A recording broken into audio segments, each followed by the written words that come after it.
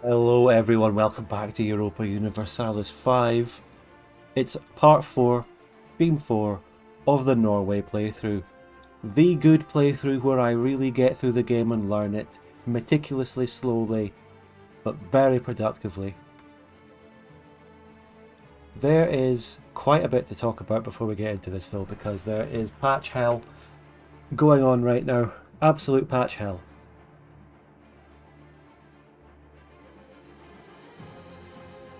I don't even know the timeline, but a few days ago patch 0, no not 0, patch 1.0.4 came out. No, that was last week. I don't know. 1.0.4 was the last one I played on a couple of days ago. That is the one that the last session of my Norway playthrough was on. I think yesterday only, patch 1.0.5 dropped. Patch 1.0.5 was the big one, the biggest patch they had done so far. And I'll talk about that in a second, but you know, here we are. Patches are dropping, glitches are being reported, bugs, unbalance is all coming in. And this is of course what I feared from actually having a modern, up-to-date Paradox game coming out that I'm interested in and playing, because we have to go through this. And it's a particularly difficult jump when you're coming from Victoria 2, which hasn't been touched for 10 years, and we've been playing on the same version for as many years, where we don't have to worry about Paradox breaking the game. It's already broken, but at least the broken level of Victoria 2 is the known quantity that we've been playing and modding for a decade. Nearly exactly a decade. So, you know, where are we? And let me just get the in-game music on.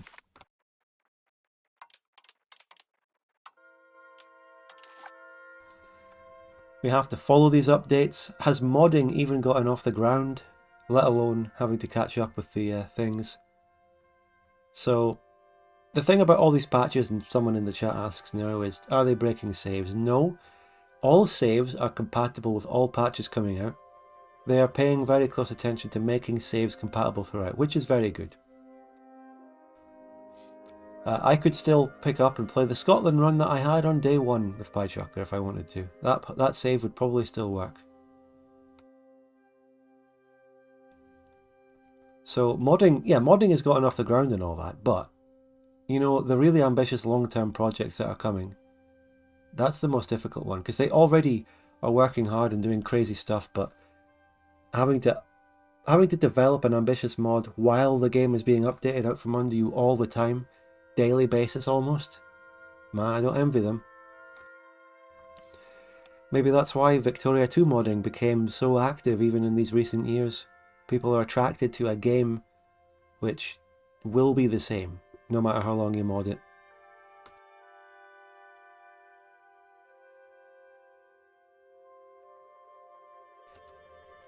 So we'll be here in the main menu. Are we in? Main menu show up? Come on, game. Here we are. And I've got my Discord name up this time, so you can see when I'm speaking. Previous streams, you might not have known when I was speaking. You might have thought I was someone else. So there we are. There I am, hovering.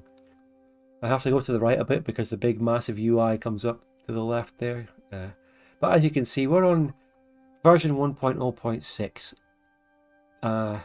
1.0.5 came out yesterday, broke things. Like I heard horror stories, trade broken, levies broken, all this. Patch 1.0.6 came out today after I had already set up the stream. Patch 1.0.5 was supposedly so broken that I was planning to stay reverted on patch 1.0.4.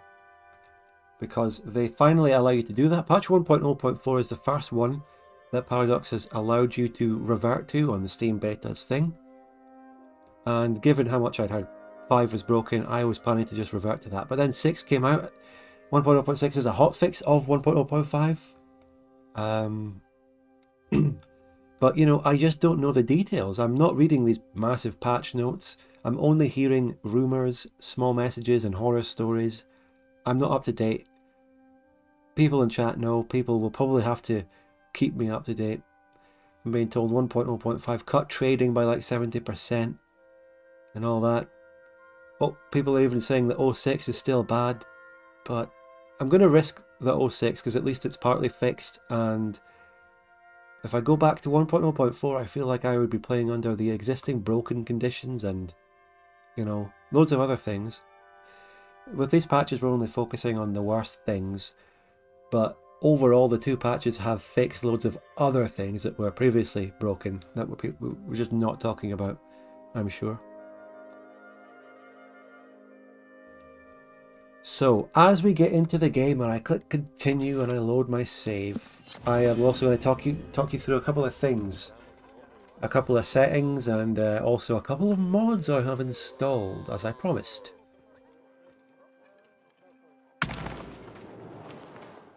Here we are as Norway. Here's my 100 mounted cavalry knights, which, given the alleged things going on with the patches, might be absolutely essential if regular units are this much better than levies. I mean, what was it? Was it patch 1.0.5 that completely turned it around and made levies overpowered, and then 6 made professionals overpowered again? I can't remember. They need to balance these two things. But yeah, there's no denying the fact that we're in patch hell. People are rightfully complaining about many broken things. I remember Victoria 3 had patch hell and it went through all its problems, and people were rightly complaining about that as well.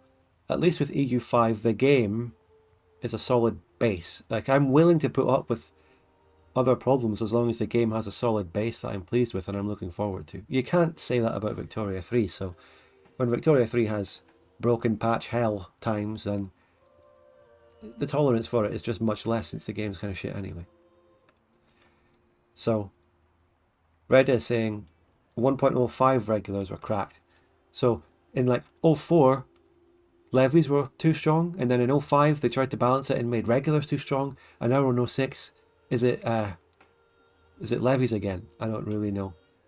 But I mean, is it going to affect this game? I don't know. I'm not really planning any big wars, to be honest with you. I'm not planning wars, but if I do have the makings of a professional army.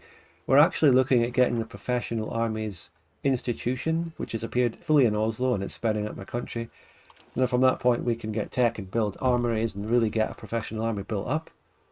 So that'll be fine. That's something we're doing here.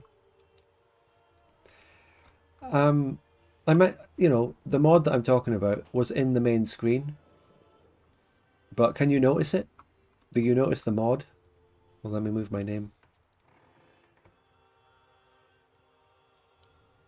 Will fit cozy right up in that corner there where the UI is. I had that position there from stream 1 with the multiplayer. I had GUI scaling on 90%. Since I put it down to 80% so I can move the name to the left. But anyway. Do you notice the Vic2 font on the countries? It's actually very subtle and you hardly even notice it. I can't remember off the top of my head what the base game font even looks like, but it's not even that dissimilar. Hold on. Let me try and find a screenshot of how it was.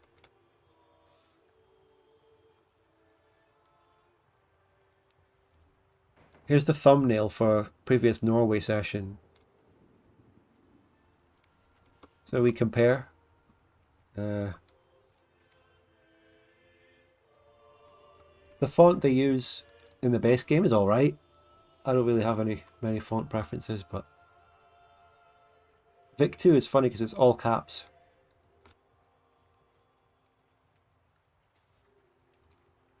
Do you think all caps makes more sense for country names? Redda says it's more readable because it's in all caps. Miss Sayul says you should try the Glop UI mod, it's amazing, makes icons big. Well, that's going to lead me on to exactly what I wanted to talk about. Well, let me talk about the mods I do have. Well, you've got the Vic2 thing there.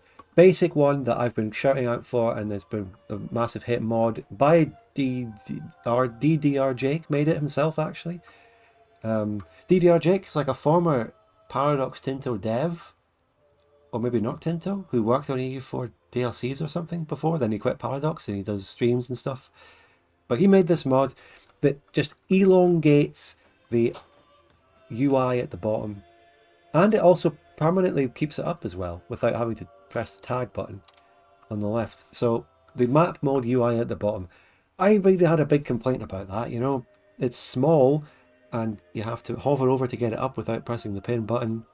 Once you start getting loads of map modes selected on there, it just builds. You can't really scroll through them, it's hard to see. People use hotkeys. Hotkeys are the more efficient way to do it anyway, but I don't. Maybe I'll learn hotkeys for it, but I'm not really into the hotkeys. I like going down there and clicking one. So that's a great mod to have.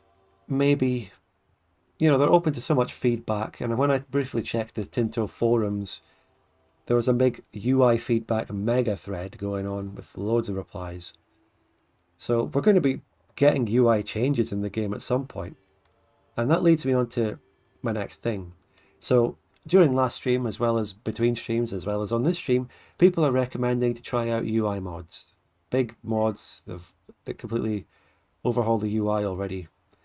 Things that allow you to scroll out the tech tree, make icons bigger, but I'm making a little bit of a decision right now. I'm not going to download any majorly overhauling UI mods. Why? Because I'm still learning the UI. You know, I opened trade, I unautomated trade for the first time last stream, and I had no idea what I was doing.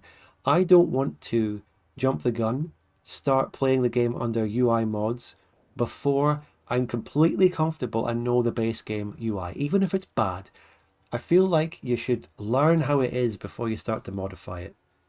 Just want to familiarize myself with that before I start overly confusing things.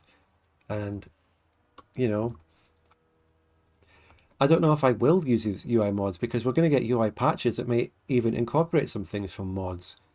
You know, it's going to change so much. I don't know. Maybe I will, but I'm getting used to the UI and I'm getting through it. And whenever there's a bit of information, like when an estate event comes up, I just go, you know, right here, look at the estates myself instead of trying to go through the shitty estates at the top left. Things will change, things will be fixed, but randomness sync says, not surprising we related, but did you hear about City Skylines 2? The devs left and now it is Paradox. Oh, you had an autocorrect thing, but anyway. Yeah, City Skylines 2, big news today. And I was just thinking today, if I were to make a follow-up sort of video to my last EU4 pre-release video, where I did have that Age of Slop section, we remember that one, I would definitely not fail to include the City Skylines 2 news, which has happened. So just today it was announced that Paradox and Colossal Order are completely parting ways following the disaster of City Skylines 2. And the worst part is that Paradox itself is keeping the entire City Skylines franchise IP to itself. Colossal Order leaves with nothing. They're down on their luck. And an entirely new devs team is taking over City Skylines 2 future development. And what's this country here with no name on the map? Oh my, that is horrible.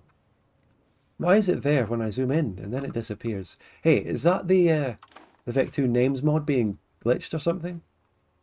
Some names. I think this is part of the game actually.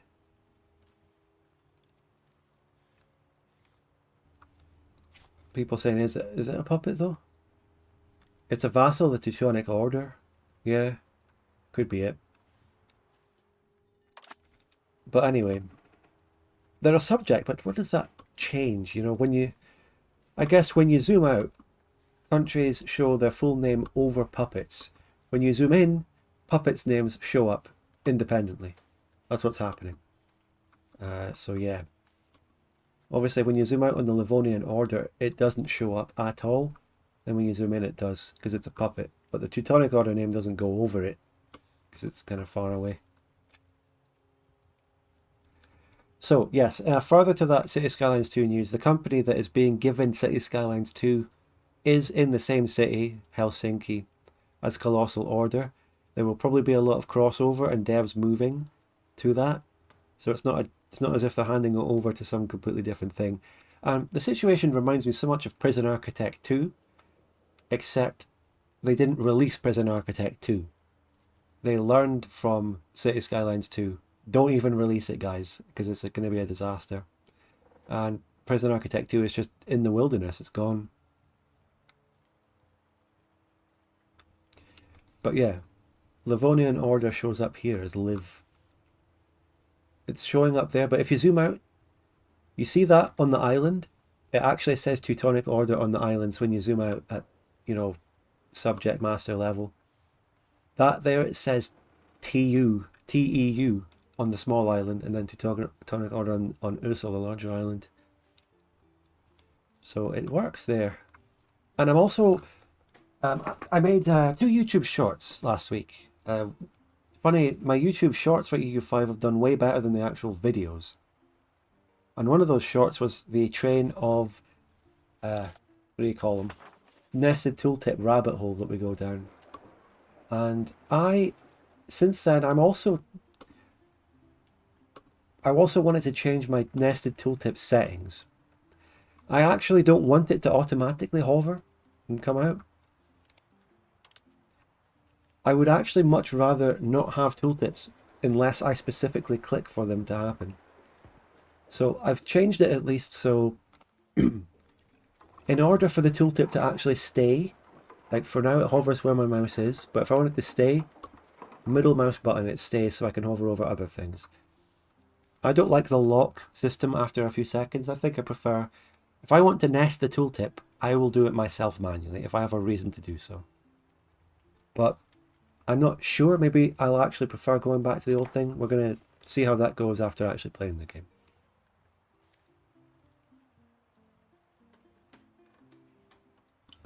So,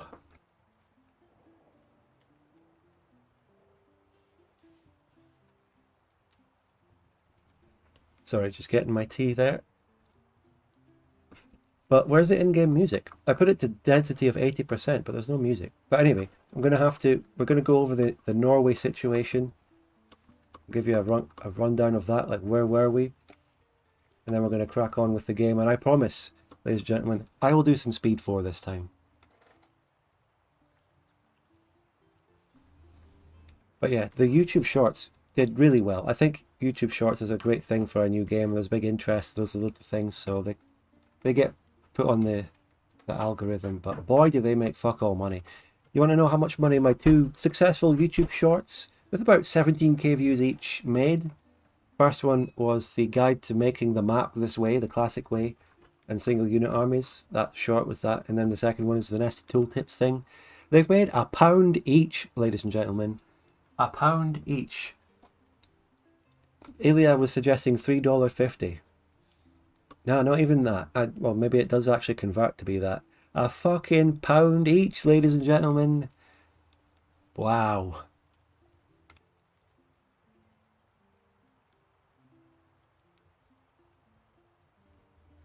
So, times are hard. Another problem related to that. They're a few seconds, so yeah. But, you know, that's what YouTube's forcing. Do you like this game, Spud? Do you think it has potential? I'll answer your question in a minute, Catalyst, others are asking, but thank you so much for the £9.99.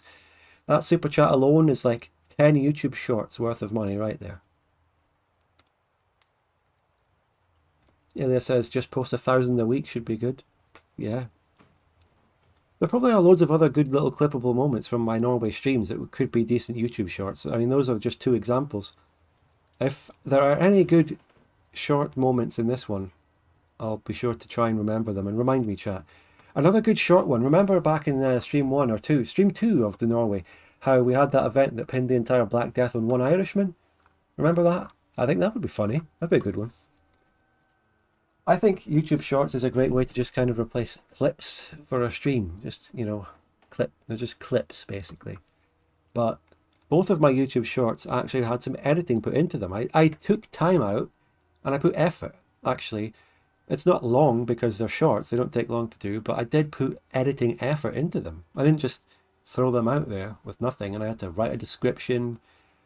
There's this stupid how to change the thumbnail of a YouTube short.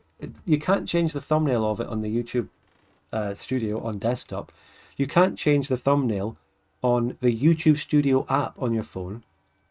To choose your short's thumbnail, you have to go into the YouTube normal app on your phone, not the Studio app, which I have where I check my channel and can edit videos on there. You go into the normal YouTube app and you can only do it there. You can only change your short thumbnail there. But anyway.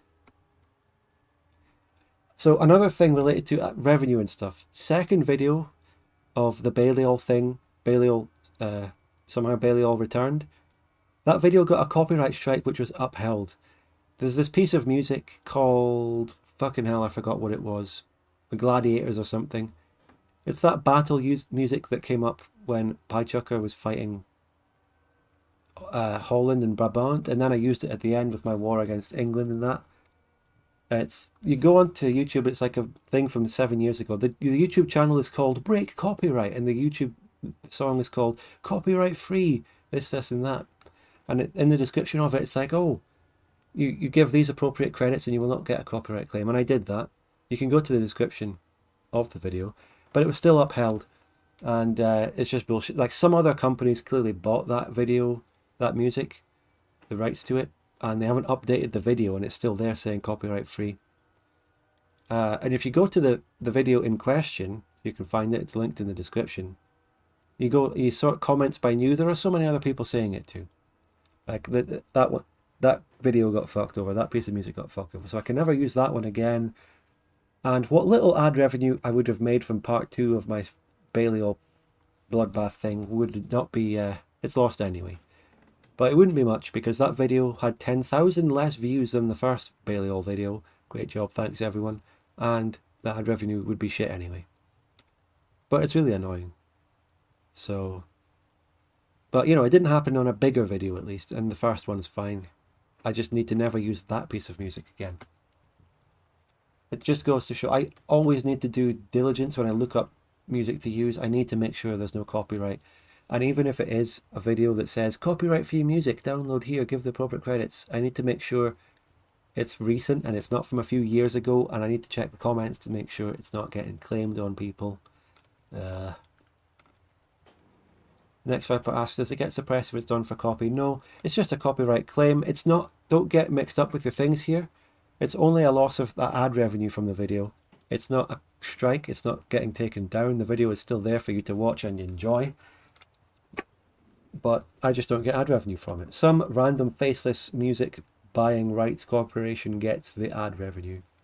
And I can't even turn off ads, so it will just be monetized by them, no matter what. Now, have I done enough ranting? Well, Catalyst asked, is EU5 good? Is EU5 worth it? And other people in chat have asked that too. While you're here at the start of the stream, yes, I said this before, I am officially now recommending EU5. I can recommend it. It's a very difficult thing for me to say. I feel my throat getting dry, I feel the words struggling to come out, but I recommend Paradox's latest release. Choose what to do with your own money, but my 2 cents is that EU5 is a good game, and I recommend it. It has problems.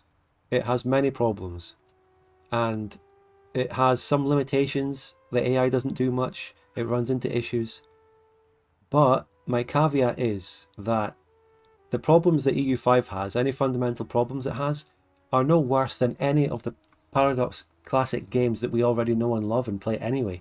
Like Victoria 2, like your favourite Europa franchise game, in my case EU3, but in your case probably EU4, like all the others. The AI is bad in EU5? Well, it is in every other Paradox game and you play them anyway, so if you play other Paradox games, even though they have shit AI, then this one is no different in that sense. Furthermore, like things with the UI and other problems that are going through patch hell, like if you don't want to buy the game because it's too early and it's currently in patch hell, wait for a sale, that would be good. But I still think it's good now. And one of the reasons I recommend it is because it's got so many features and it's so fleshed out. Even on launch, it's not bare bones, it is fully boned. It is Paradox's most fully boned release for a long time in terms of content. You know, Crusader Kings 3 was pretty fucking bare bones on launch, Victoria 3 was utterly bare bones, Imperator Rome was bare bones. Even Stellaris and Hoi 4 going back were bare bones on launch, but this one is just the ultimate not bare bones game. In terms of mechanics and different mechanics and things going on. And if you buy the game, you're going to get the future potential out of it as well. The game has so much potential for modding, for being fixed, for stuff coming, content-free patches in the future. When Victoria 3 came out, people might have said the same, but the difference between this and Vic 3 is that this game has solid foundations, very solidly grounded, good mechanics, good economy foundations from day one. So if you build on that, you'll only get greater things. People justifying their purchase of Victoria 3 by saying, well, it's shit on launch, but it's going to get better. Not really, because it does have terrible foundations, and no matter how much they do improve Victoria 3, and some people enjoy it, and that's fine, but no matter how much they do improve Victoria 3, it's based on the shitty pops on the state level and the single country construction queue, and for those reasons, it just can never be a good game. This one can, it already is a good game. Next Vepper says, you saying fully boned made me chuckle and get a back spasm. This may be a dangerous stream for me. I don't know. I mean, if you can't handle laughter, it's over for you, isn't it? I mean, that's what makes living life worth it. If you can't handle laughter, I don't know what to tell you. You just got to, it's over for you. Just be prepared. I mean, you're watching a Spudgun stream and you didn't realize you got caught off guard by laughing, and you're watching my stream. You should have realized where you are, buddy.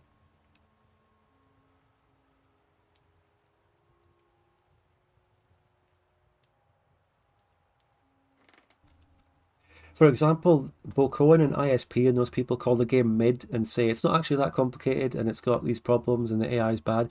Maybe, yeah. Even if those guys are right about their criticisms of the game, all the stuff about it improving in the future, being filled out by content, and getting good free patches and mods does apply. So even if you purchased the game and found it to be a mid 6 out of 10 without content, you are still going to get the later stuff. But if you want to wait for a sale, I wouldn't hold that against you. Go for it. And all of that. But this game for me is a recommendation even on launch. Its launch state is the best launch state a Paradox game has had for fucking maybe even ever, to be honest. If you really think about it. El Bago says, one thing that I think will always separate this game from Victoria 2 is the fact that armies tend to be one single stack, which means there can never be the same combat as Victoria 2. Yeah, absolutely. This game, it's not Vicky 2, and even the most Victorian mod that ever gets made will not ever be able to beat or change Vicky 2. Vicky 2 is our thing, and it's in our hearts, and we love it. And you know, this game doesn't replace Vicky 2. People might have been worried, oh, is Spudgun moving away from Vicky 2 playing this? No, don't worry. This game is currently exciting and new, but you know, I'm going back to Vicky 2. My next video, which could be out on Friday if I get it done, will be Vicky 2. It's going to be the Exiled Netherlands continuation. Streaming for now is this, but my streaming schedule is all over the place and I just stream now and again whatever I want anyway. So I do have the itch to play another Vic 2 multiplayer campaign. I will. But at this time of year, we don't know, things are unstable, holidays, Christmas. Maybe the best time to start a new Vicky 2 campaign will be January. So look out for that. But God, how long have I been streaming? 32 minutes. Jesus Christ. We need to get back to Norway. We have King Edvard of Trostad, age 33, founder of our dynasty when we broke away from the Swedish personal union. He's got 2 kids. We named them after members of chat who support the channel. Catalyst. If you're still here when we get another kid, I'll name him after you. But we got Crown Prince Barold, named after a guy called Brexit Good in the chat. And I thought, okay, Brexit Geezer, Barry, and Barry's short for Barold because Harry's short for Harold, so I called him Barold. Then we had someone in chat who wanted me to name the kid Adrian, and I thought, how do I Norwegify that name? But I just used the O, and he's Odrian. Barold is getting an administrative education. Odrian is getting a military education. And that's traditionally how it goes, isn't it? The main heir gets built up to be the ruler. He gets to be the administrator, the king. Whereas brothers get to be knights and other things. So that's what we're doing here. This guy's going to be a knight. He's going to maybe command my armies. This guy's going to be king one day. So that's that. We're also trying to build up different characters and families within the realm, trying to do our little CK3 dynasty management and stuff. And main thing is though, we managed to PU Sweden. How did I do that again? We got a casus belli to claim throne or enact personal union over Sweden, and I held back on it, but eventually we did it.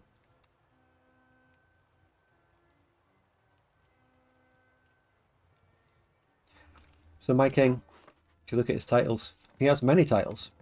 Norway, Sweden, Iceland, Greenland. He's Jarl. Jarl of Windhelm as well. He's also got that honorary title. We have the Norwegian Union. We are actually the senior partner, ladies and gentlemen. When we started the Union, it was an equal partnership. But then, due to personal union mechanics still being utterly broken and glitched, Sweden themselves started a vote within the personal union to enact seniority in my favour, ladies and gentlemen. King Magnus VII over here, he's dead finally. Press S to spit on Magnus the Dubious. We enacted our personal union over his country. He used to be our king as well. And he's Norwegian. And now we have another Norwegian king ruling Sweden yet again. So, I mean, also the main thing we were doing as well is obviously trying to do internal management, building up the economy. See, I'm focusing on paper, focusing on building RGOs. I'm also learning about all sorts of other buildings that I didn't really know about. What was one of the buildings? Like building settlements. Not that kind of settlement. Where do you find these again? If I go peasant only buildings as a good way of searching. Peasant buildings. I built a market village, an estate built irrigation.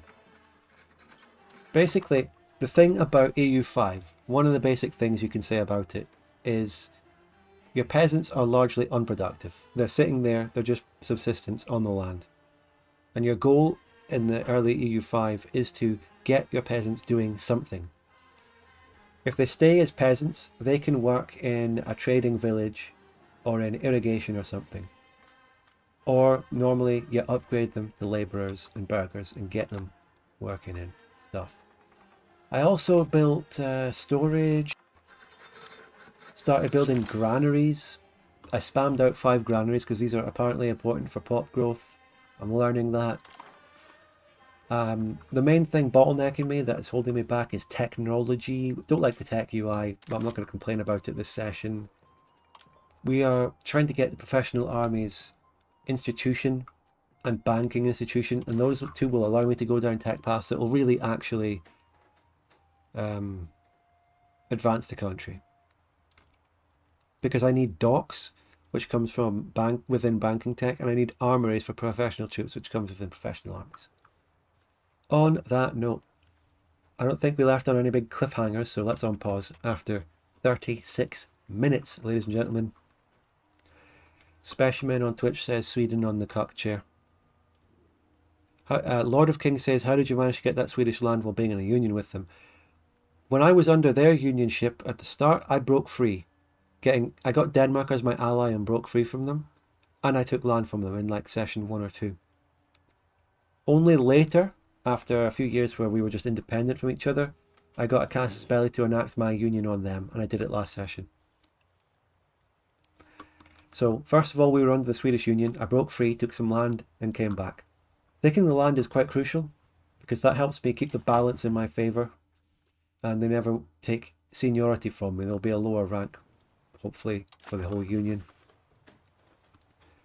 Reda says fishing villages give sailors. Yeah, I'm not interested in building fishing villages though, because we just have such a massive amount of fish in my country already. Do we need more fish? We build wharfs.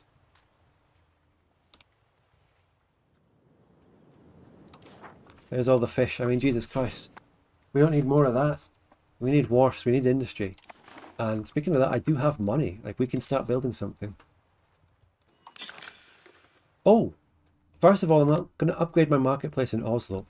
That used to be capped at 3, now I can upgrade it again. So that's big. I'm going to upgrade that marketplace. I've been prioritizing bookmakers, libraries. We do have a library in Where's the library? It's like... We do have a library in Oslo, but... Which one is it? It's actually a burger building. And I've got to remember to mouse middle click in order to get the tooltips and look at shit. So that's huge for institution spread, growth, and literacy. Big stuff. Catalyst says, have you found the super speed setting? Mate, I play the game so slowly that I'm not even putting on speed 4 or 5. Oh, just as I put on speed 4, we got to pause because one of my important characters died.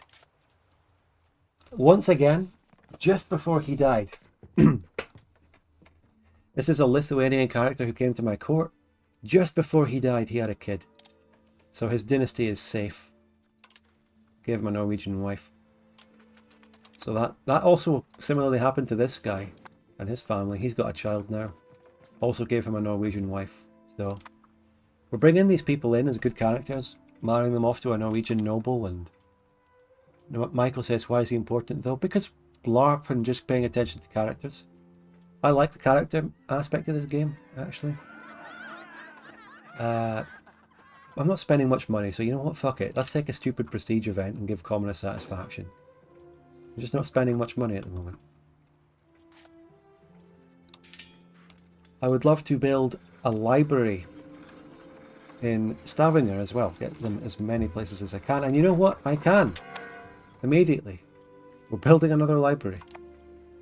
Because we've got...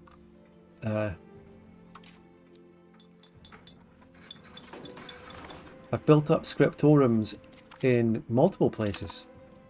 We're building up the lumber into paper into books in with certain states and towns. So we're building that up. And then the library on top of that.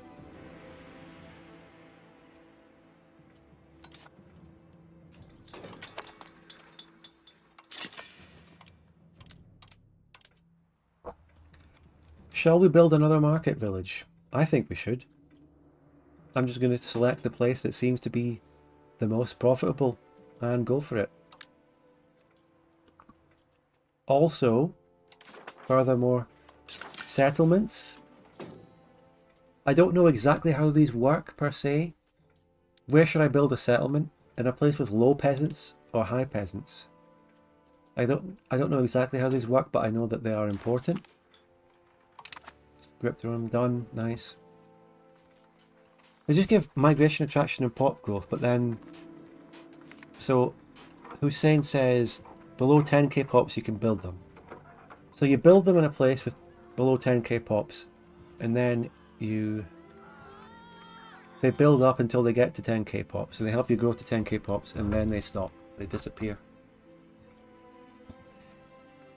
That's how they work. So, I mean, any of these places would be good, but technically it would be nice to build them in the smallest place. And then they'll be more efficient and then be used. Tibby says you can build them in any rural location that has less than 5% pop capacity. I don't really know about capacity yet, but I'm going to build one here. And where are these?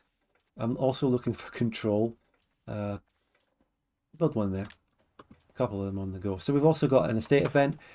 Again, it's the UI that could be improved by mods, but I'm going to just not do that.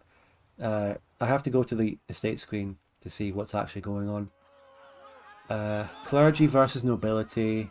They're both around the same. So it doesn't really matter. I'd rather give the clergy a hit because I know nobles can be a fucking pain and they always rise up. I don't know. They're more dangerous.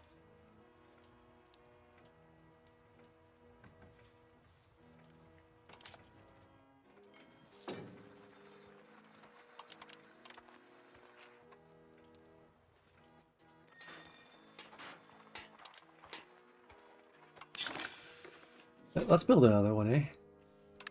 By the way, I'm pretty sure I've already built a settlement somewhere in my country. I think this was it. Sonderled. I think I actually built... I built a settlement here last session. And this one has disappeared because it has over 10k peasants now. Like, this is quite a well-populated little location. I should build more here. I really should. Okay, we can do a new tech now, and God knows what to do. Toll Castle got built, unfortunately. There's still stuff. Actually, there's only one more tech in the entire first Age of Tradition thing to do, and that's it. Until any time we get meritocracy. Now we're moving forward to the limited stuff we have in Age 2. Anything good? Change policy cost, naval repair, army initiative.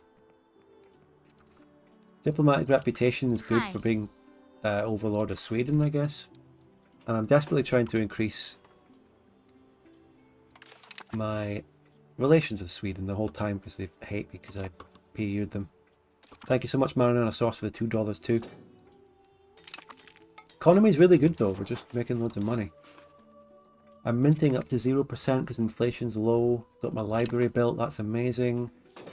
Stability is good, legitimacy is great. There's not much even diplomatic, we're just making loads of money. At this point, I have the money. I can just max out my settlements in every province that doesn't have one. I can just max it out, pretty much. That should grow my pops a lot. Miss Sile says, towns make less RGO and have less pop growth, so it's a noob trap to make them so soon. Interesting.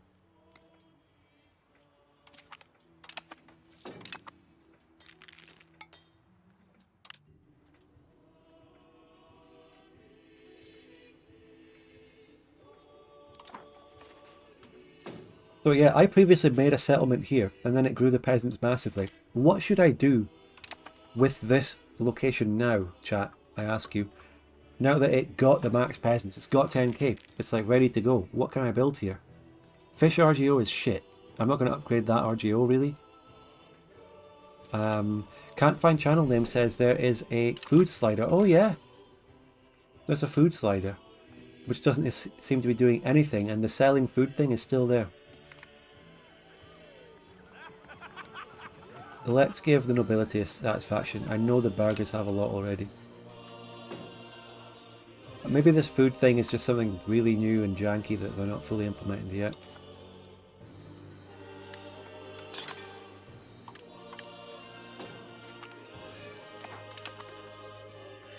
Jobo says, next parliament, look for urbanisation effort. And yeah, there are labourer buildings in rural, like there are stuff. There are things. I mean, what are... I'm going to look... This is a huge province. Medicaments. This province has lumber in it. I don't need the money. I need the religious... who's this guy? I don't know. Let's get religious influence. Something we don't really get much of. So there's lumber in this, so I can build something that uses lumber.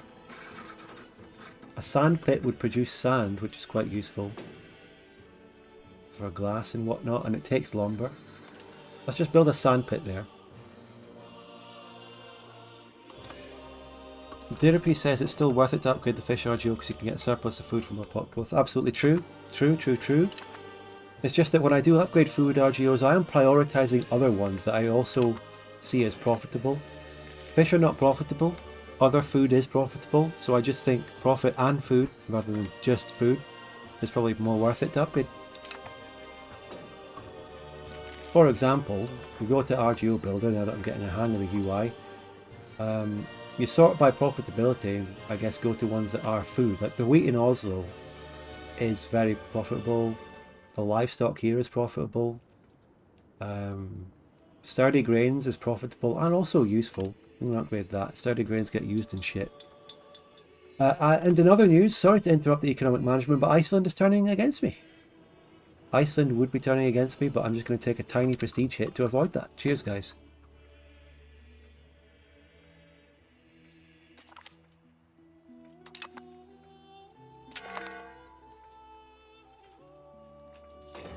Well, Jesus Christ, everyone. Denmark doesn't like me anymore. Denmark doesn't like me anymore. That is a great geopolitical change. But my prince, I'm sorry, I need to pause because character, like I can't leave it unpaused for this because the longer I keep it unpaused without my son having a wife, the longer we will go with him potentially not having his own heir. He'll get older. He'll age. Oh, we can royal marry him with Denmark again. Wow. We can royal marry him with Denmark. Like, that's seemingly the best option we have, apparently. Why don't Denmark like me? We could maybe fuck over Denmark and do something about it. And Michael is saying, make the heir a cabinet member. True. If he's any good, I will, but he might be worth it anyway, because making a crown member your cabinet member gives crown power, I'm aware. So that would be good. I'll keep it in mind. But we need to marry him. We could, you could marry a noble. Nah, you're not marrying a 51-year-old. We got, what other places have we got? This one here. Mark. Oh, hi, Mark. We can marry him to Mark.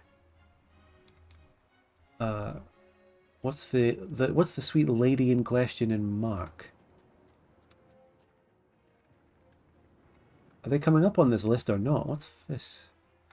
I can't see them on the list, so I can check who the character even is. What's going on there? But yeah, why did Denmark break the alliance? There isn't anything big that happened. They didn't suddenly rival me or anything. I don't know. What are you up to, Denmark? If I marry him to Denmark, that could help me maybe get some PU shit over Denmark, and then we could do proper Kalmar Union. I'm just going to marry him to Denmark. It just makes so much sense. Lore, LARP, it's nearby, and it's a good, strong alliance marriage. The lady's 26, that's alright. Go for it. Go for it.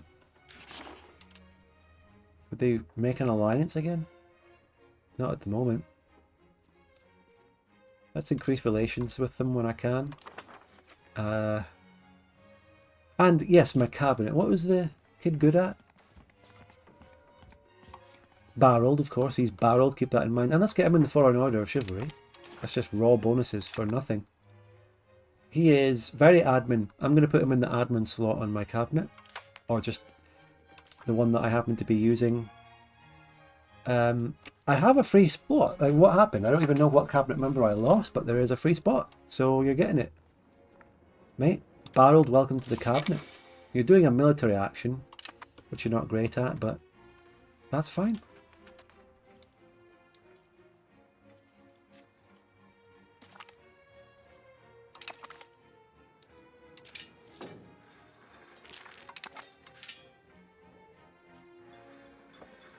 You know, a clay pit would be nice as well, because that takes lumber, it would get a throughput.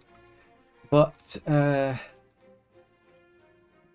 appease estates, why not, that's good.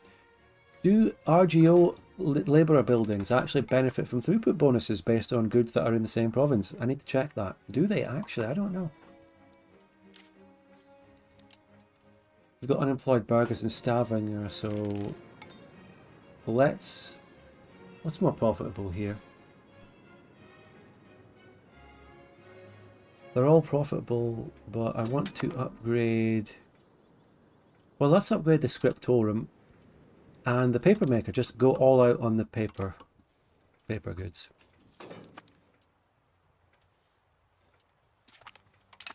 Right, the sandpit. Production efficiency. Lumber in Agder. Tibby Tibble says they don't. Turns out they do, ladies and gentlemen. The sandpit here gets a throughput bonus efficiency from having lumber in the same province. Wrong. Someone has mentioned tools. Let's look at my market and see what tools are like. How are tools doing in the market? Right, demand and supply is equal. Price has gone up a bit. Price has gone up a bit. So, perhaps worth making tools. And we've got our tool guild here, so I'm going to upgrade that. Where have we got tools? Macro builder. We've got a lot. We've got a fucking lot of tools. A lot of tools here and a lot of tools in chat as well.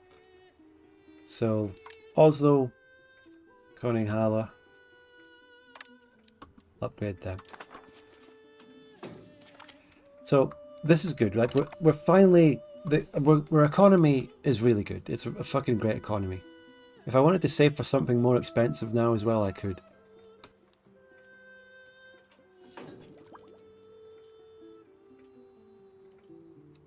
But we're also getting to a scale now. We've got quite a few good towns built up. So we're getting to mass build things instead of just building things individually. Okay, what have we got here? We've got a census. We can just do pop growth. We've got a census in the parliament, so I'm just going to do that one.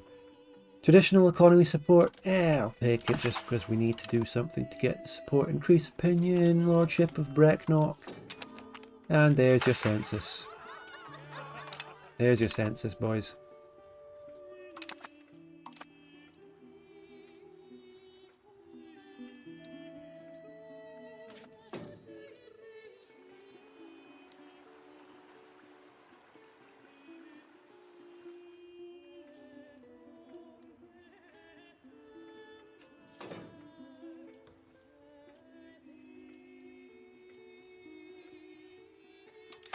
Let me just check. You know the cabinet?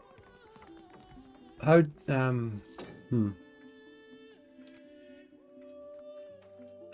what do I hover over in order to know how much crown power I get? Well, I tell you what. I just go back to the estates and go crown power. What's giving me crown power? Crown Prince barreled in cabinet is giving me plus 12.5 crown power. Fantastic.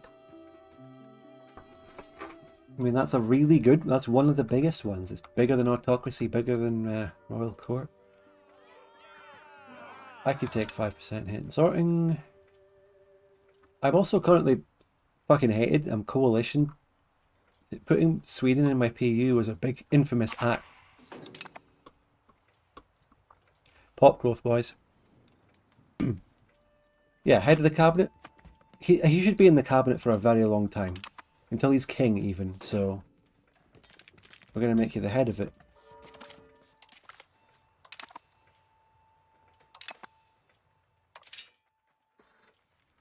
Now, look at the market. Do we have a shortage of anything? Pepper. Well, we're not going to get pepper. Cannon. Are we thinking of making cannons? I don't think we're ready for that yet.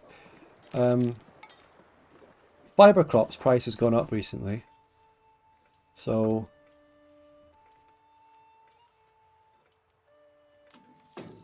Did I just upgrade that? We've only got one fiber crops province in the country, but I'm going to upgrade that.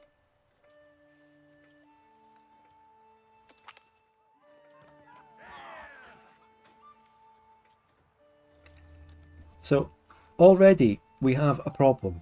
It seems that the second member of my cabinet wants to get fired. But he's really good Diplo skill and I'm using Diplo, so I could take a tiny legitimacy hit for him. And it's another horrible state event. Nice.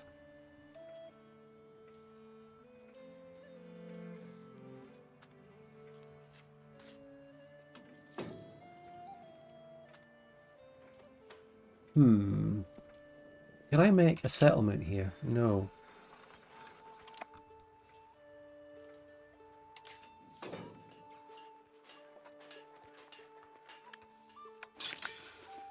Yeah, we've got max settlements everywhere we possibly can build them, so that should be just growing my pops. My population should skyrocket with a census plus all the settlements I built. How about even more granaries? Let's get one in Bergen. And maybe upgrade some of the ones I have.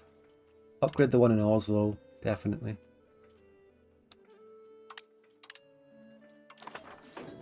I'm just spending money on anything at this point. Manpower. Maybe I could get another professional army, but we just don't have much of that. Big thing going on though, institution spread. How is the institution going? One thing's for sure, whenever the institution is spread enough, I can probably definitely afford to buy it pretty quick.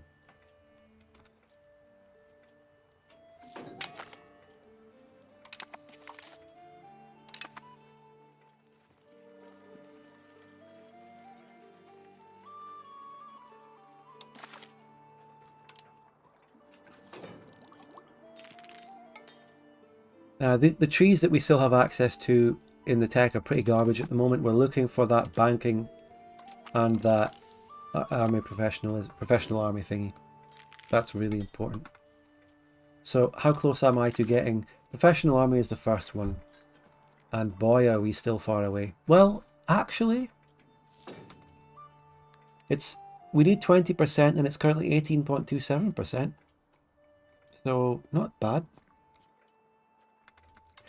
Something else I wanted to go for.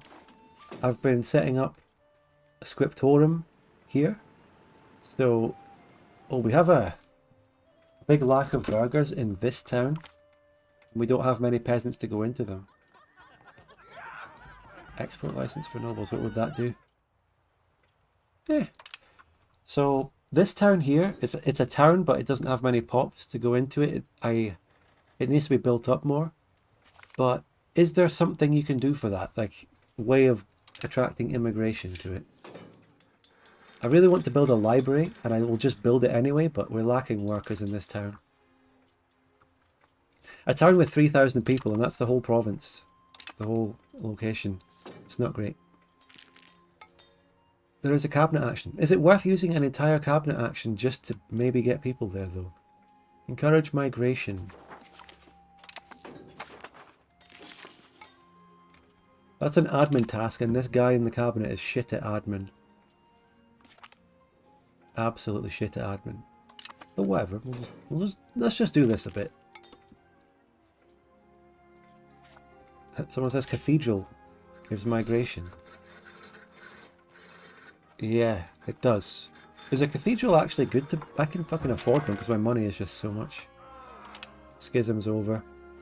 Oh, fucking hell, my cabinet is a death trap, ladies and gentlemen. Oh my god, now the Gallic king, the Gallic character died.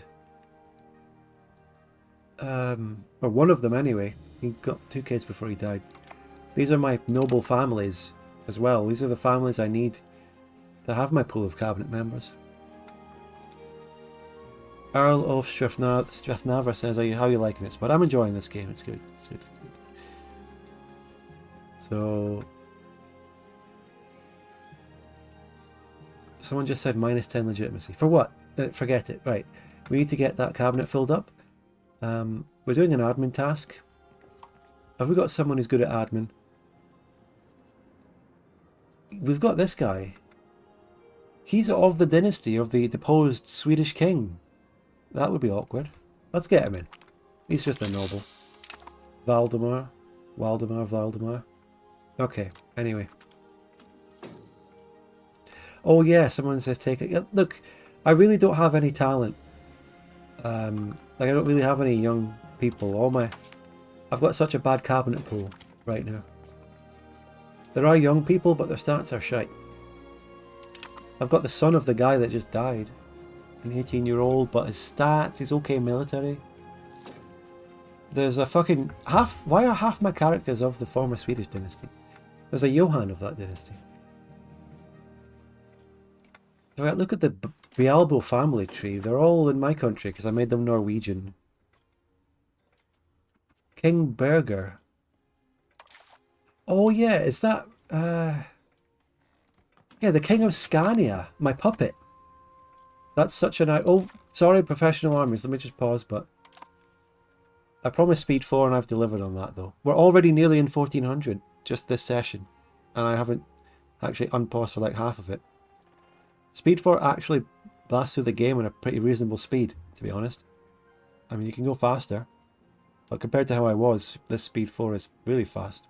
We're about to hit 1400.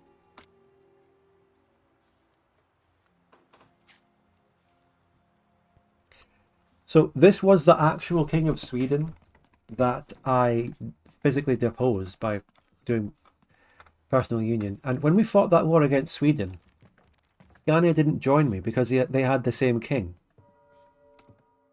And Denmark joined me, but they didn't do anything because of fucking AI glitches and shit. I don't know.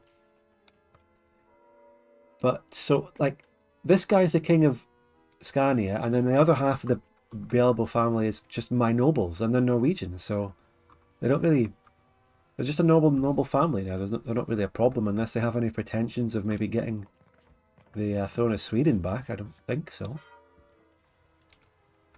There's a thing on this character somewhere that says formerly the King of Sweden, probably. But where do you see that?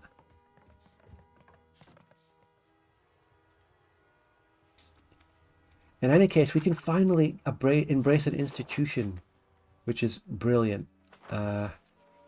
It says it's going to cost me 52 stability, but it's a hit I can take, and I can reinvest money to get that back up, and I can afford that. So, absolutely taking Professional Armies Institution. Like, that's essential. And the next tech I do, let's start mapping out the techs in here.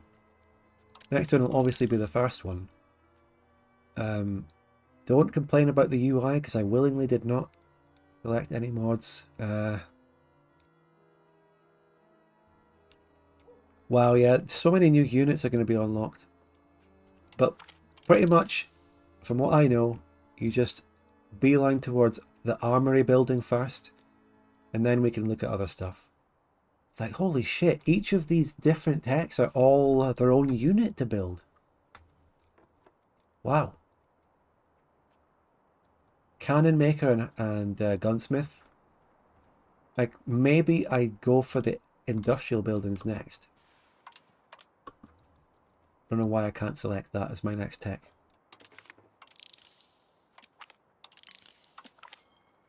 We're going to unlock the armory building, and then we're going to unlock some of the industry so I can start building cannons and gunsmiths and stuff.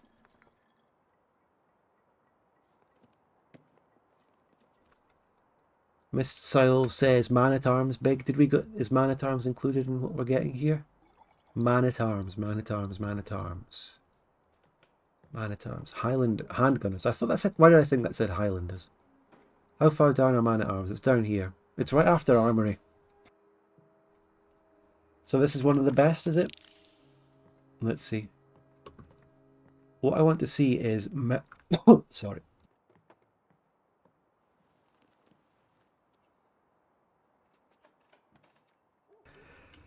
So man-at-arms themselves take weaponry and leather and tools. They don't even need any of the industries. Gunsmith and cannon might be too advanced, actually. I'm going to take them off the research queue and get man-at-arms and then get them. So, as we are looking towards getting this sort of thing, and also max up stability spending,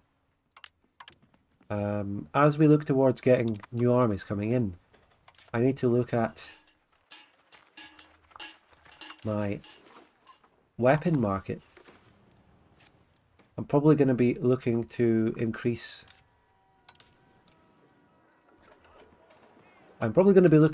weapon production. We have a healthy surplus of weapons right now.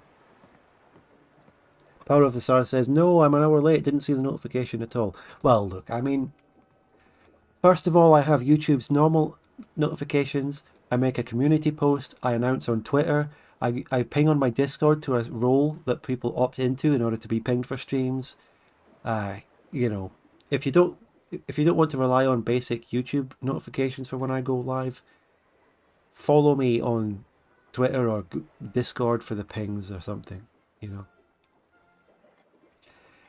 Stupid Baka Life on Twitch says gunsmiths are a good source of money because AI never builds them. Interesting. Pitch Black Cat says you phoned my house. Yeah, I have a unique setup with that one particular guy in chat.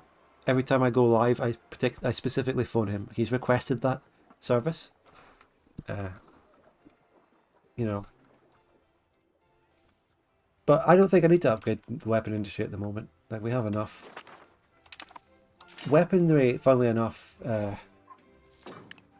something that every country just starts with massively. Every country starts with weaponsmiths by default all over their towns. Every town actually starts with them, basically. So from that perspective, I mean, things are fine at the start of the game with them. What does it take to make them? Coal. What kind of... do I have coal?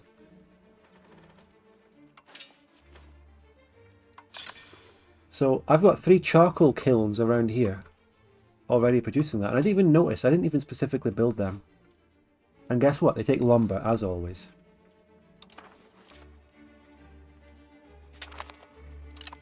I'll look at that guy in a minute. And I'm pretty sure they're all getting lumber benefits from the provinces they're in, apart from the capital.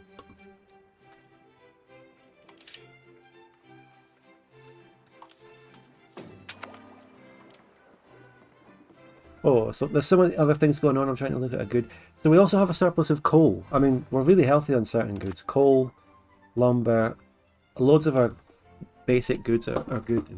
Weapons were fine. So I had an heir come of age. We can do a marry. Oh my god, we've got some great marriages we can give our second kid. Odrian. Mecklenburg is looking pretty good, but Brandenburg is there as well. Ooh. And then there is Schleswig-Holstein.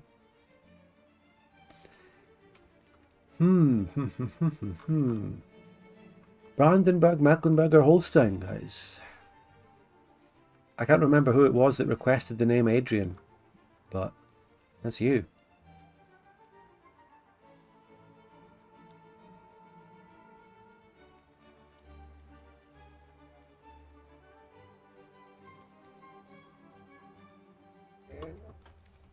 I did do a royal marriage with Denmark, but if I am looking at potential long-term allies against Denmark, there are some good options here. Polar Duck says Mecklenburg might have more boats, which might be relevant. That is more relevant for me. Bruno says Holstein. They are the weakest of the 3 options here. Brandenburg is objectively the strongest out of these. Mecklenburg will have a better navy. And by the way, look, on my previous stream, I allied Volgast, or I tried to. It didn't work. Also, I forgot to... Well, we've got an alliance back with Denmark for now. Maybe we'll look to go against them later. Someone commented on the VOD that I didn't notice when Volgast was dying to Poland. Just forget that. Forget Volgast, okay? From now on, we'll make better decisions. Stupid says you can hover over a market and it automatically shows you the top 5 goods and top 5 lowest goods. Just like Victoria's UI. Showing you your biggest exported goods. General Rhea says, I'm just glad that in this game my home city doesn't constantly get sacked. Well, if you don't mind telling us where your home city is, I'll try and do something about that. I'll be a bit of a Viking here as Norway if you want. Sack that. Now, obviously we have that shortage of pepper. Sand, tin, lead and silk though? I mean, I don't know. Do we really need those things? I did upgrade sand. We did put sand here. We are rapidly building up these peasants into labourers. Is the sand building profitable? Yeah. Let's get the labourers. And you know what? There's not enough peasants to go into that lumber. I feel like upgrading a lumber mill somewhere. But all of them seem to not have enough peasants. Not have 1,000. I want to upgrade a lumber. I want to find a place that has 1,000 peasants. There aren't that many. Hold on a minute. Let me just do this.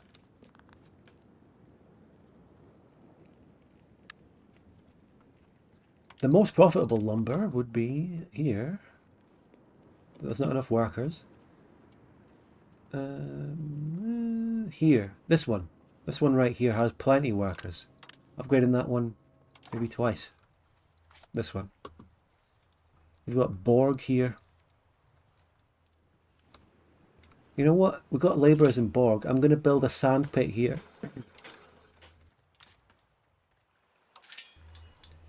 Yeah. General reassess from Hamburg. I'm not going to lie, we do not deserve so many provinces in that region. There isn't even shit there to this day. All this shit. Hamburg. Wo ist Hamburg? Wo ist?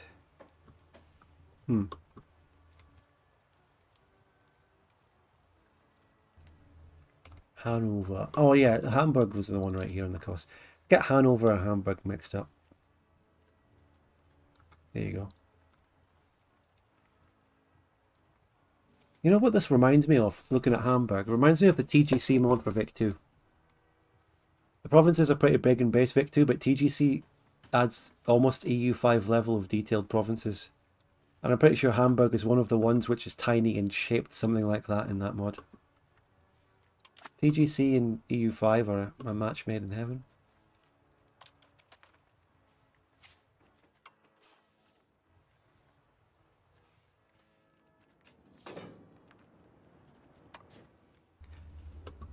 I'm going to give Adrian commandership of that army because I wanted him to be a general, and maybe him being the commander here gives me crown power, even if this is just 100 professional cavalry not doing anything. Wait, I didn't go through with the marriage. I didn't even make a decision. My YouTube chat has been frozen for ages. Sorry, I need to... Ori says, at Spudgun Official, did you see bailiffs got buffed again? I don't know. I'm not paying attention to these patches too much. Sand is a top priority, says Miss Sile. But later? For paved roads? Well, they're still profitable now, so it's still probably good to make. Someone was asking which patch I'm on. I'm on 1.0.6, the latest one right now. I was never going to play 1.0.5. If 1.0.6 didn't come out, I was staying reverted to 1.0.4, which thankfully they're allowing you to do. Right. So let's go ahead with Mecklenburg. She's a 16-year-old, same age. It's a match made in heaven.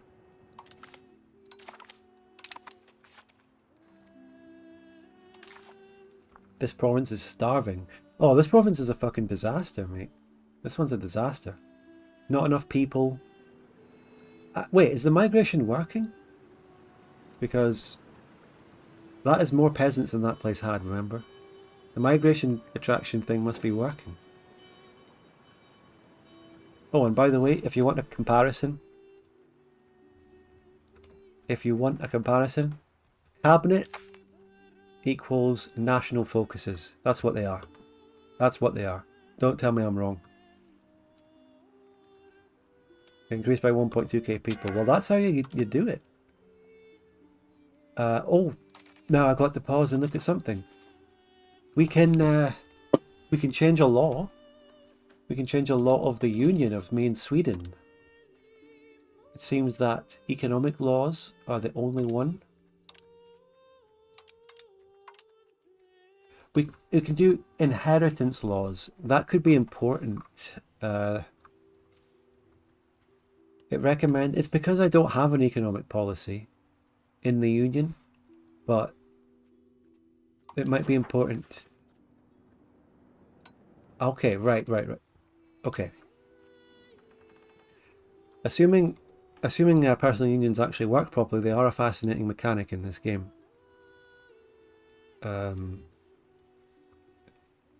Currently, I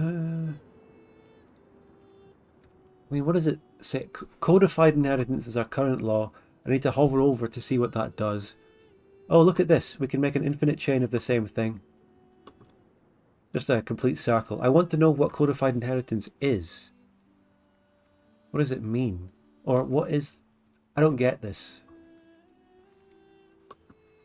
What's our current law? What's our current inheritance law?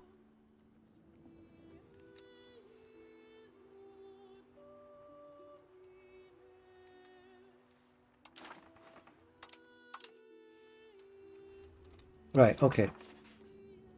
Alright, I get it now. That is the type of law. Right. Sovereign succession law is our current law. No member within the union can determine the legal rights of succession of another member. So, right now, Sweden and Norway could have different succession laws.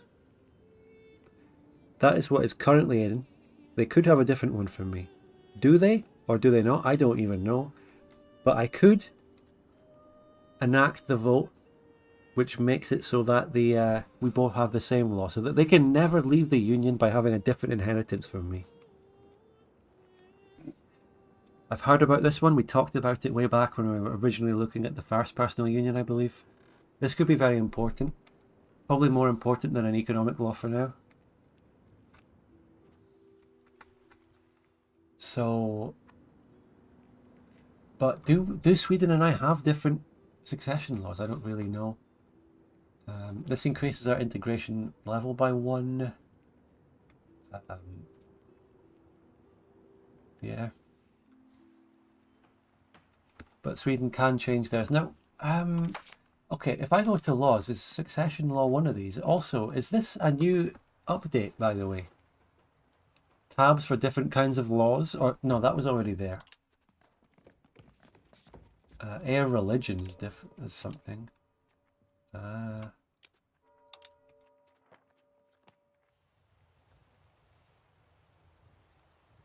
mean, where is succession law? Is it one of these? Or is it a whole different thing? Like, succession laws are available under your heir's portrait. Holy shit. Is this stuff I haven't looked at before?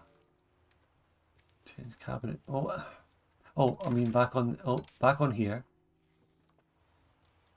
Back on the country. Here. No. Court language. In personal union. It's in the personal union menu above map modes. What? Here. Someone says the 4 under the air. The 4? That 4. Okay. Alright, okay, alright. We found it, boys. We found it. Boys and girls. Any girls? Probably not. Found it, boys.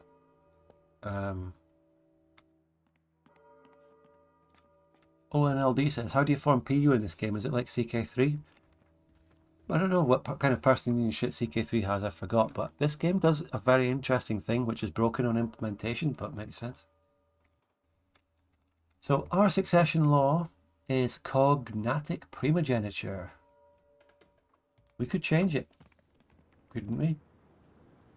I can change it so that Barold and or Audrian take over. We could change it. Theoretically, I'm not going to.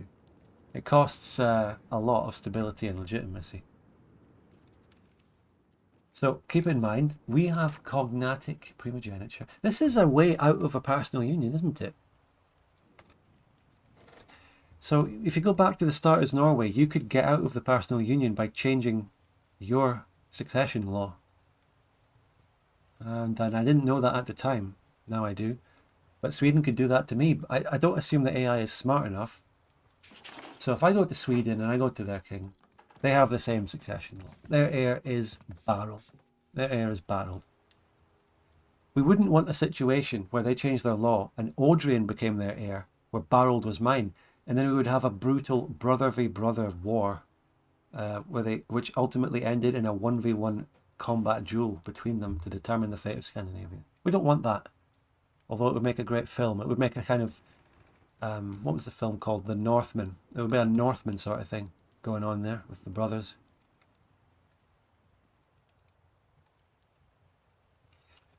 Okay, we got, I don't want put me a spine out with Sweden, but we got our relations way up with Sweden. They kind of like me now. In any case, just to conclude this whole fucking tangent, I am going to change that law. I want to actually change to unified succession law. I'm going to vote for it. I assume I have more votes than Sweden, if they do want to go against me. Where's that vote now? So, okay, yeah, I panicked for a second there. I thought it was showing Sweden having more votes than me, but yeah. They have 153 delegates, I have 168. So this is going to happen no matter what.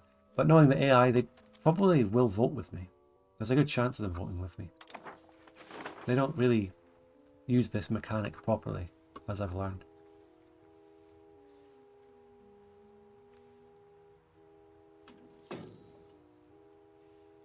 So if I enact that thing, if I enact the succession law thing, like, I'm not allowed to change my succession law after I do this, or if I do change it, does Sweden automatically change with me because I'm senior and I'm controlling? Doesn't really matter because I'm not planning on changing that shit.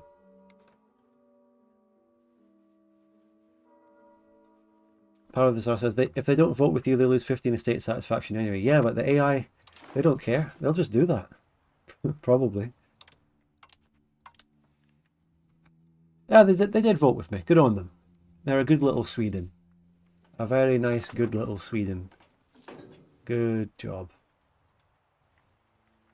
We have a horrible lack of sailors. Horrible lack of sailors. Only on 7 ships. There's nowhere I can build a new wharf, so... Honestly. Fishing village, and apparently they'd be profitable. No, look how unprofitable they fucking would be. They're fucking kind of bad. The monthly sailors plus 1. Hold on a minute. Wait. Hold the phone. Fishing village. They give soldiers too. They're actually good. Now, this could be a great Mandela effect or gaslighting, but I swear to God, fishing villages weren't this good at the base game. This has been buffed. Tell me I'm wrong or tell me I'm right. This has been buffed. I could check the patch notes right now, but I want you to tell me. This shit has absolutely been buffed. Docks are better. Docks are the ones we really want, but we can't get that anytime soon. These, yeah, you got to subsidise them, but it would be worth subsidising. But look at the control. That control wasn't there before. Wait, it's not there now. Hold on. It was... What? Didn't it say monthly control? What's going on? What the fuck is going on? Maritime... No, yeah, maritime presence, not control. Maritime presence. Yes. Maritime presence. You know what, fuck this. I'm looking through the patch notes. Bear with me. I need to know.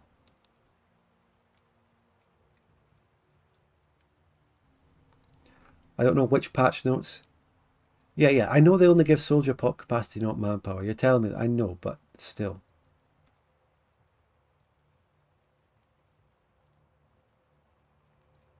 I'm going to find the patch note that says that fishing villages were buffed.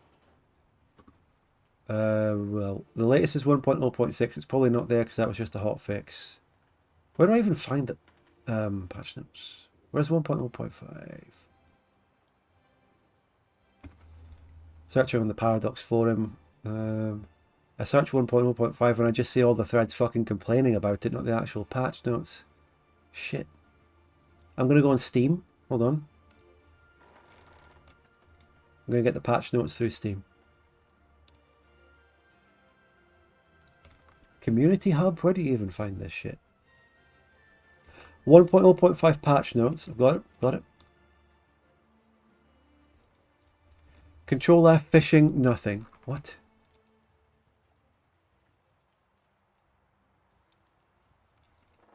There's nothing in 1.0.5, but 1.0.4, which is just a hot fix.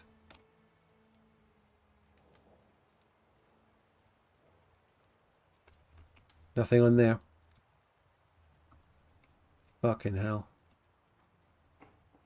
Right, 1.0.3. It's gotta be. No change since launch. Bullshit. Okay, maybe. But something I wanted to check as well, actually, while we're on this sort of topic. Bailiffs. I built a bailiff up here. So, that bailiff, has it been buffed? Local proximity source. It just seems to increase it in the location itself, but not anywhere around it. God.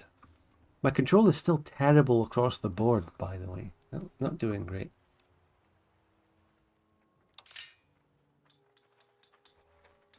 It doesn't really get good until you unlock certain buildings, like a dock. It's all about those docks. I guess the guy who said bailiffs were buffed again is probably just lying. So, well, at least there's one place where the fishing village would not be. And yeah, I'm going to subsidize it from the get-go. Like, I want to build one around Stavanger because that increases the control around there. And I'm going to subsidize it. And one down here. And I'm going to subsidize it. Need some sailors. We've got our max amount of wharfs already. So Cake Man says the only way you can really use your northern land more effectively is to raise some vassals of fiefdoms. Yeah. Maybe if I do that another time. Diplocap gets used. I'm not really probably using my Diplocap effectively anyway, but yeah.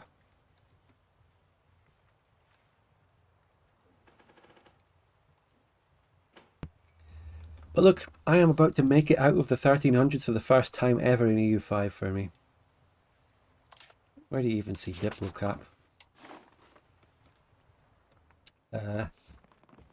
Diplomatic capacity. So, Scania as my fiefdom is the main thing. Alliance with Denmark, and then Iceland and Greenland. To the guy asking in chat right now if PUs even use Diplocap, here's your answer. No. And I am not using my own Diplocap. I'm not using diplomacy very well in general. For example, who would ally me? Volgast is the only person that would ally me right now. And they're fucking terrible. Well, there you go. Did I not ally... Mecklenburg wouldn't ally me because I'm the target of a coalition and you would need to pay to maintain it. Because they're their own fucking Diplocap. Where are they? No. I don't know. I need to improve opinion with them. Because I got the royal marriage with Mecklenburg, so I want to try and get towards an alliance with them. I mean, maybe I could automate a bit of diplomacy since I'm not doing much. I want to do the same thing as in EU4 where you can send one diplomat off to just generally increase relations with certain countries. I want to do that. I want to automate that, but not so that it forms alliances or anything. Unscribed says, how do you feel about lack of decisions and mission trees? I love the lack of mission trees. I don't want that in this game. Decisions probably could be more though. More should be added to that. More formables are always good. Decisions. There isn't really a decision screen. Decision screen is something like, it's like a classic Paradox thing. All our classic Paradox games have them. I think that should be in the game. I love our decision trees. Not trees, but decision menu. Bring that back. I didn't sanction that sandpit.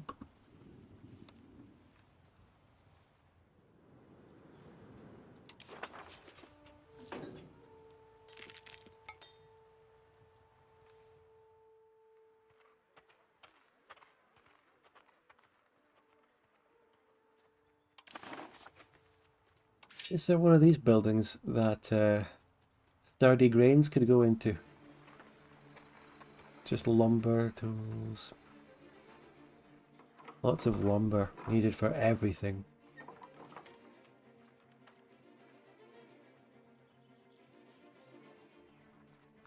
Interesting. 1400. Hey, we did it. Yeah, we did it. Windmill increases. Yeah, windmill would be good. Windmill would be good. Let's upgrade that.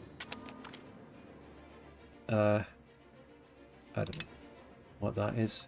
Happy 1400, everyone. We're missing a lot of peasants. Forest village. No. Market village, though. Yeah. I want to build a market village there. Fuck it. Give the peasants something to do. But also the windmill. Local sturdy grains output. Fuck it, why not, eh?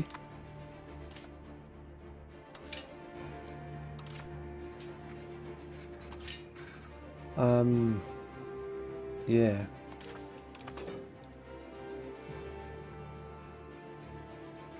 finally we're about to completely integrate this Swedish land. And this is so long. We took this like 50 years ago and we're only just integrating it.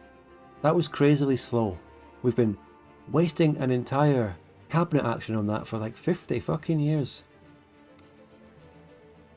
So how's the migration into here going? Very well. We have brought a lot of people into this town. Let's keep it going a bit more. Maybe get these peasants to 1,000.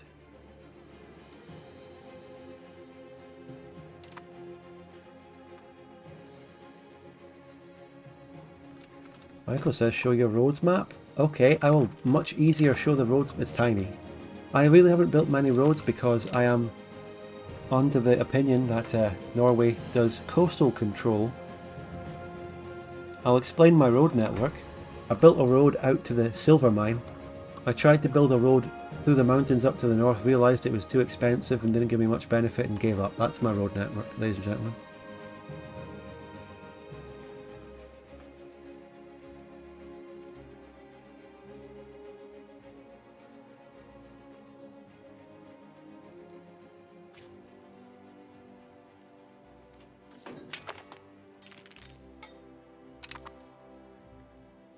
Is that it?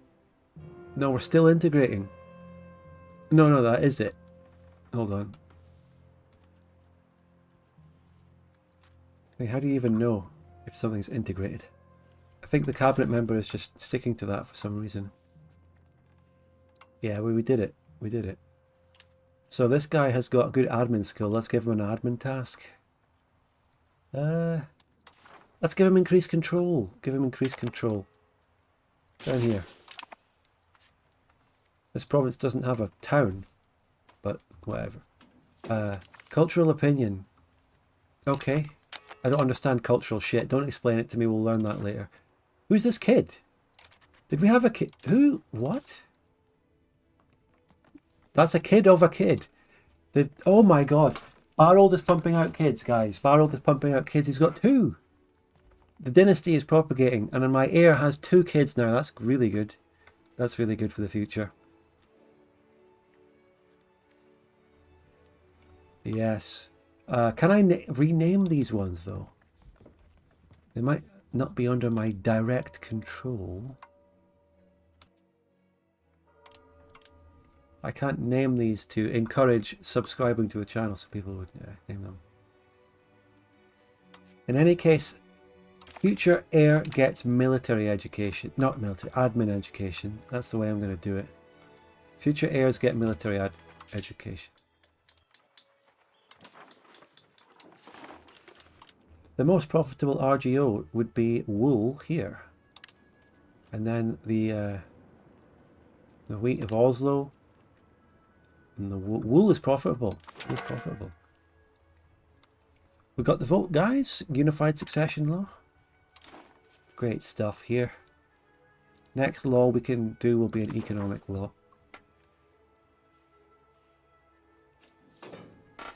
ASLF comes into chat and asks, has Spud been maxing his RGOs in control? The last 2 things I did was upgrade RGOs and put a cabinet member on increasing control. So yeah, I'm thinking we did. I'm thinking we're doing that, yeah. Here's our fishing villages, which not great, but they're not going to be profitable probably, but they are kind of necessary buildings, really. See, it's not profitable, but look at the benefits it gives. Trade capacity. Food capacity is also great to keep in mind as well. That's like pop growth. Maritime presence. Sailors. Good stuff.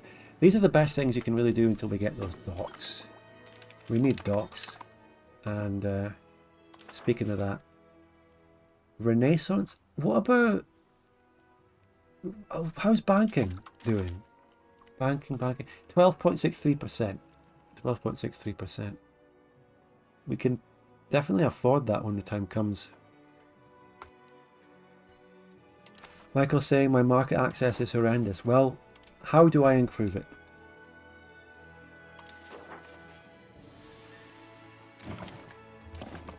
Oh, holy, your market access is horrendous. Damn, that's bad. Thank you so much for telling me. I'm new to the game. Make another market. No, I don't want to make another market. Unless you mean a building.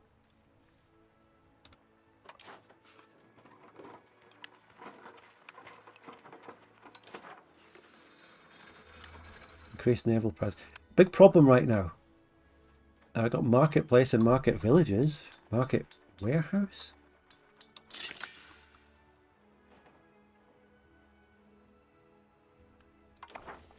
My navy has a big problem right now. It can't reinforce because I don't have enough sailors. So, to be honest, I think I might need to delete a ship because I'm just at negative sailors.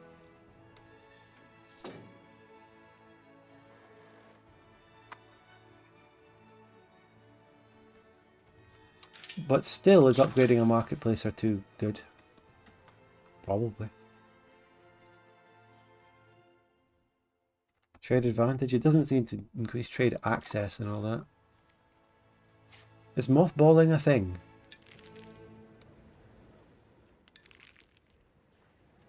Mr. Tubular Glucose says you can't really spam fishing villages as Norway.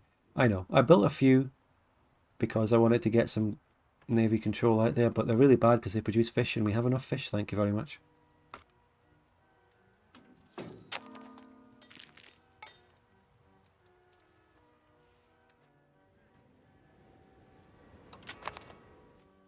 Well, tell you what, I can detach the damaged ships first and then the two come out here and do their thing at least a little bit, but I want to split off a bit more. Where's the button to split? Create new unit. Yeah. The one with 4, I want to mothball all of you. Disband, build to navy, make available for hire. Attachments. Is mothballing real in this game? Paincoat says if you stock up on salt you might be able to. What does this mean?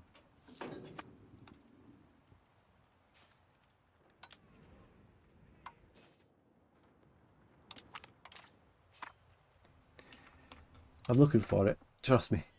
Mothball. Anchor icon. There it is. Mothball it. There we go. I mean, mothball all of them. Mothball. No. I wanted to get that one out with the most repair. I wanted to get one more out. Ah, fucking, hold on. The one with 85. You are not going to be mothballed, but the other 4, yeah. Mothball those 4. Try and repair this one. Upgrade navy. Oh, there's already upgrades for navies available. Shit. I don't know if I do that or not yet. Bolster the government. Unnecessary. Expand gravel road network. I might want to expand roads and I could do that. Expand mining operations. Mine cost. Oh, ties to subject. There's not much else good going on here.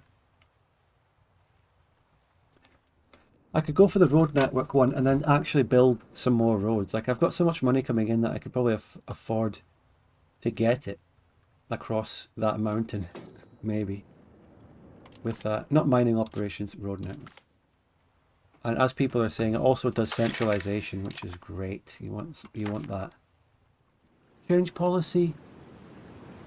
I can change a law. Is this a good law to change? Mandatory. Oh wait, shit. What's my current maritime law? Because like this could help me get sailors actually. So protect trade routes is currently my 1. Trade range is pretty good, but mandatory impressment is just a raw boost. Yeah, I'm thinking actually sailors changing to mandatory impressment. Yeah. Kind of essential, really. So, and this is like a free instant law change from an appeasement of estates thing. This is temporary, not really worth losing the parliament. It's not actually a law change within the parliament, guys. It is actually a boost thing, a parliament. What do you call it? Agenda. It's an agenda. So I'm going to do it. It's going to change that policy. It just did. That's put... wait, what the fuck? That just gave me 124 sailors. What's going on? Unmothball the navy. Merge these. Oh, they're already at 10%, but let's just repair them. See, it's actually going down. The maintenance, this doesn't make sense. +3, -2, -21. It all needs time to update. It all needs time to update. Let's give it time to update and then see how it actually looks. Hold on. Fucking hell. Whew.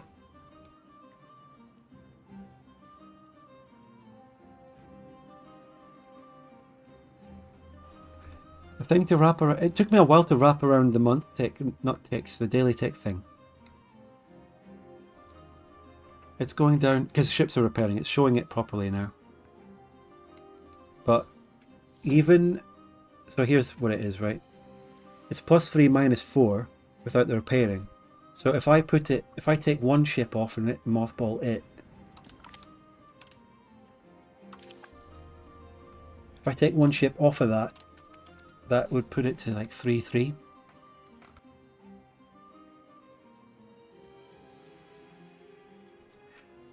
And maritime low mandatory impressment's taking time as well, so it's not going to be up and running yet. Fine. I might take another ship off because reinforcing them is so expensive. Really, really expensive.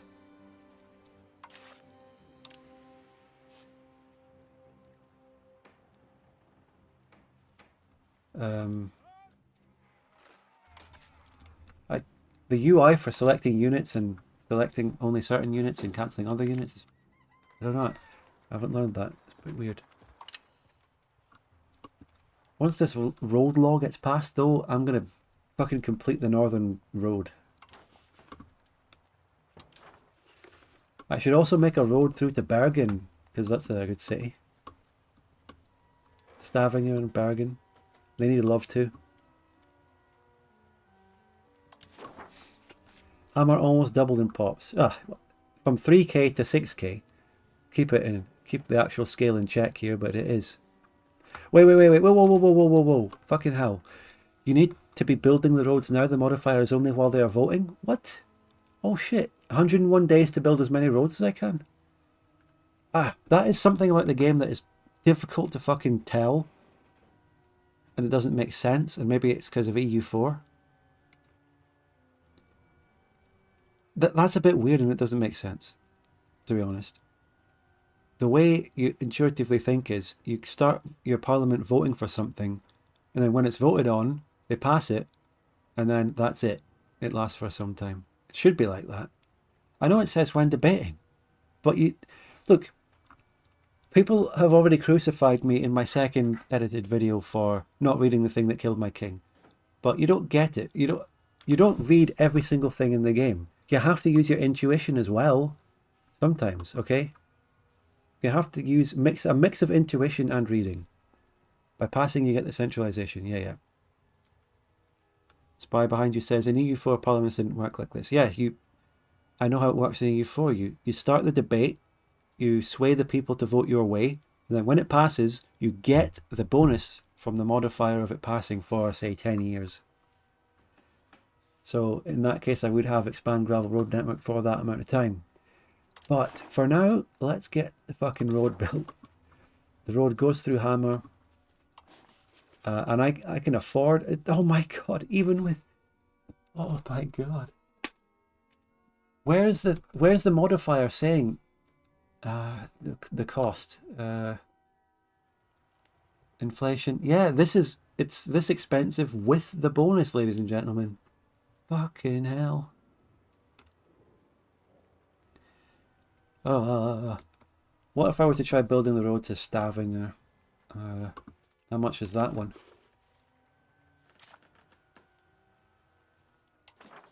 Same deal, so fucking expensive.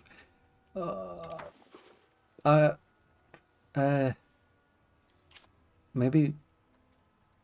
I think we do it anyway. I wanted to build a road to Nidaros. So we go this way. We're a province of 900 people. Oh, Lillehammer. Lillehammer has more pops though. That might be... And it's 3% control. Going this way. Going this way might be better. To Molde. And then up north. Who knows how it's really efficient. We can go to Sundford as well, which is a nice town.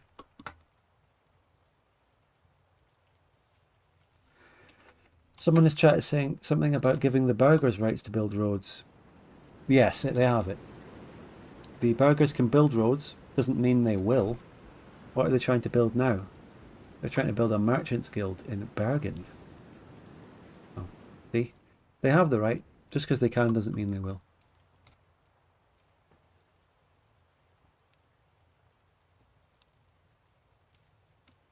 Spy Behind You says, and max discount from lumber and masonry. Yeah, all the building in my country is pretty cheap because of lumber and masonry, but you say that sand is another bonus potentially. And I have just been building up my sand.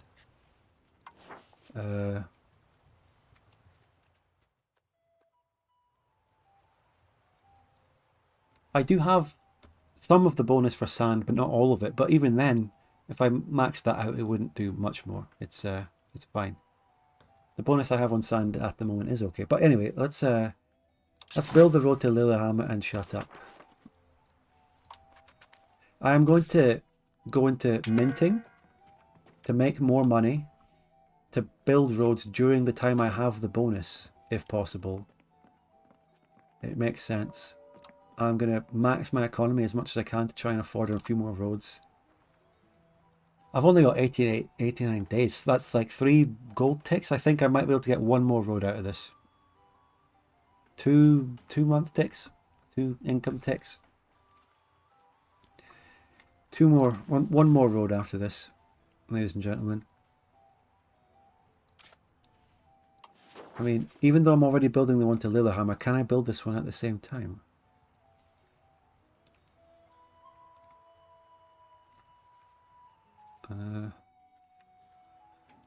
Well, that one would cost 120. I can do that one already.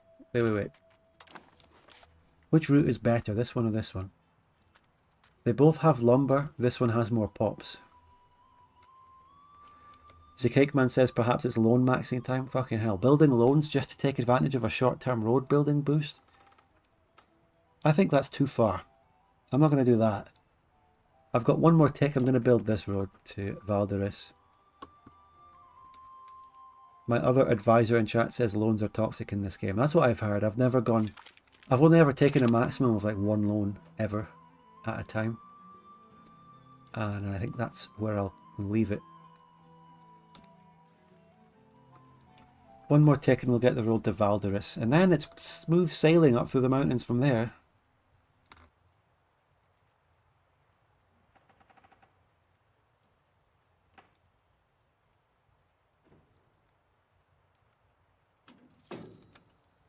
Alright, let's build it. Valderis. And that's it.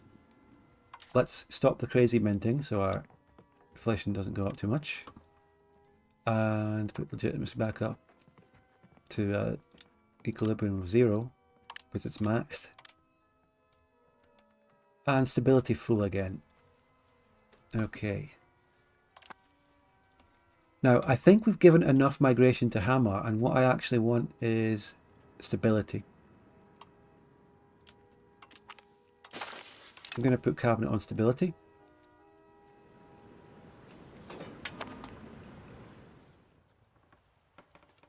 Because we were quite low on that, and there's quite a lot of things, and boom, there we go.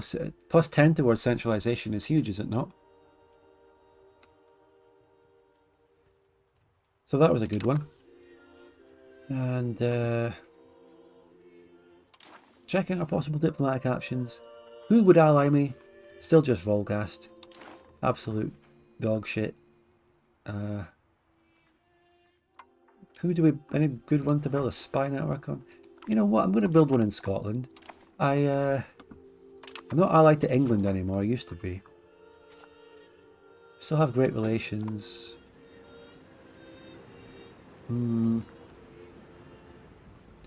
Still a large amount of outrage over my personal unioning of Sweden, causing a big diplomatic hit.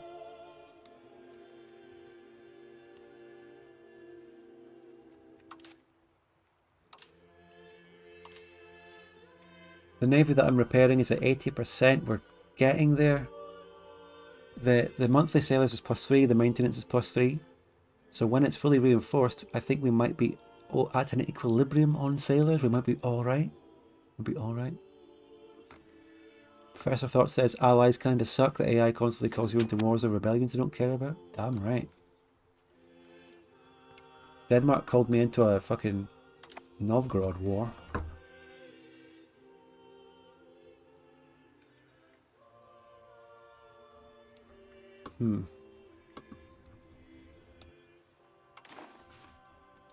How do I check the cooldown for voting for another law? I'm interested. I want to check my Meccan economy law. Does it just what, does it just need prestige? Do I just need 5 prestige and then I can do it? Is this really just a cooldown of 5 prestige? In the meantime, let's make our most profitable RGOs.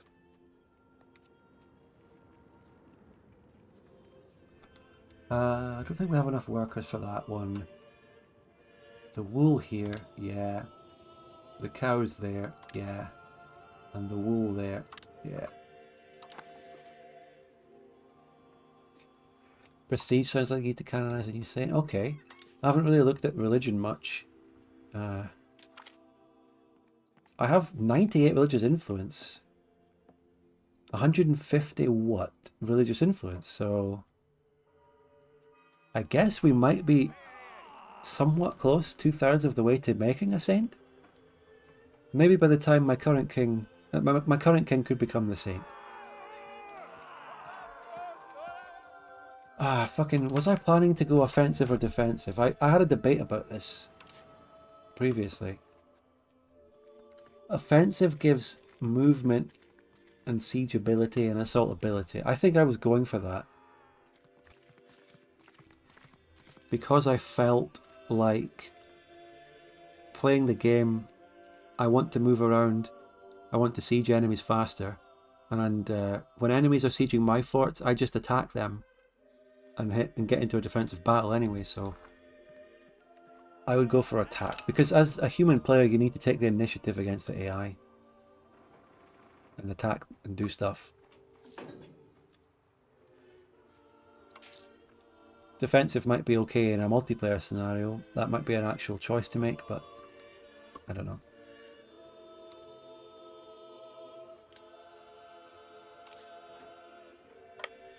Alright, the navy's reinforced, and now we're at our 0 sailor equilibrium. Get the mission.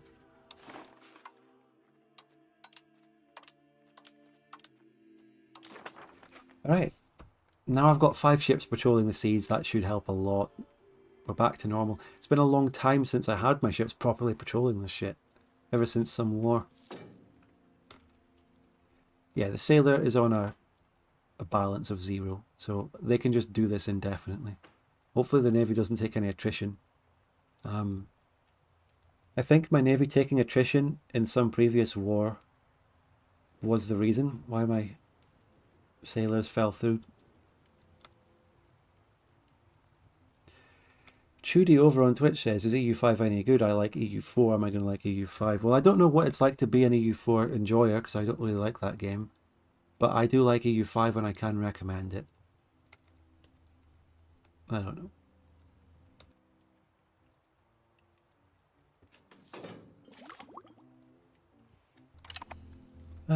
Captain Simpy says you might want to focus patrolling to not dilute the effects. Well, good, interesting point. I mean, we don't need to do the patrol right at my capital, you know. I could put it out to the places. We also don't want to bother patrolling way up there in bumfuck nowhere that's never ever going to get control. You're right. If I focus it on the areas where I can, up to Nidaros, right there, like that is a good efficient set of tiles to focus my control on.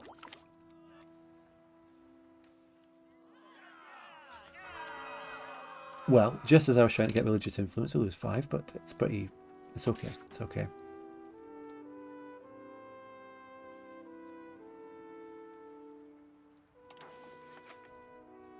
Is it just me, or has my control gone up a lot recently since I last looked? Maybe not, but Hussitism. God, it's a never-ending set of schisms and problems in Christianity.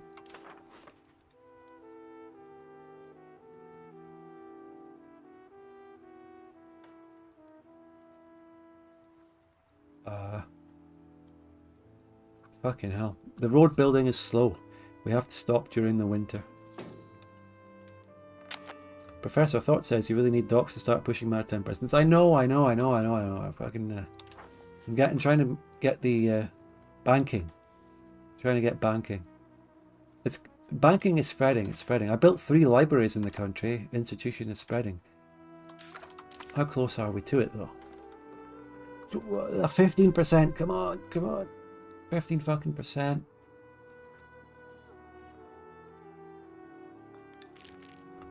We're researching that. Armory is next. We're going to build some armories when we unlock that. Yeah, I'm making my cabinet increase control, so hopefully that is working. Festival grounds getting built.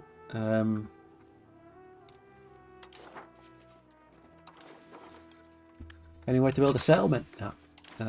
What else do you build? Well, we got more people in Hammer, so we can have more people working in it.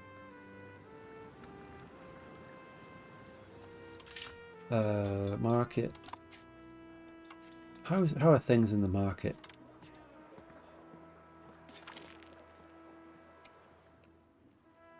Market village, nice. Incense? People want this? How do you get this? I can't build it anywhere. Forget it. Whoa, hold on. Pay attention to the family. My grandkids, so I think my second grandkid wants an education. Let's give him military. Oh, you're looking like a good military kid. Perfect. Military for you. So what are people chat saying now? People saying, save for making a town? I don't think we need a new town at the moment. Miss Sile says at least they don't want rice anymore. Yeah, the rice situation was patched. I never even noticed it. But your pops wanted rice even though they couldn't have it. Actually, wait, I think I did notice that. I think I did actually see that in my pops. Mind you.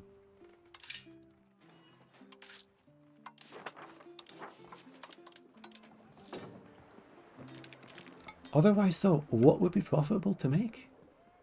Oh, firearms? Well, we haven't researched that yet, but we'll make a firearms factory when that comes out. Pearls? We can't make pearls.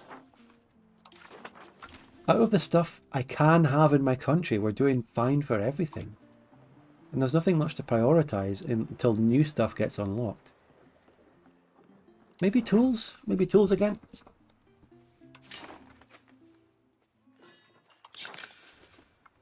You can't go wrong with tools. Upgrade the one there. Nidaros up there, up north, in the cold north. I'm not losing 10 control, free control money.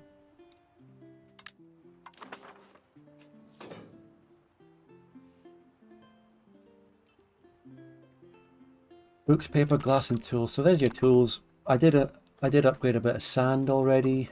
Where did I put that? Down here somewhere. We can upgrade our sand. Our sand pits. Here's a sand pit. There aren't enough labourers now, but there's plenty of peasants, so let's upgrade that.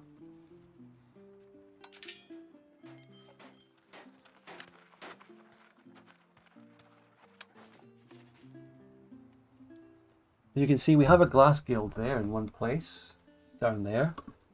The reason I built a glass guild there, I think, is because we have a sand RGO, which feeds into that good old fucking supply throughput boost.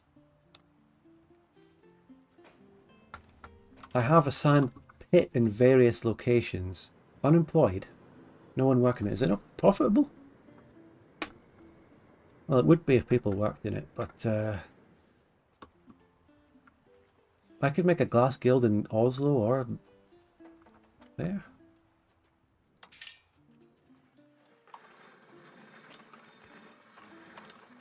A glass guild in Oslo would not go amiss. So I have a massive book. I have a massive paper, book and library industry going already though. We could look to expand that even more and build them in another place, but I think we're really good on that. I mean, I think I am. I don't know what the numbers exactly are. Now, if we come to the books on my thing, we've got a surplus. The price is low. I don't know if this is an objectively good number, but it's a good situation locally. I may even be exporting. Spinners Guild, where I have wool is recommended, yeah.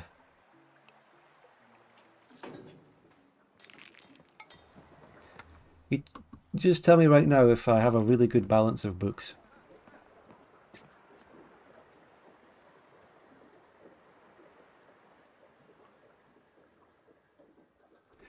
So that says Norway has iron, right? That's quickly going to become the most profitable and useful when you get past... Yeah, when you get cannons and guns, it's all going to become about iron.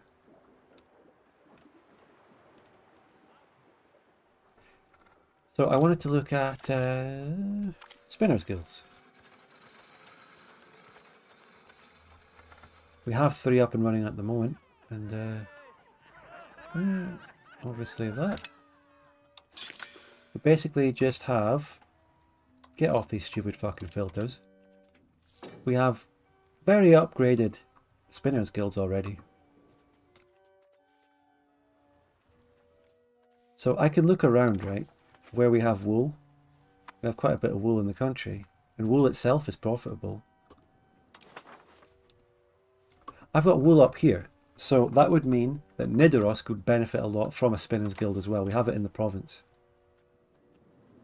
And there's a good amount of people, so Spinners Guild up here would be great. Which produces cloth, which goes into various things in itself.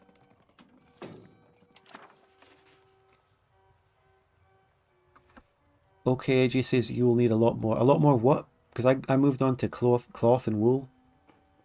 Were you talking about books?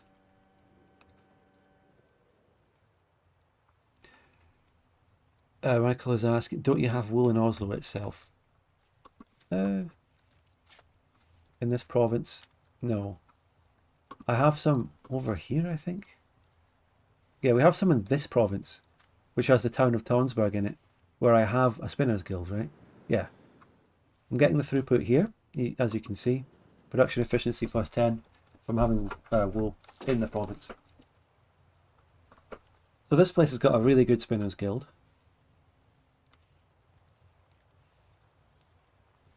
Alexander says, scriptoriums are a noob trap, you can't tax the clergy. Yeah.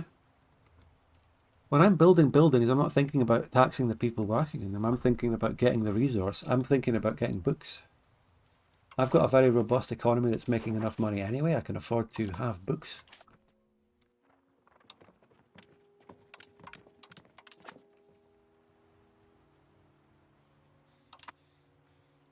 Is it just me? Oh yeah, our monthly sailors is up to 4. I built something, or there's something going on somewhere that did that.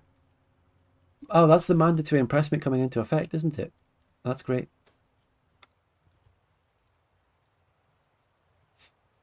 Let's just let that go up. Let's let the sailor thing go up, and then maybe we can think about repairing and then sending out one of these other 2 ships.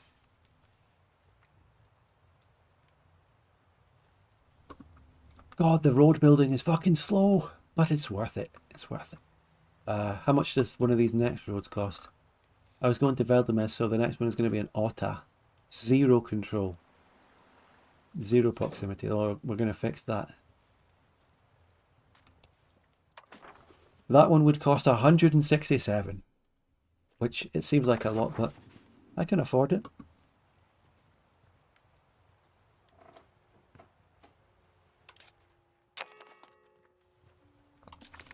Teutonic Order Alliance.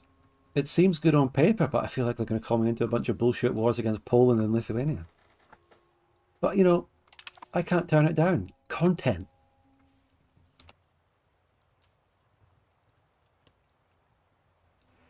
Spy Behind You says, you don't want to import books in my experience and you will have demand for them.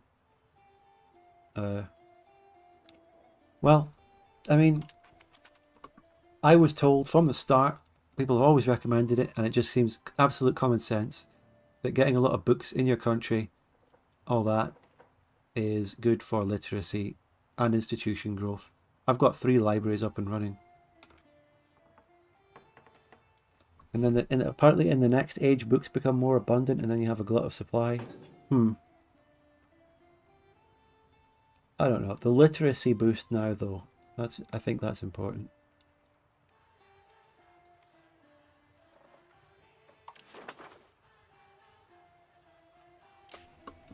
My control might seem bad, but look, Sweden is fucking terrible. Even Denmark's not great.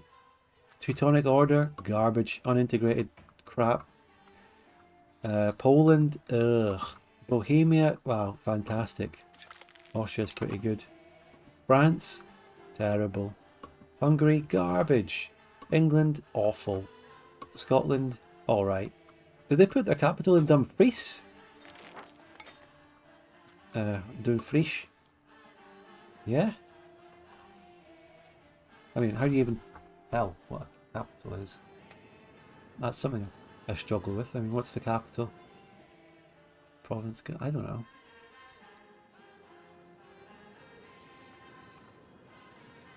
How do you even tell? Yeah, Dumfries is the capital of Alba. Thank you over there on Twitch. Alberta Man said he's raiding with a party of 1, but 2 people have come in spamming an Alberta Man raid emote, so maybe these numbers are lying. Welcome to you. However many people came in. Let's build that road. AI Scotland went Highland culture. Oh yeah.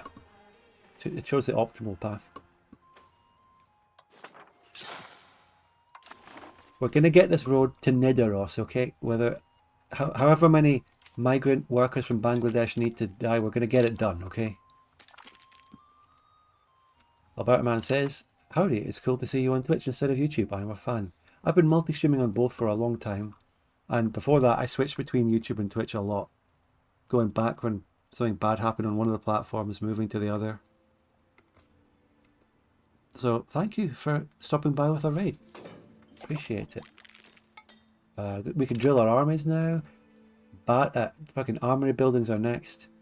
Are we banking? We're getting close. We're getting close. It's going to be a more rough stability hit this time, though.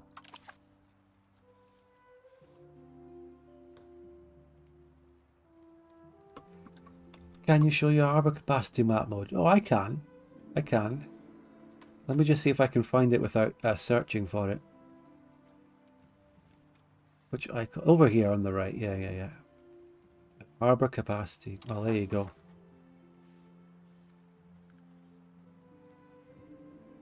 Thanks, Alberta Man. Have a good day, mate. I can assume you're over there in Alberta and it's morning and you're off to work. Thank you. So, here's our harbour thingy. These are where we're going to build our docks. Norway has very nicely spread out harbours going up the coast to get that control strategically. Carla says, can you set up a trade to improve institution speed? Yeah, I could, but I hate the trade system, the weird way, the trade UI and things. It didn't make sense to me. And the institution spread I got from that was fucking negligible. Anyway, I mean, what's going on here? Here's my current trades. They're all automated at the moment. I'm selling amber from Oslo and I'm selling my silver for a big profit. We import iron though. That can't be a good sign. Is this my only iron? Bog iron smelter seems to be the only thing I have going on, and it's turning coal. I didn't build that, by the way. It's turning coal into some iron. I thought the iron mines show up later or something, because we don't have any. Sweden has it all.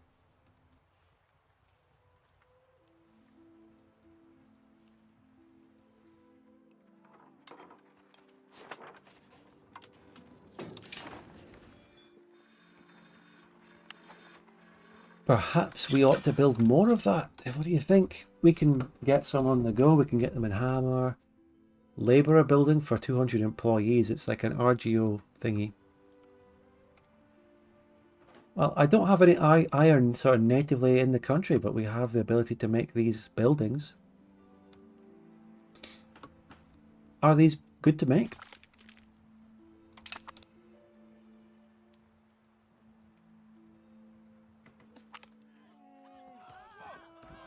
Okay, what's going on? What's going on here? I'll spend a bit of money for some stability. Can you make coal? Aye, well that was the other thing. We've looked at this. We also, we don't have a coal RGO, do we? Nah, we don't have them RGOs, but we do have buildings making them. And I have plenty of lumber. So, over here, right? This province would do well. This has got a lot of lumber in it. But...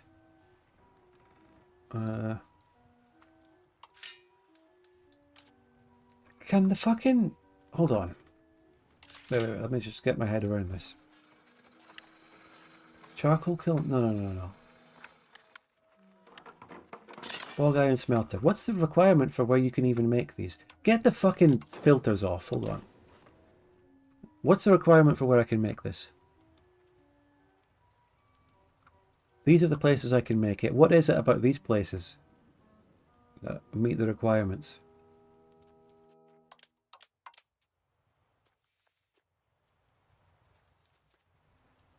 It's telling me one in Hammer would be profitable, so I'm going to build that because this place would also have a fucking...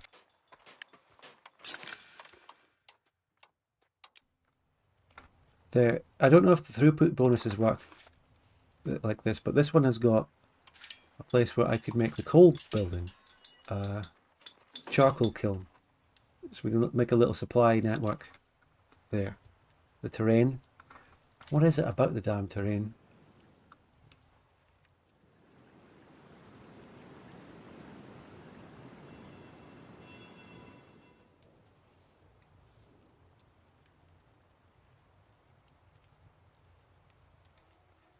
You'd think Norway would have iron and coal and stuff, but we don't. We have to make it ourselves. And by the way, yeah, we can do a bit more Speed 4. Let's not... We had a good run of Speed 4 earlier. Let's start it off. Or get it back going again. There's our glass. Oslo on 20,000 pops.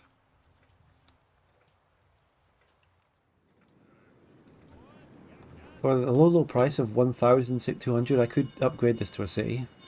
Is that ever worth it? What's the benefit? Walter says, iron smelter needs to be wetlands or next to a lake. Thank you for figuring that out. We do have that lake there and this lake here. That's where we can make them. So around those places, I'm going to build up iron and coal industries. Just as well we took this land from Sweden, eh? We didn't take any of Sweden. Oh, institution, banking. Stab hit there, but we took it. We took it on the chin. So hold on with the research queue, right? What was I researching? Are we currently... Right, we're currently on armory. I have to prioritize navy stuff. Cancel all the other professional army stuff I was doing. Now we're coming over to banking. Right, banking is number 3. What's number 2? Right, gunpowder off. No gunpowder yet. Forget that.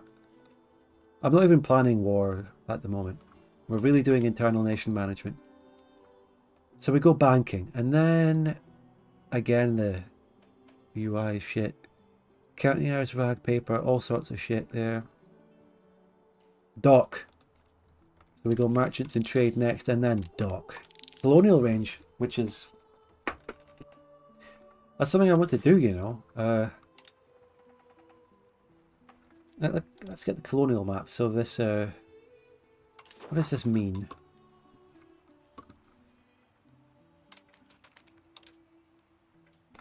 I want to get naval range as well. This is something to do with how far you can colonize. Ooh, I don't really have this money. Monumental architecture, what would this do for Oslo? Development? If I had the money to do that right now, but I'd be taking like 10 loans to do that, so big opinion. Okay, right. We got our... I got prestige, so I can do the economy law for the... Right, ladies and gentlemen. What else are people saying in chat? Oh shit, you got banking. Yeah, let's go get in docs. Let's do it. People are also telling me how to navigate the tech UI properly, but I also wanted to look through it and see what banking offered me as well. So.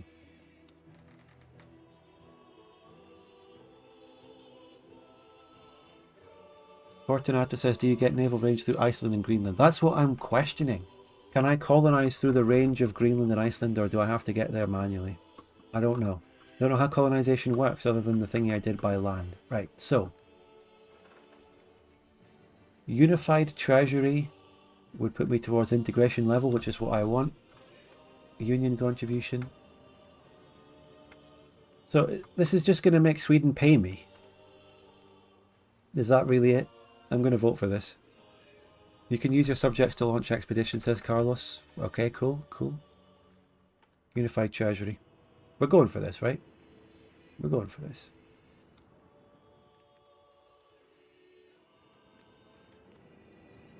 We're going to basically get some tariffs out of Sweden. And you know what, Sweden? There's nothing you can do about it because I have 180 delegates now. I'm skyrocketing while Sweden is only stagnating. They'd be better off under my rule directly.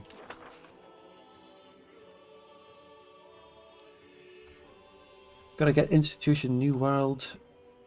Yeah. Whenever New World colonization institutions pop up, we need to start fucking trading with Spain and Portugal to get that. Also, pirates are fucking me. Pirates of Norway are fucking me right now, apparently.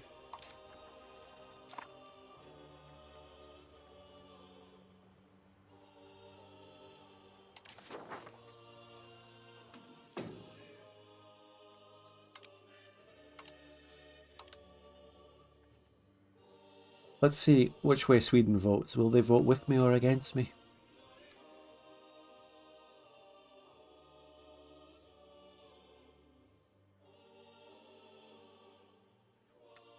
We'll check back in on that soon.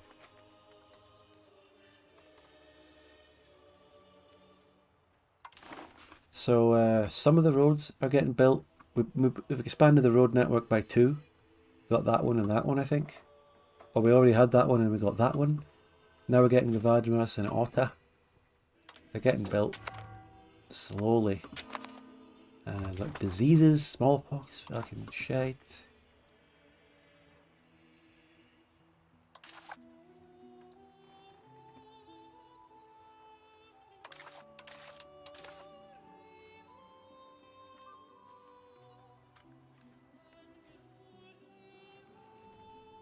By the way, feedback on how I'm finding the tooltip, nested tooltip thing. I much prefer the middle mouse button method.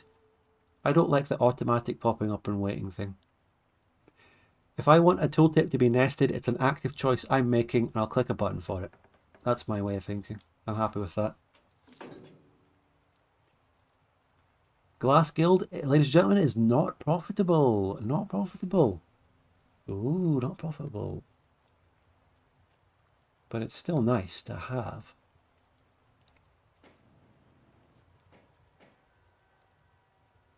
Taylor's Guild, very profitable. Let's upgrade that as a result.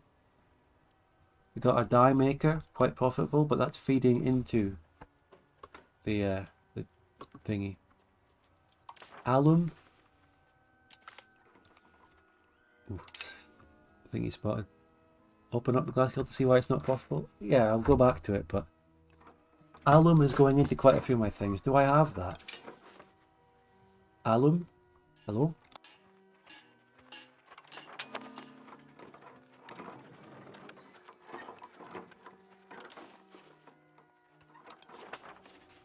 Alum is something I just have to import. I don't have any way of having that in my country.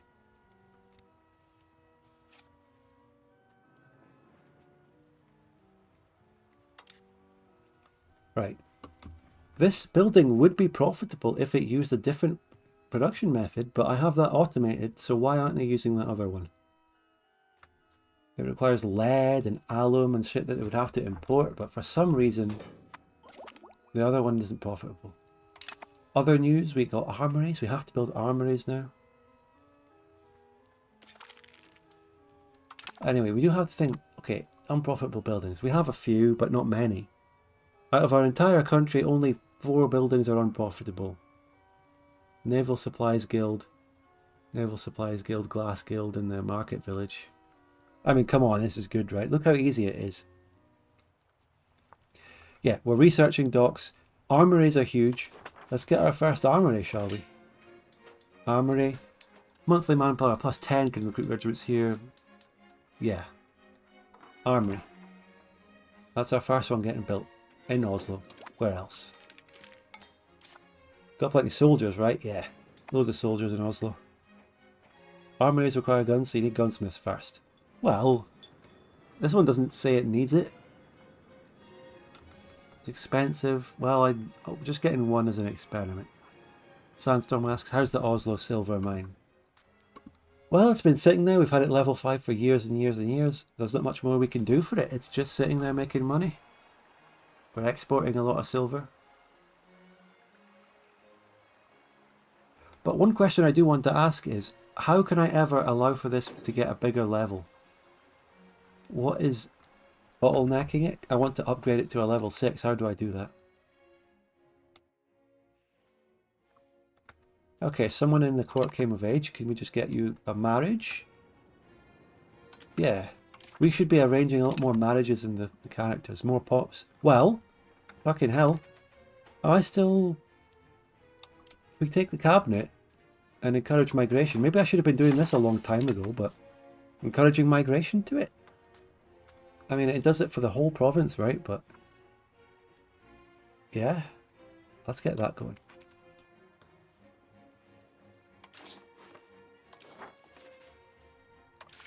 Before that, though, a little bit of character management. A little bit of all these nobles. I want to sort by who's married and not married, so I know who to marry. But an Orkney guy. We've got a lot of Gallic people from Orkney in the country. This guy just turned 16. That's the guy I think we just married off, actually. We've got a 32-year-old here. Let's get you a wife. No, you don't have any options. 13? No, you're good. Philippa is married to Crown Prince Barold. Oh.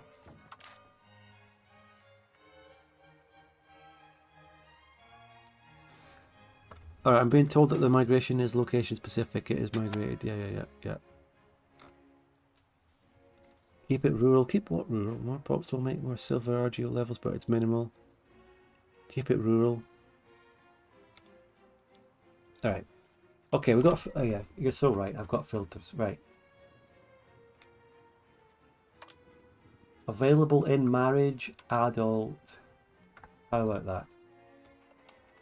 Let's go for young people. You've got a child and you're not married? Oh. Anyway, let's marry you to someone. You're 31. Let's get you an age match. This guy, I think he's my admiral or some shit. That's good.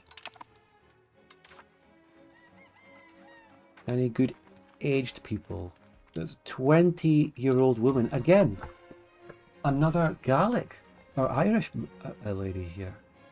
20. The dating pool's getting a bit old for you, but we've got a 38-year-old if you're interested. We'll do that. If we sort it by female, we'll know, because it's the females who are in big demand, and it's another fucking Gallic. What's going on? The Gallic elite are taking over my country.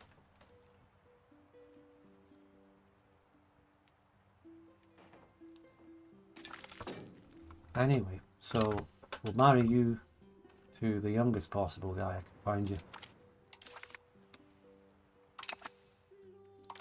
That's expanding our pool of talent.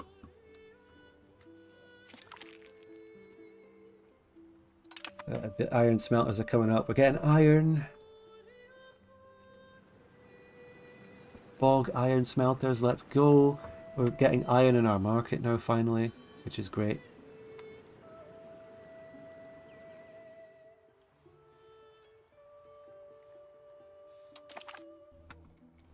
The UI for showing how far along you are research the tech is terrible, it's too small. You know, here's what I want about the UI, chat. Big point about the UI. Listen, hear me out. We enacted our thing. I can't really tell if Sweden ended up voting for it or not, but it is what it is. So,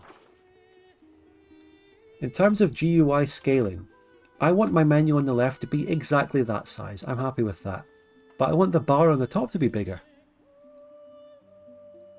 There's only one scaling option, which is for the whole thing. But I just want the bar on the top to be a lot bigger so I can read the numbers. Now, I know you're going to say, get a mod and all that.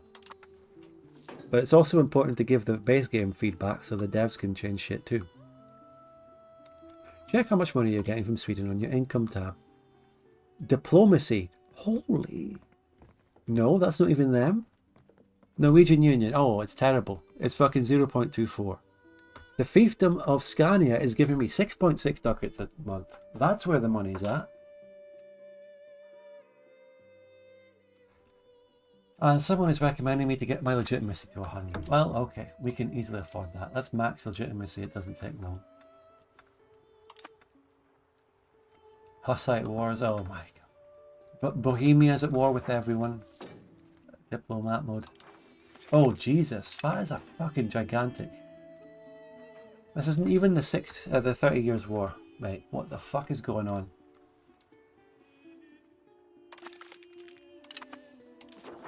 Jesus. I want vision. Wait, is there a console command? I did this in my single player Vic 2 runs. I just did debug FOV, FOW, turn off fog of war and just saw everything. It was fine because I didn't, you know, I didn't abuse it. I just wanted to see any wars that AI was fighting. But I'm not in debug mode in this game. So.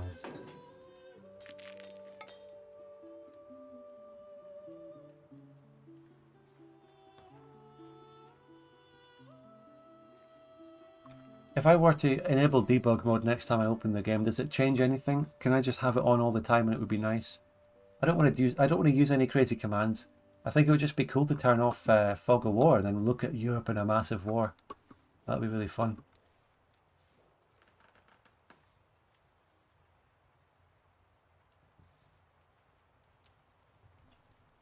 Walter says the UI gets worse because it has extra information. Oh, well.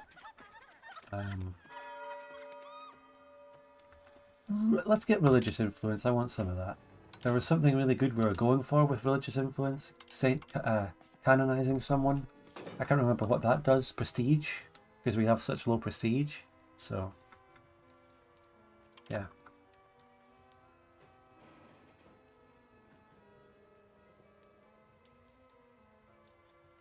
So I'm saving up money right now as we make progress with the docks tech. I'm saving up money for docks, basically. Is there any advance warning of how much they cost? Well, not without spoilers by asking you. But also, we should look at what we're researching after that. Protected harbours. Is protected harbour just another really good thing? Naval attrition and harbour capacity? Seems more for navies themselves. Got to look at what our next tech might be right after. We could go back to the military tree and get those guns and unlock that gunpowder and get gunsmiths out. Get the armories efficient and then do man-at-arms back to armies. Research the bark.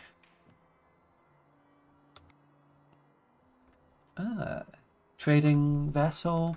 Really good control vessel. Docks are definitely less expensive than armories. Well, I'm going to fucking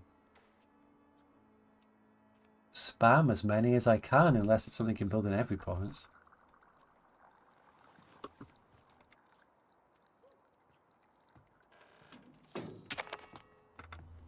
So they have a big stat of hull size, flanking ability, initiative. What's the one you're looking for? Logistics. Anti-piracy impact's good. Blockade capacity. Maritime presence.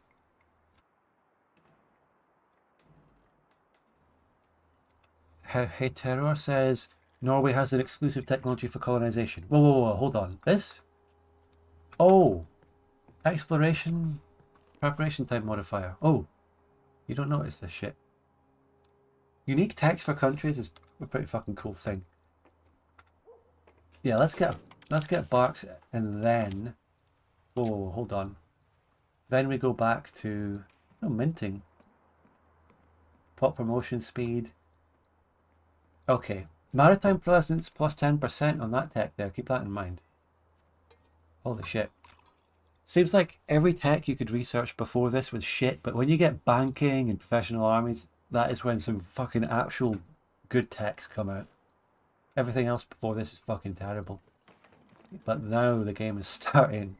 Now the game is starting on session 4, like 10 hours in, 1406. Now the game is really taking off. Gunpowder. We do gunpowder and gunsmith. And then unlocks urbanization. Oh, there's so much good shit coming. I don't know, minting threshold. We can do almost anything. Anyway, so put some money towards that, sure. Oh no, the one I saw wasn't the one you were talking about. Well, let's do our parliament first. Cathedrals.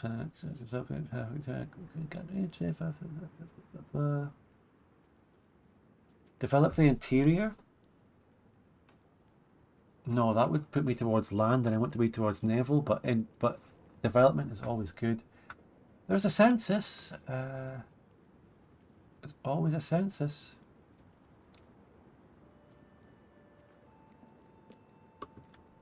A cathedral in Oslo.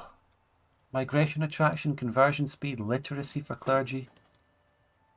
I haven't really built cathedrals yet. I haven't thought about it.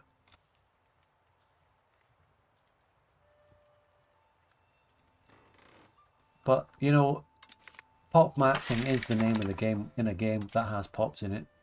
Bellicose support antagonism, so the belligerent. My clergy are very happy.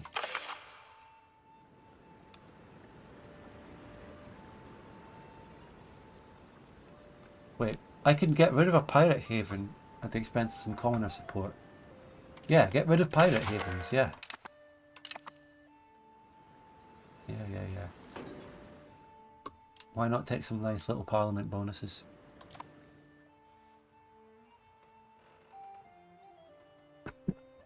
So the tech you were actually talking about, Call of Our Forefathers, naval range, colonial range, UI range, trade range, and it's over here,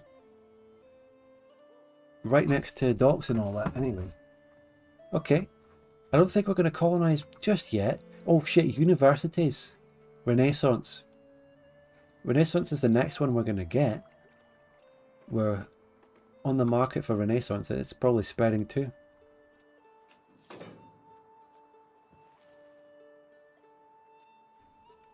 But that's definitely a special advance. Do I have any more special advances? Searching for special advance doesn't work. Norway. Searching for Norway doesn't work. But if I go to... There's some kind of UI, there's a thing that shows my cultural shit to see what I have. Where's the tab that shows me my unique Norwegian shit?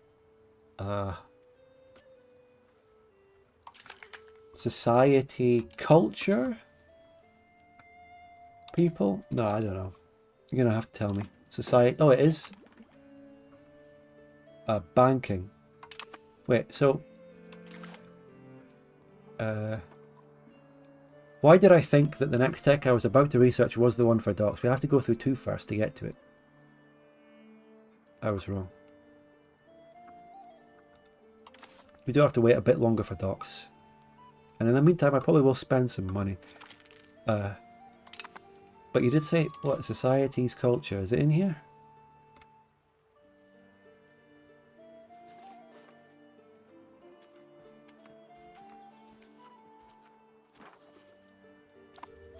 Also being told that Renaissance has a tech for an extra member of cabinet. Well, that would be fucking good. But, escape menu, world map. Really, I can't be arsed looking through all that. I'm good. Request cardinal seat. Is that good? Nah, let's wait to canonize someone. Here's our armory. Okay. Does require firearms. So if we don't produce that, we might automatically start trading, buying firearms. Might we do that? We'll see.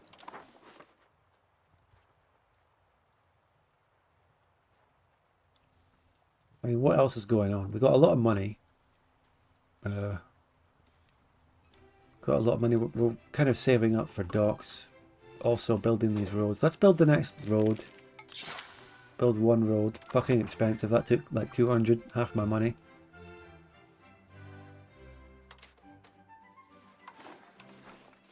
Otherwise, let's upgrade my most Oh, we got another level of the fucking silver mine, boys! We did it. That thing worked. Oh, shit. Yes. Oh, level 6 silver mine, boys. Oh. Can you do any exploration yet? Fuck knows. I wouldn't know. I don't know how exploration even works. Maybe. But I'm looking at the game and I'm thinking, how the fuck does it work? Could it be in hints? Would there be any way to find out if I didn't have a chat telling me everything the whole time? Hints. Explode. Nothing. Nothing. No one knows. The game doesn't tell me. Geopolitics tab. Oh. Maritime. What is this? Maritime? But we grew our pops while having the census. I'm disappointed that my pops haven't reached over 500k yet. We got the settlements, we've done 2 censuses, we've done various things. Granaries, food, territory. So, exploration. Okay. For 82 months and 10 ducats a month, I can explore Greenland. I mean...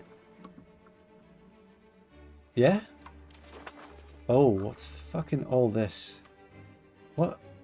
Select a location to start constructing. Sorry, what are the pros and cons of where I choose to do this? What do I need for it? Doesn't say anything, really.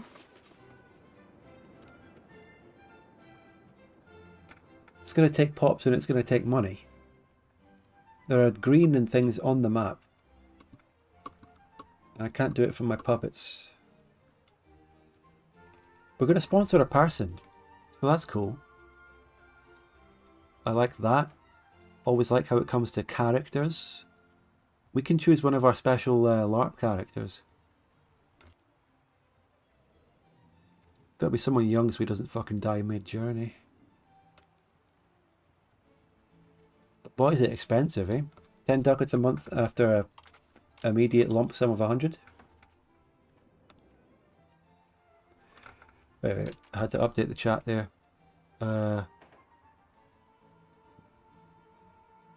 It's going to be close, but also good access to the capital market.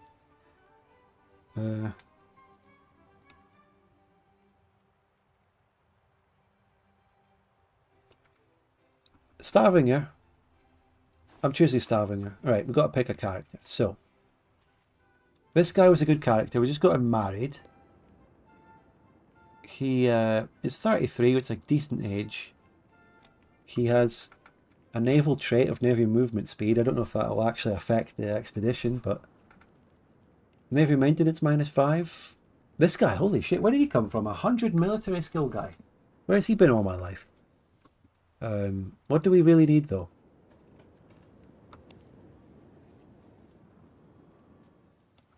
What are we looking for in a guy? As we interview these people, what are we looking for? What traits? This guy, reinforcement speed is a... It shows how each of the stats affect that. Oh, you're right. The guy at the top has got to be it, right? He's got all 3. He'd be good in all sorts of ways. He's the man for the job. Halstein. He's the man for the job. Simple as. Alright, let me just He didn't have a kid yet. He's away to go on a massive journey before he has a kid. Well, this guy's the best of all trades. We're going to get him going. Absolutely. Right. Possible village actions. Oh, I've got another kid. Maybe even multiple ones. My heir is having... He had a third kid. It's a woman. And we'll give her... Hey, fuck it. Let's give her a military education. She has a good military skill. Making a little female warrior there. Walter asks, does the game simulate cheating? No, I don't think the game has anything about bastard children or cheating or anything. And I had a thought about the game. I feel like Johan and Tinto might be pulling back from character aspects to the game, because if they added any more depth to the character system and dynasties, they would be treading too much in Crusader Kings territory. If this game fleshed out its character mechanics anymore, they would pretty much make Crusader Kings 3 redundant as a game. Because what would that game offer that this game doesn't offer? Plus EU5 has way more on top of it. If they really fleshed out the characters.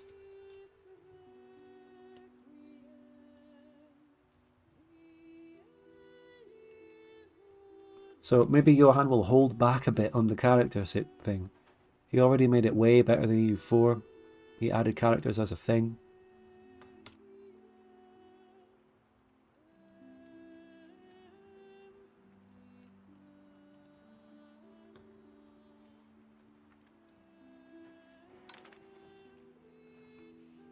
So the expedition's being built up in Stavanger here. I want to see them on the map. I want to see the ships on the map, you know. If I use this to gain prestige, I could take another fucking... I could take another personal union law. Federal laws. Let's go. Okay, now what are we looking at here?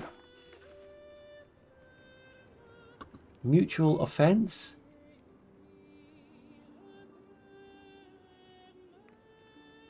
I don't understand this one, actually. You don't see the ships on the map?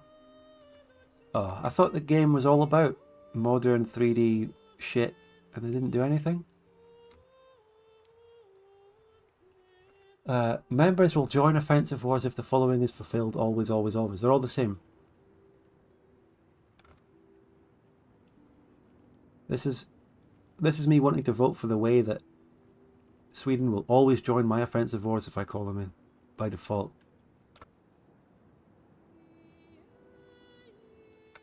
But we don't want to join Sweden's wars, do we? Assured offence. Members will join offensive wars if the following condition.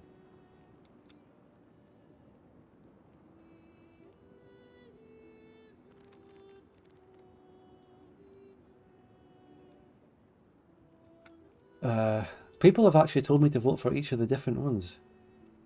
This is such a weird thing. I can't tell the difference between what these fucking laws mean. These laws don't make any sense, and everyone in chat is equally telling me to vote for each of them. What the fuck? Assured offence goes both ways. Sweden, I join if he decks something, but...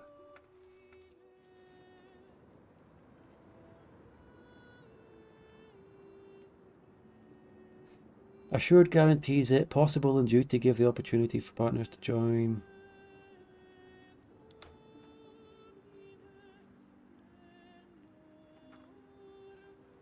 So, let's say one of us declares an offensive war. These laws decide how obliged the other member is to join it. Assured means they must join it. Duty means they have a strong duty to join it, but they're not fully obligated. Possible means they're just a choice.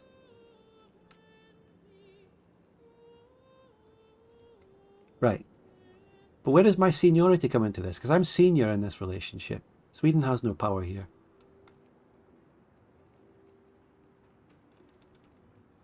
Top one automatically joins. Middle one forces a call to arms. Last one is just ability to call.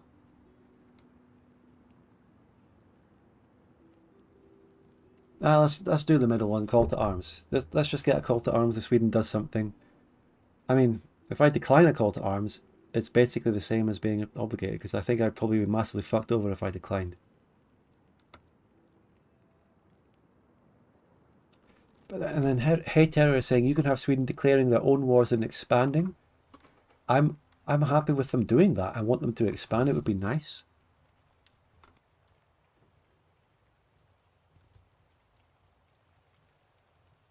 Just take the middle road and move on. Don't shout at me, chat, if I chose the wrong thing. But I'm not against the idea of Sweden declaring a war and me joining it. Also, worryingly, Sweden has a bigger professional army than me right now. Oh, worrying. I have bigger manpower growth, a lot of money. I could make a professional army. We can upgrade a bit. Definitely. How about basic footman? Oh, I can't. What's the fucking bottleneck again? We can't afford 100 manpower. Okay, it is manpower.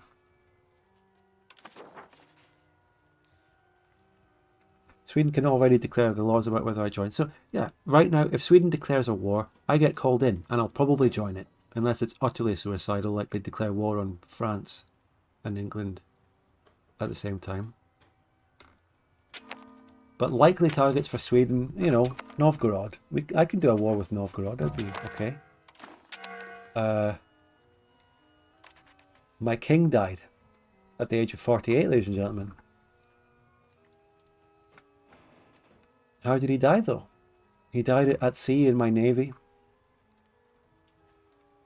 Well, F in the chat, Barold is my king now, and he's a good admin king. And that means that Barold is out of my cabinet. Unfortunately. Well. Rip. Yep. Rest in peace. This king was the great king who established the Trodstad dynasty and took Sweden into the personal union, led some great economic reforms, and he began the exploration expedition to find the legendary land of Vinland. He began it, and it's in his name, and everyone must continue it.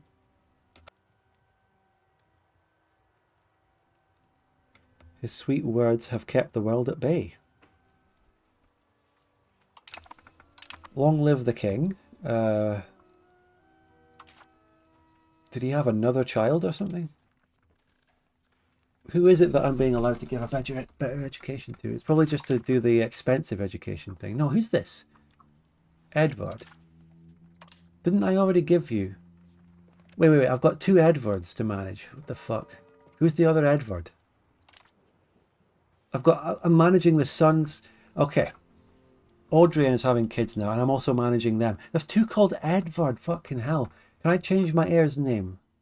Can I change this Edvard? Please, let me change his name. He's directly my son now. Surely I can change his name. I wasn't able to before. Come on. Can't have 2 Edvards running around. That's way too confusing.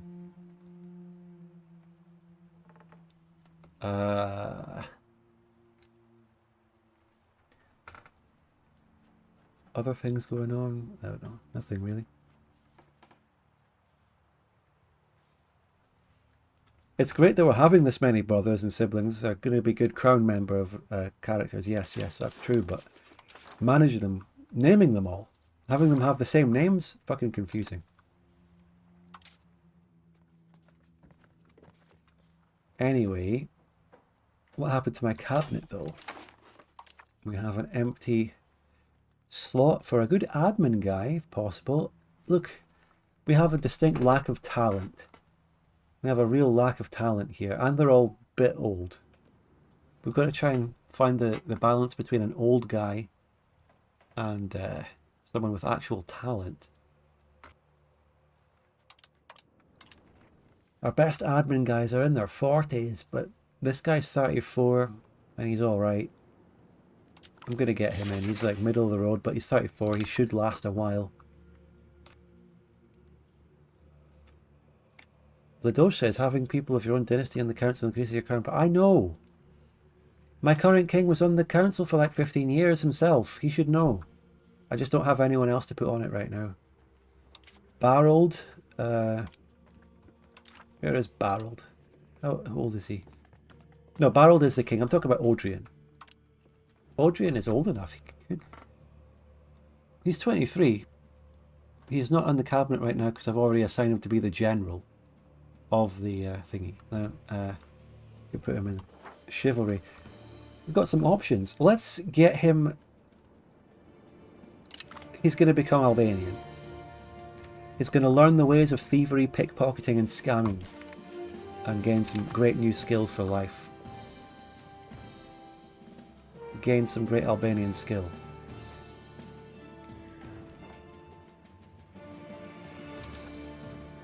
So this guy, I don't know, he's got biggest as Diplo. So let's give someone Diplo education for a change. Heir's underage, that's good. We'll give him a good royal marriage when he becomes 16. Otherwise it'll be good to get back going again, I think. Mega Victor says, not only in the council, leading armies and navies too. Yes, that's why I had King. That's why I had my king leading the navy that was patrolling the seas, and possibly why he fucking died. I'm not going to put this king on a navy this time, okay? Stay in the palace. Stay in Stay in Oslo with the hospital of life expectancy, please.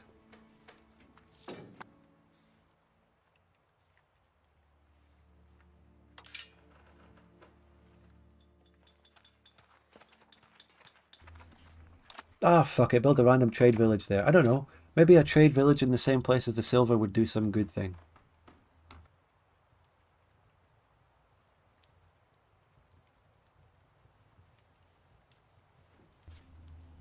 Yeah, look, I know, guys.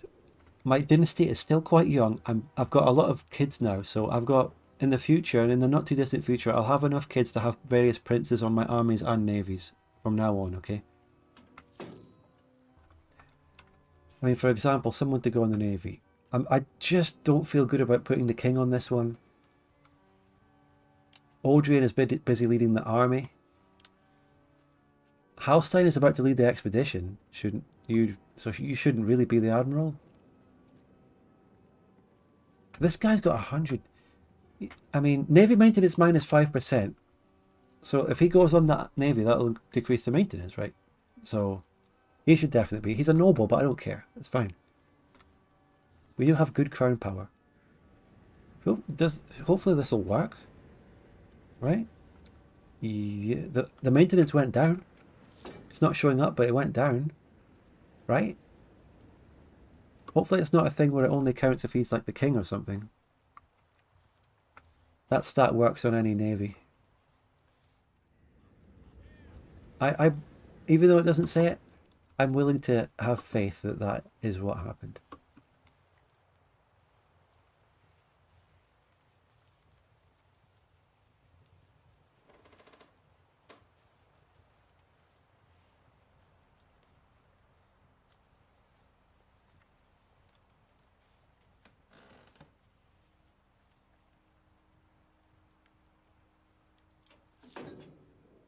Ah, you can see them gathering resources. They're getting lumber, tools, naval supplies, cloth and liquor, all of which I have a good supply of in the country.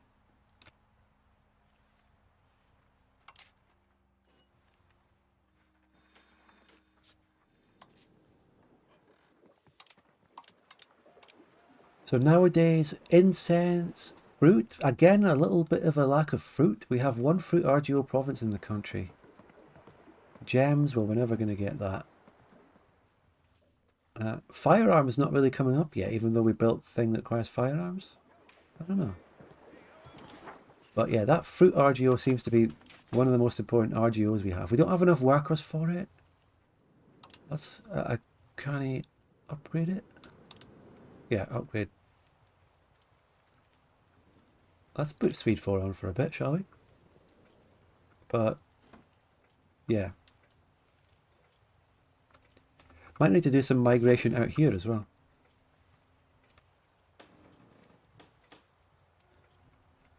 You know what? Yeah. Okay, the expedition's off. That's great. I'm going to put migration over here. We managed to migrate enough to the silver mine to put it up by 1. I feel like that's enough. They did a good job. Can we... Encourage migration, where is it? Let's get them out migrating to the fruit farm. The one fruit source we have in the country, which I think is valuable. In other news, how close are we to Renaissance? Up here. 16.8%, we're getting there, that's good. We now have a, we now have a claim thrown Casus Belli on Denmark, excuse me? Are we getting Kalmar Union already? We have that. Are we not allies? They're also allied to fucking Poland and Saxony and Mecklenburg and Upper Bavaria. So that's not happening anytime soon. Lüneburg just got big though.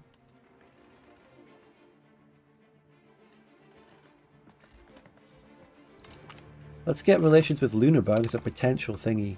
We are also allied to Mecklenburg, right? No, we never got that, even though we royal fucking married them. Mecklenburg, boo. Diplomacy happening. Why did I get a claim thrown on Denmark anyway? What's the explanation? It's only there after 5 years. Guys, be realistic, that's not happening. That's not fucking happening. Denmark has massive allies. It's not happening. Get real. Get real, everyone.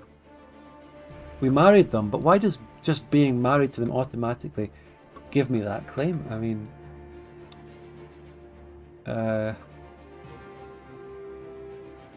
King Christopher... Where does the claim come into this? He married into some other shit. You just get claim thrones from doing a marriage in general, and it's pretty easy. Maybe a bit too much. Who is it that I married? It's...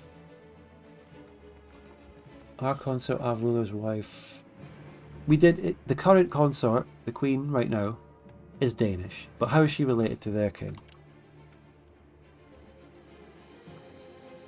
Right, our queen is the current sister of the current Danish future king. Our heir.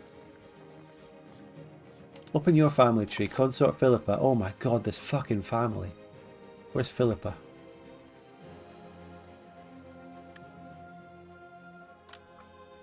Right, Consort Philippa is our queen. Their king recently died. Who's your heir? God knows. Is it that guy? Yeah. Right, okay. We've got big news. House just voted to release the Epstein files. It's happened. Great, but do we really care about that right here on an EU5 stream right now? Not really.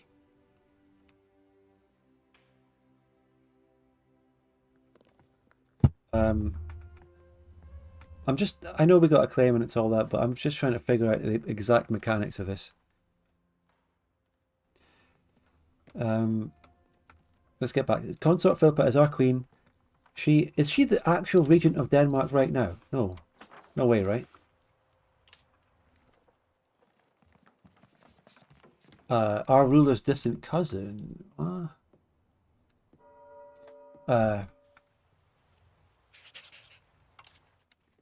Our spouse, Philippa. She is, yeah, she's not the current consort, but we managed to marry into Denmark and get a claim, but we cannot execute it because that would be a disaster, because they've got too many allies, quite simply. So that's that. Inflation. Down a little bit. Oh my god. Speaking of Danish nonsense, absolute Danish nonsense, automatically called in. What is this? A personal union where I'm automatically obliged to join them? What's going on? You can absolutely guarantee I am not contributing to this. But I'm allied to Denmark myself, right? So why the fuck could I ever possibly abandon civil war? But look, nah. It's very ironic that Denmark suddenly fell apart as soon as I was looking at them and all that, but I'm not joining in with this. They can surely handle it. Oh, they've got a big army. The nobles seem to have a bigger army. Also, Denmark has a fat navy. I wouldn't want to touch that. Anyway, by the way, we need to give a shout out here. Support the channel. We really need support. I was telling you, my latest video, my latest properly edited video, did not get monetized because of the copyright thing. And I'm streaming here, doing the latest game. Subscribe on Twitch. Join the YouTube channel membership. Drop a super chat. That vote was enacted. Fantastic. The Swedish personal union with Norway has voted to release the Epstein files. Great. I don't know if Sweden voted for or against that. If the rebels win, they can switch the monarch. It doesn't. Even that doesn't make any difference to me.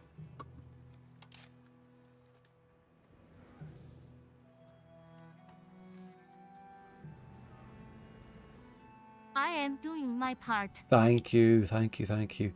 Even the noble navy of Denmark has a bigger navy than me. Watch out, my guys are out.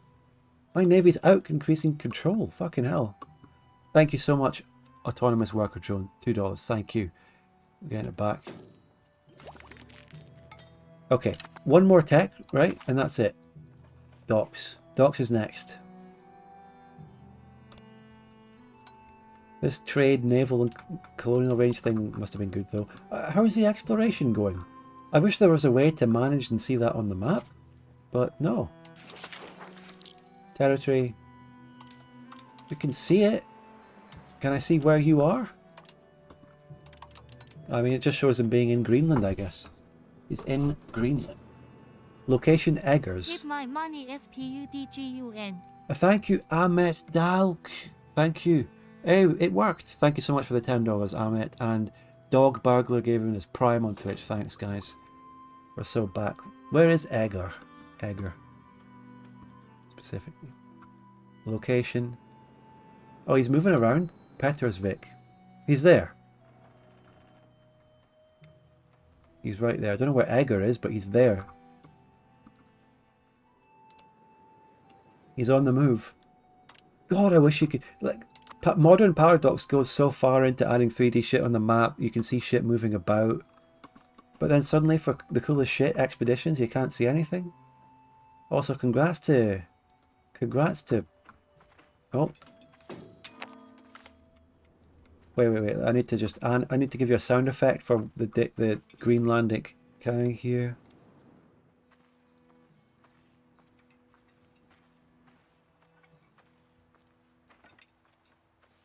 It's almost harvesting season. Congrats to Greenland, who finally were able to get 4 or 3 now. I think one of them died to attrition. Egger is the rightmost province. Is it though? Is it the name of the entire province? No. I can't see it. Honestly, I can't see it. It's not there. Oh, it's the one there. It's actually uncolonized. Or it's got one peasant living in it. One peasant living there, but it's just not part of the country. Anyway, what's this? We can get a dog. Our captain gets a dog. Okay. The guy in charge of the expedition gets a dog.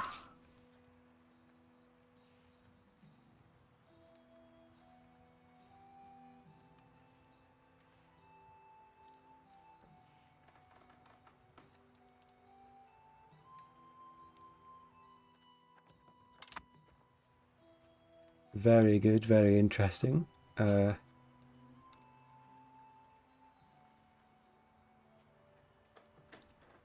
Well, I guess let's just keep following his progress. I'm saving up money for docks officially now, and of course, because of the expedition, we have just got much less money. It's costing 10 a month, and we are now making 6. You know, we were making 16 before. So, it's not... Obviously, it doesn't put us into the red, thankfully, because we built up a good enough economy so far. But it is a big hit to the economy, and I hope it's good. I hope we manage to reach America from this exploration. Otherwise, it wasn't really worth it, if you think about it, at all. If we don't see America from this exploration, what a waste of money it was, basically.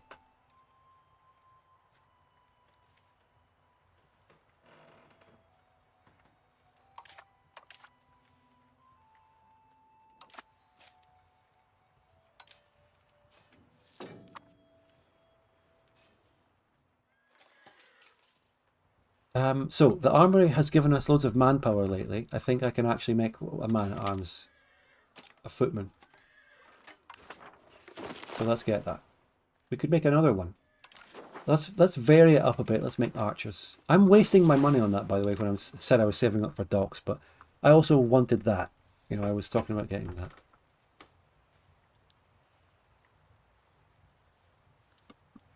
You could set Greenland to scootage. What, I don't know what that means. There's no locations with that, blah, blah, blah. You need 3 expedition to reach the inland shores. Oh. Can't pass the Atlantic without a tech. God, it's bleak. It's bleak. Look at all of Denmark's allies chipping in here, apart from me. It's over. Right, who's this? Adolf Frederick, 3-year-old. Son of Odrian. You're looking like another good military guy. 500k pops, everyone. We finally hit 500k pops. Another note. Am I migrating people to the fucking legendary singular fruit plantation I have in the country? Here it is. Is the migration working? Yeah, we have about 1,000 peasants. Need to get them into labourers, but yeah. Hater says about Adolf Frederick, put him in an art school. There's something about art in this game, but I don't understand it. There is something about art in culture. Works of art. Repetitive country. Okay. 1382. This was made not that long ago. Well, there you go. Unknown creator. In Oslo. Fantastic. It's beautiful. They're adding all this works of art shit. Great, man. We're getting... It's basically just playing Civ 6.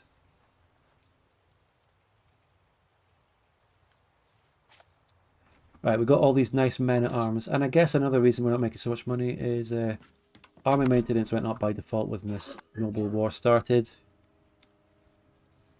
But... could put that down. And now we have a bigger standing army than Sweden, so we're on top of them. I think it's a good priority to keep our army bigger than Sweden, just in case.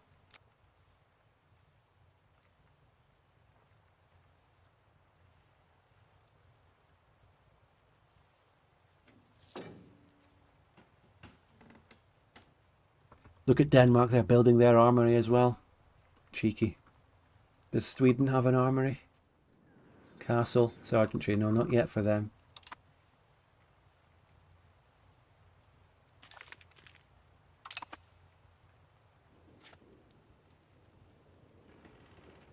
Yeah, the silver mine going up to level 6, that was a huge thing we pulled off. Would have been probably optimal to start migrating people there much earlier, I guess. If I ever play Norway again, there's a lot of things that I'll know to do that I didn't do before.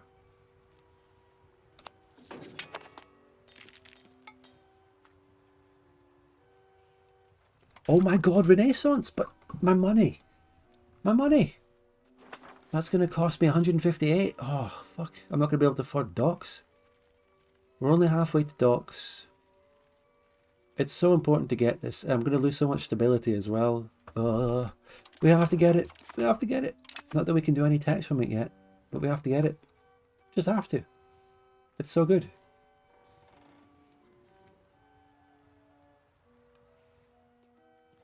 The next one is New World. The next one is New World. Here are all the things. It could spawn in us. Can I increase any of the things? I would have to have a city. It spawns in a city. There's a historical bias towards it spawning in Sevilla. I have to be in Western Europe, North Africa, is a port.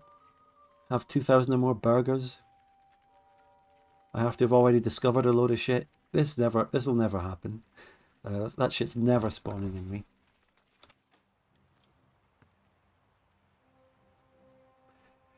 It's worth it to get it now, though. That changes what I want to research next. I don't want to go with the path I took. I want to get into Renaissance now. Cultural influence, possible government reforms. Number of artists. Hey, look, art school. You can actually put Frederick Adolf to art school. Look, cabinet seat. We can gun for the next cabinet seat. And then universities right after that. And crown power. Oh, this is so good. We've got a gun for cabinet seat. So forget what I was doing next. Forget barks. Like, we're okay with galleys. And we'll go Renaissance. Fifth? What else was I doing? Cancel the military shit I wanted to do. Cancel that. Gunpowder cancel. And number 2, Renaissance. Number 3, government reforms. Government reform will be nice as well. Yeah. Obviously our stability went down a lot from that. We don't need to be spending that much on court. Just keep it at 0. Stability is max spending, so I've got full max stability spending and I've got a cabinet member on stabilising country, but it's still not good.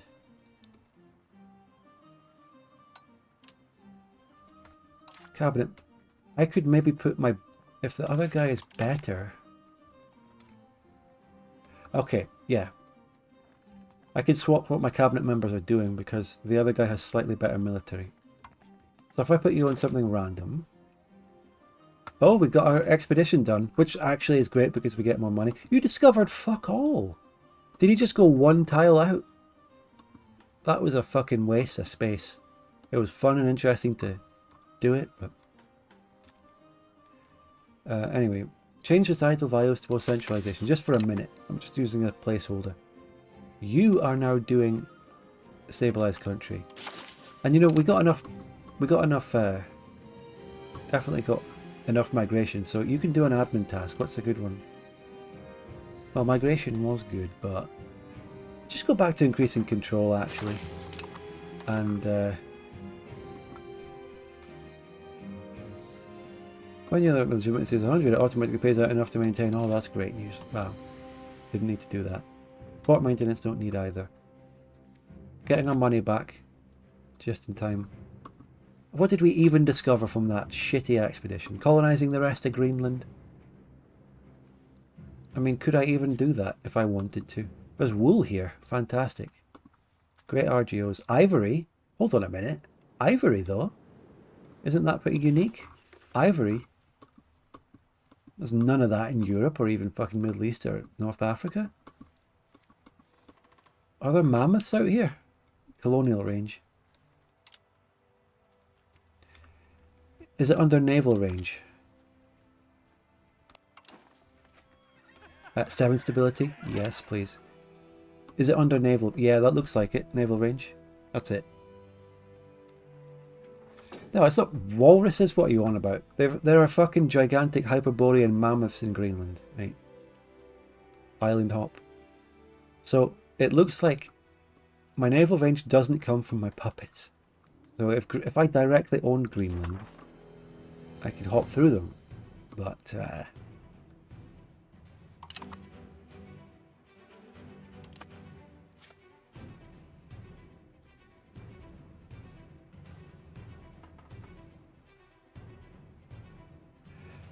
Parsifal says you should make a small navy to spread control along your coast so you have maritime presence. What's this guy doing?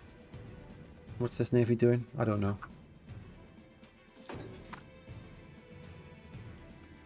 You need to put the navy in the sea tile. What are you on about?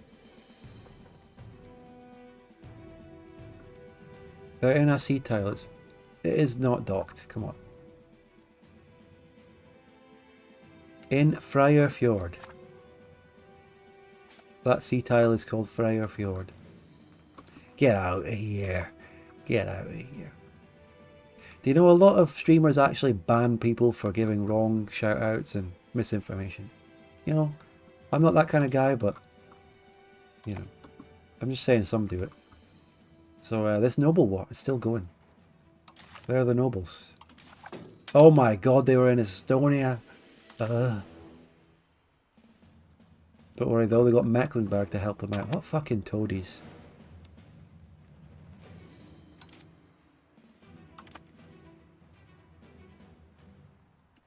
But yeah, we're 3/4 of the way to docks, boys.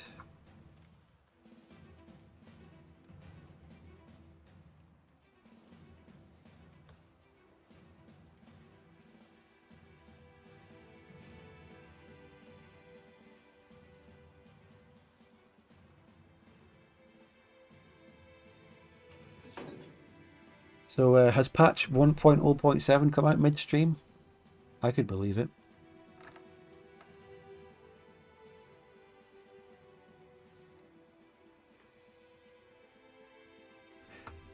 So are you telling me, when I used to... So the increased control thing is actually based on what sea tile they're on.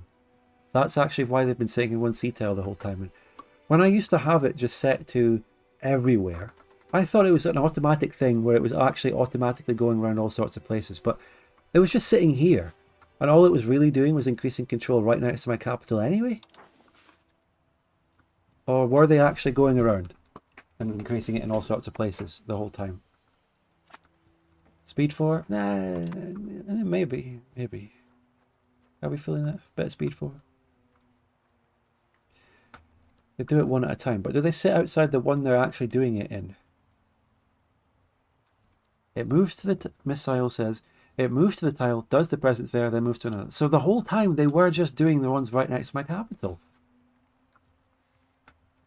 Again, no one... They didn't know that. Maritime presence. I mean, it's green. Surely that's good. They stay... Okay. I don't have tooltips enabled over sea tiles because I don't want tooltips to automatically come up when I just have my mouse cursor sitting doing nothing. But I can click on it and you can see... well, I don't know what the numbers mean really, but 100's good, right? 100's good, so it's only 71. So maritime presence, this map mode is garbage. It shows everything is green, but it's not really. That's 40, 71, 39, 37. Why is it all just green? Green equals bad, blue equals good. Oh my god. UI, the UI on that, eh? Green is bad? Green is bad, everyone. And they're all just kind of similar shades. Garbage UI map mode there.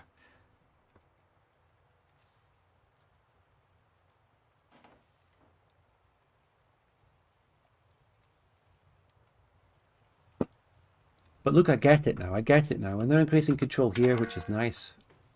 It's all good now. We don't need to worry about it.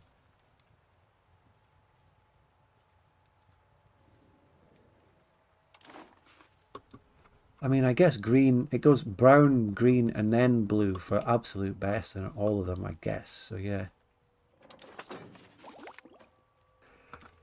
Oh my god, everyone, we did it. We got docks. We got doxed. Right. Here's a whole new building. Dock. Is a dock actually just an upgrade of a wharf? Or is it a whole new building on top of that? And how much do they cost? 55. Not bad at all. And that's with our great bonuses. Tools, lumber, naval supplies, masonry, all great.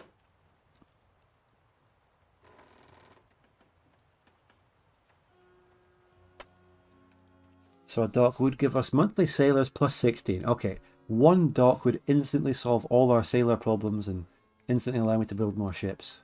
Harbour capacity. Upgrade path. Dock is level 2, age 2. Wharf is level 1, age 1, right?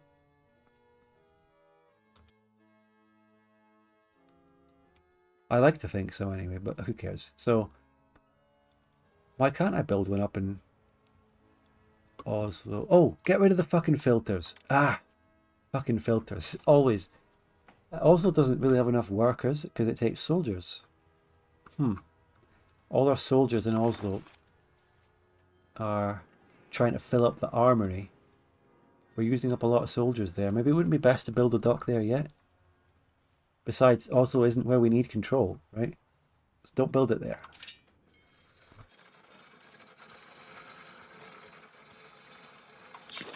Let's build one. I want to build them far out in the places that really need it. Plus 16 scaled with control itself. Okay. 2 is age and the building level. But why does it say it's different ages? Upgrade path. What does the upgrade path really mean, though? It really is just docks, but hold on. I'm learning. I'm learning shit. Hold on. What's the wharf all about then?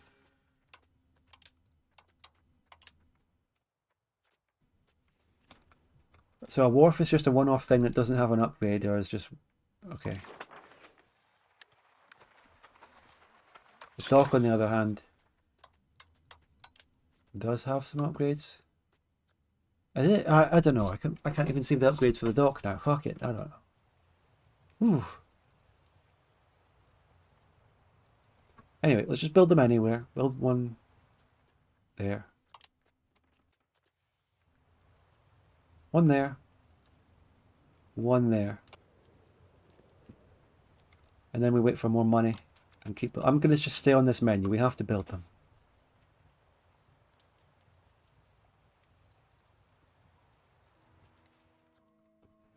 Right, if I hover over that, that shows that. So let's hover over the wharf.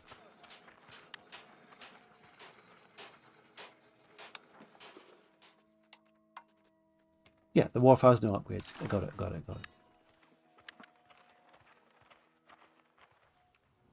I'll speed 4 to make the money.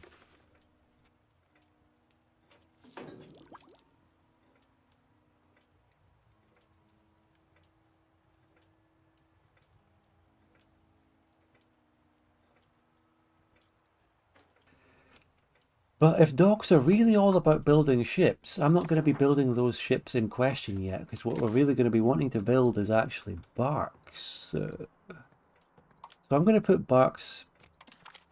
I'm going to get barks down on my research queue. Because that's the ship we actually really want to build for that naval control, not the shitty galleys I have.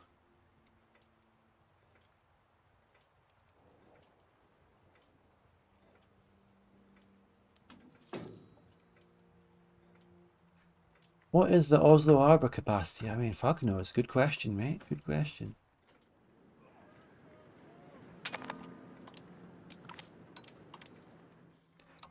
What's the demography of Oslo, by the way? Mostly Swedish. We brought a couple of not mostly Swedish, mostly Norwegian. A little Swedish community, and some Lithuanians, basically. What is nobility satisfaction right now? Not good. What is this modifier? Oh, it's nothing. It's nothing.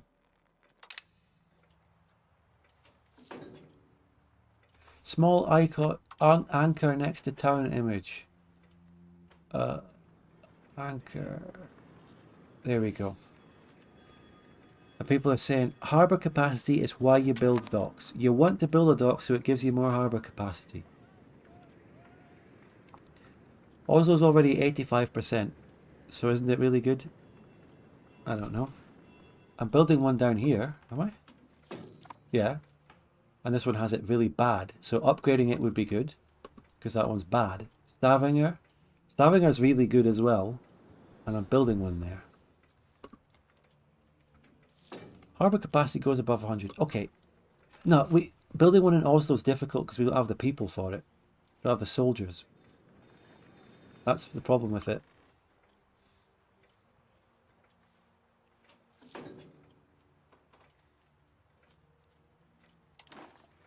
Harbour. Oh, there's a whole map mode that I haven't been using. Harbour capacity. Okay. I think there's... What the fuck? There's a bit too much. Too much shit. Too many fucking navy matters. Fucking harbour capacity, natural harbour suitability, maritime presence. Like what? Those 3 things might as well just be the same thing. I don't get it. I don't know. They will promote. They will promote. They will promote. Yeah, I know. They will.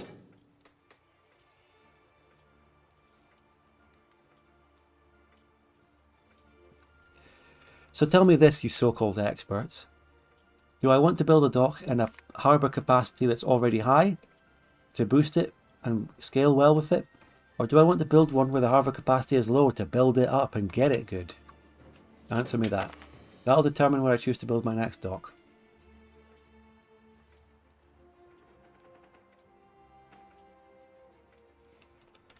Pasta says you want to build everywhere. Well, that's fantastic. I want to wait a little bit. You want to have high stack harbours? You want to build where you have more control? So you get more sailors? That's right. Yeah, that makes sense. Thank you for arguing. Let's build the one in fucking Oslo. Okay, we'll do that. But then we're going to hold off a little bit. Because I don't want to... I want to build barks rather than more galleys. And we have to wait a bit before we have that. We're just getting the first Renaissance one now. And then I want to get a government reform. And then we get barks. And then we come back to Renaissance cabinet seat. And university already? Are we ready for universities? Or do we go back and get a fucking... You know what? I feel like going back and cheekily getting a little bit of gunsmiths after that. We've got to get gunsmiths after that.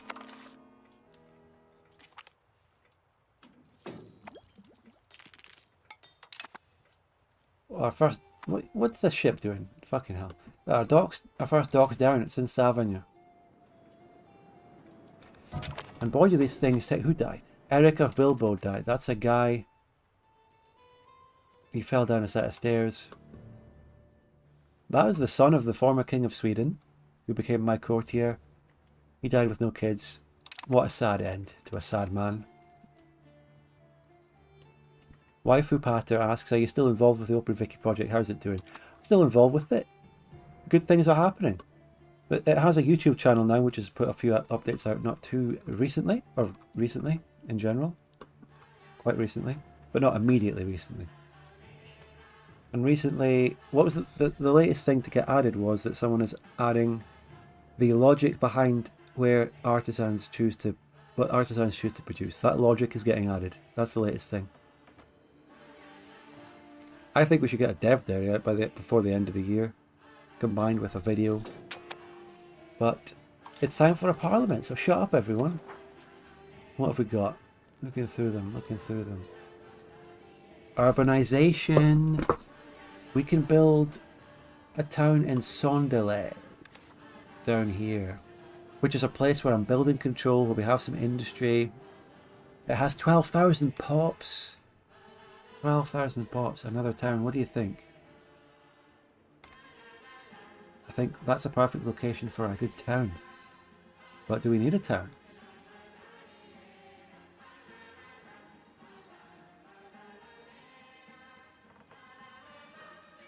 I'm putting it to my people again. I'm the most democratic Norwegian king.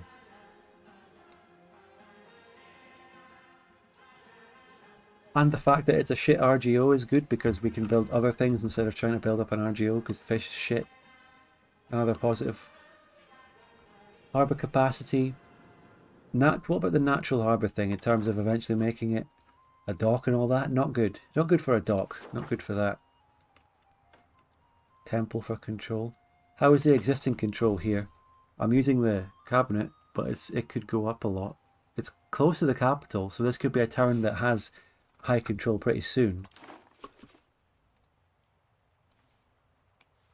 I will build it.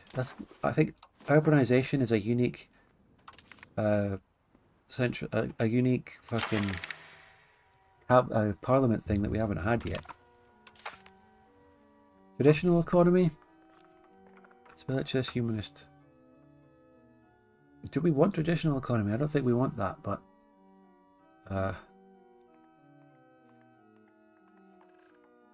might be the only way we can get support here. Humanists pissed off the nobility and clergy.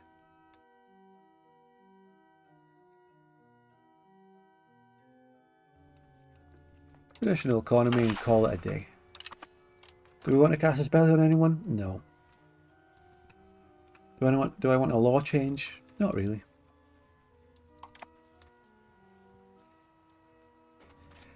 New town here, it's quite exciting. I want to start building its industry when we get going with it. Docks down there.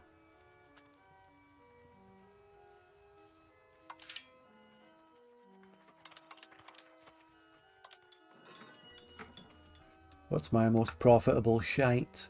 Tannery. Or it would be profitable. A tannery in Tonsberg would be profitable, but I don't have it now. That takes...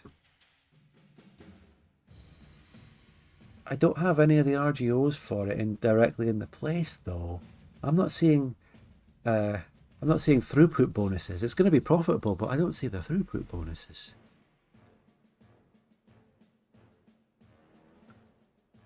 On the other hand, there's wild game over here in Bergen, which would give it a throughput. I want to build it there. I want to build a tannery there for the wild game. There you go. Otherwise, a good RGO upgrade. The wool and sand it again. Wool there too. The wheat in Oslo. Ah, fuck it. Let's get the wheat in Oslo 6 out of 6, and that's enough. Keep 100 gold.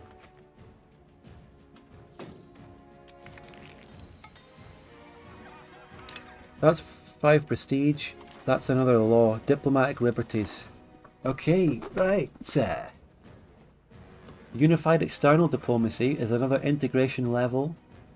Senior partner gets more bonuses. Sweden can do less diplomacy if I do this. And I get an integration level. That's pretty cool.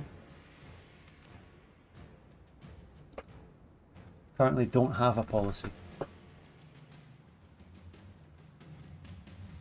So, Sweden will no longer be able to make alliances? Oh. No longer get food access, military access.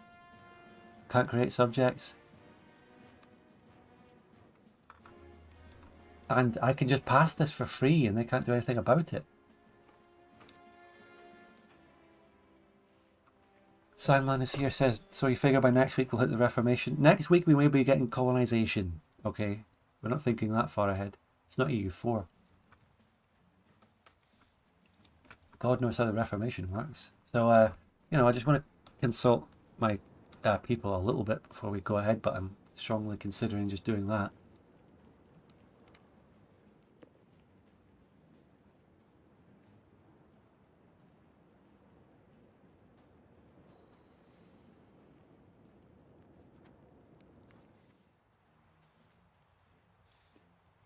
I don't really have any opinions from chat. Let's go for it. Nothing Sweden can do about it anyway.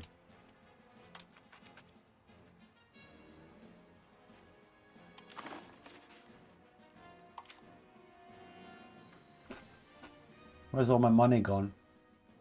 On legitimacy, because my legitimacy went down by 5 for that thing.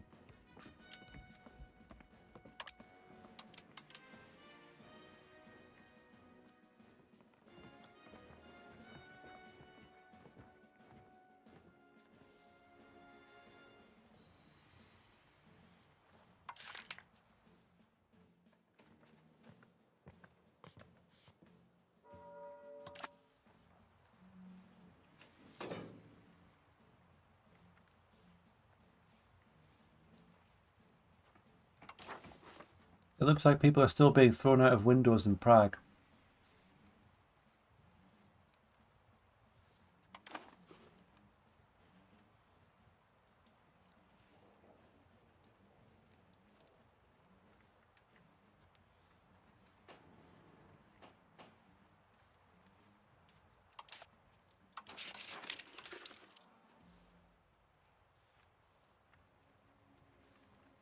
So we have more exploration shit that you can do, but it's all for crap down there next to Portugal.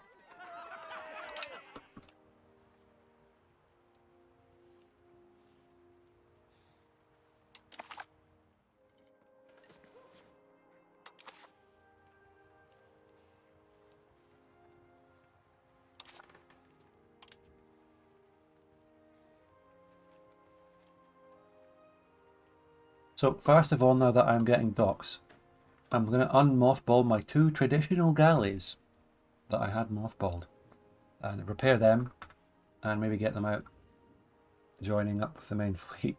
Fantastic, we're making great naval progress.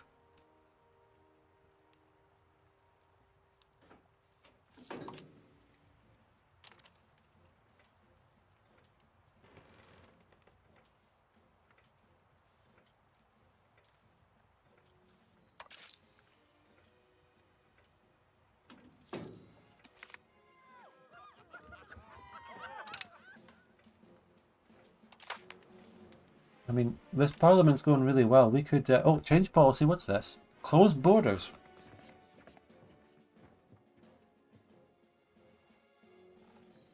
I can close the borders. I don't see any reason. You actually probably want immigration in this game because more pop equals more gooder in any kind of Victorian game. We can choose spiritualist or humanist. We can go towards them.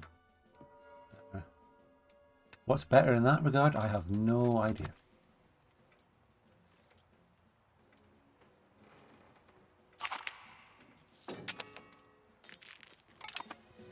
Guys, we got a town. Got a new town. Sondeled. People are becoming burgers.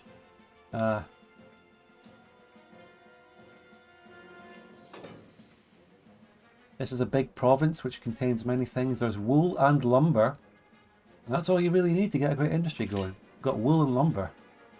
We can get a spinner's guild there, making shit out of wool for a start. And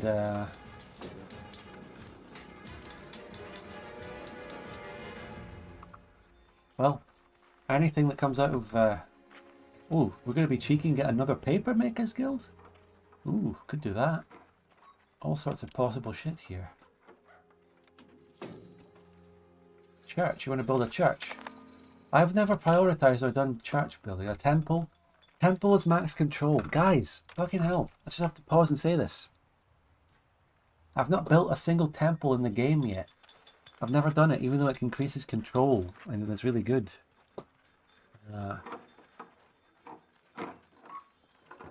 They cost 50. I've never done it.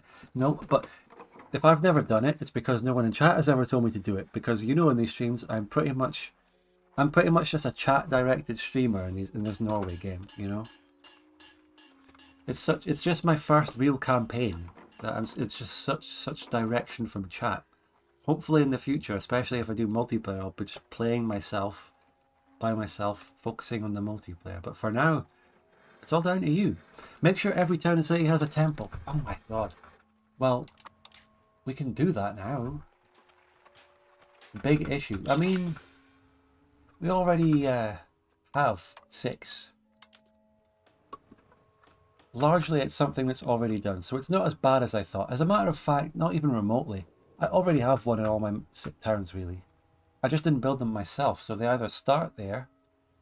I think they start, actually, in starting towns.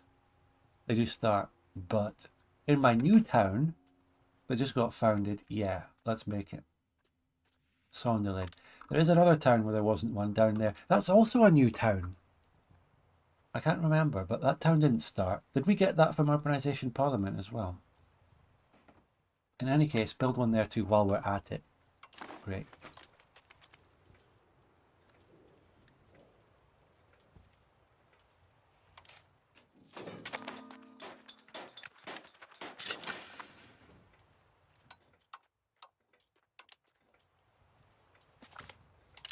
Wait. As for bridges, here's where I could make one. A bridge and hammer might be good. A bridge is movement cost, proximity cost. Hammer might be a great bridge. Current control. Current proximity. We've got, yeah, bridge and hammer. That would be good. It's on the road network. It's near the capital. It's a good town, good industry. Be great to get the control there up.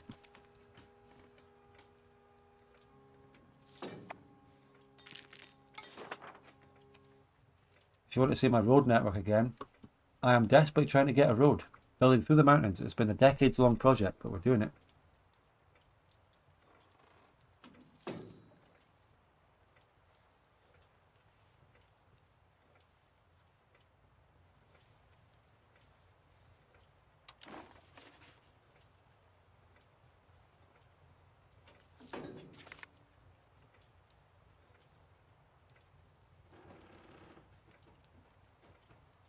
Sweden can't make independent alliances anymore. You're fucking whipped.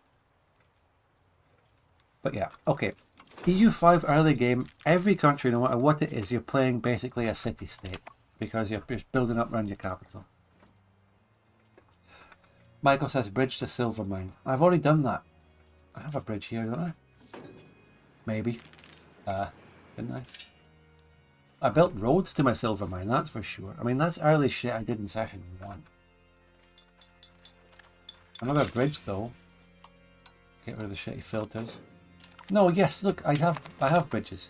I could build a bridge in the silver mine location itself. Is that worth it? Any Kongsberg. Is it? Movement cost, proximity cost. Another claim thrown on Denmark that's not happening. Alright, you know what? Fuck you all, I'll build it. Kongsberg, potential shortage of labourers, but it's fine.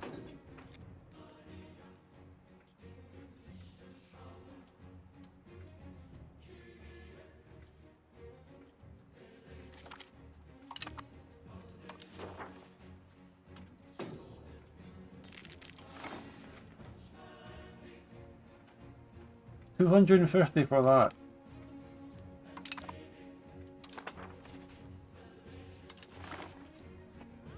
Okay, what's this shite? Noble estate, burger estate, aye.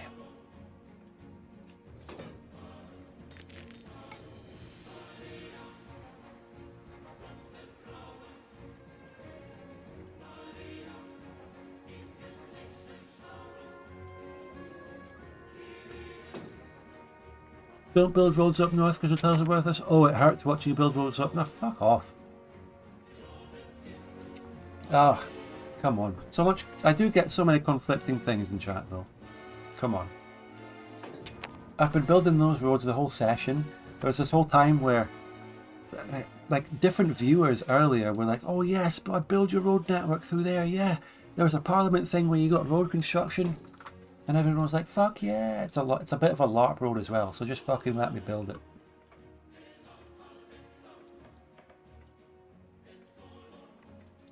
Alright. This navy's up to 100%. Let's get it out there, increasing control as well. Merge to strongest. Let me build my LARP road. Let me build my LARP road. And I'm upgrading my navy when we research barks. Currently, what are we researching? We're researching barks as we speak, and when we research barks, we're just replacing our navy with them, using that for control. Oh, a new pirate haven, fucking brilliant. Nice.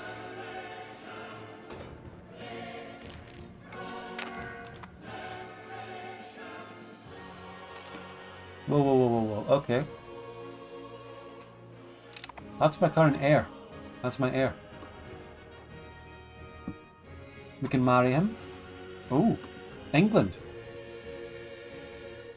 Yeah, England, eh? England. England is a potential ally against anyone, against Alba, against Denmark. Absolutely marrying England. You got a choice, 17-year-old or 18-year-old? Well, the 18-year-old's got a great admin stat that's really attractive. The other one's a bit of a jack of all trades. Does that mean she'll jack off all trades on our heir? Don't know. But the admin bonus on Judith there could really mean that she really handles all the paperwork here on the mortgage. Just let her deal with it. We can even let her have her own bank account. I'm feeling Judith. This will give us 5 prestige. You know what that means, ladies and gentlemen? That prestige. Time to fuck over Sweden again. Do we not? Oh no, we don't have enough. Can't do another thingy. I think we've done all our possible laws. Diplomatic liberty. It would be legislature. What do we need for this? Why do we need to do a legislature of the Union? Oh my god, so many nested tooltips, so many requirements. Scroll down. Okay, we need to have existed for 40 years. It's only 7 years away. That's good. It's not bad. And just a spoiler, like what can we do with those? Legislature of the Union can be aligned legislature, which is integration level, or federal legislature. This is what I'm getting from the personal union stuff, right? With every law, there's basically two options, more or less. There's one law which puts towards integration. It's all about integration, and it prevents your junior partner doing shit. But there's always another alternative, which doesn't increase integration, allows them a bit of freedom, and gives a different bonus. So there's like two different paths towards a personal union. There's a sort of personal union where you're just gunning for integration, which is going to be the meta. Everyone will probably want to do that. But there's the other option where you can give them more freedoms. It's still a personal union, but they have a little bit more leeway. So I like that. I mean, bit of LARP option, but you know there's only going to be one meta option.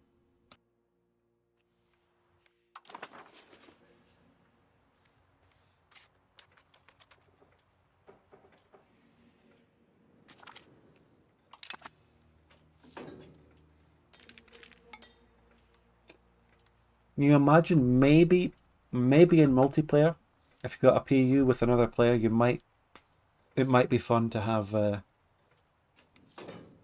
bit of freedom for them if it's in multiplayer, maybe.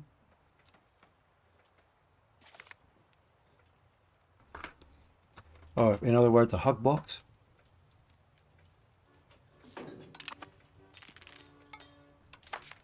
Whoa, hold on. Did I do the tech that gave me a government reform and I didn't notice? How long ago did I get that? Well, anyway, we got some big choices here because there's loads of these. Diplomatic reputation. Diplomatic range. Anything for colonisation coming up. Peasant levy size. Legislative efficiency. Parliament base support. That's a good one. Literacy and nobles. Crown. Oh, well, that's a straight up fucking crown power. It doesn't get better than this, does it? And a centralisation. States effect. I love it when the game just gives you an objectively good one that there's basically no alternative to. You just got to get that. Just get that, and everyone's happy. So, other news was that my heir came of age. Over here. Crown Prince Edward. I could put him on a navy or an army.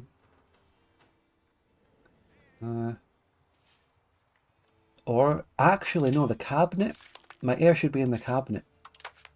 Don't want to risk him dying at sea. We've already got a good admiral who gives me a upkeep cost down on that navy. Put him in the cabinet. Who should I get rid of? I'm going to get rid of the older guy because he'll just fucking die anyway. 40, 65, right. You're out. You're out, Valdemar. You're out, Valdemar. My heir's going in. Edward, who is really shit. But nonetheless, he's got to be in there for crown power.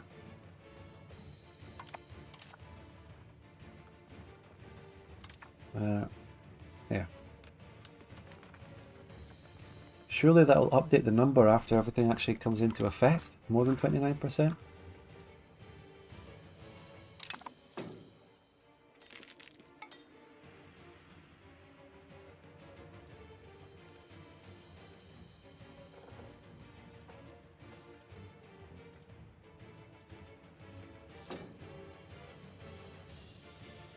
Now it's up to 31. Who died?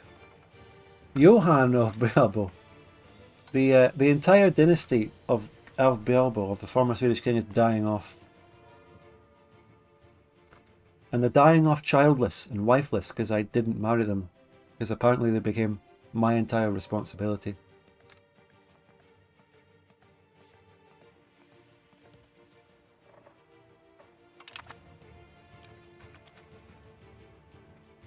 Pastor Levista in chat backstating me saying, you want to max out your stability and legitimacy ASAP. And he advises me on that while I have 100 legitimacy and I'm completely maxing out as much stability as I can with a fucking stabilised country cabinet and max spending on it. What more do you want me to do? Hello Never, good to see you, mate. I have been always going towards naval this playthrough, so we'll do that now. Pasta says, I'm speaking to the guy who says you should stop spending. Ah, at him. At him then. If your message doesn't contain an at to someone else, it must default be assumed that it's to me, because it is my chat.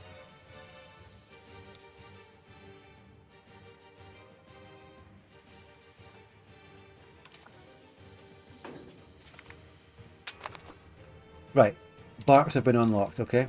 This is where everything changes. I've saved up a lot of money. Bark. Bark, bark, bark, bark, bark. 50 sailors, we got that many, so we can build 6 right off the bat.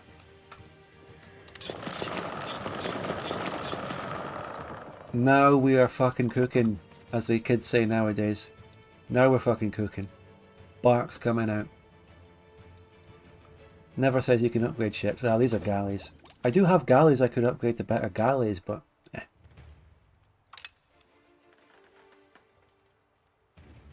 Can the channel members post a frigate emote in chat? Finally something relevant.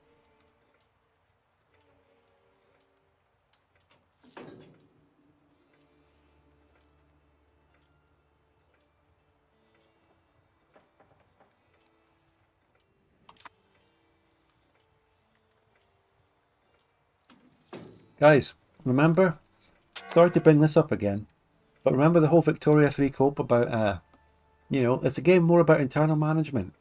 You'll have more fun doing internal management. It's not about map painting. You don't have to conquer. That was Victoria 3, right? Well, guess what this game is? This game is that, but it also has microable armies with very fun, good military system. It just has, you don't have to mutually exclusivize things that are not mutually exclusive. You can have it all. Did Sweden just take land? Oh, that Sweden's colonising. Sweden's taking the entire far north, but shall we just let them? It's their problem. It's their drain.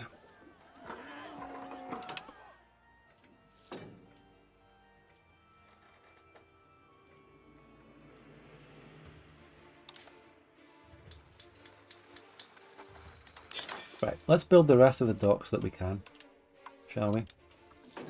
Still quite a few more that we can build. A new town will be a good one. Not be a good one. They both already have a lot of control. Nidaros is low control, but we want to get the control of it up.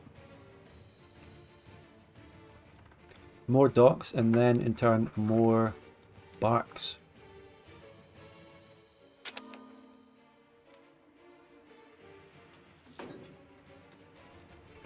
Sorry, the river, you are the second guy who thinks that this navy is in this port.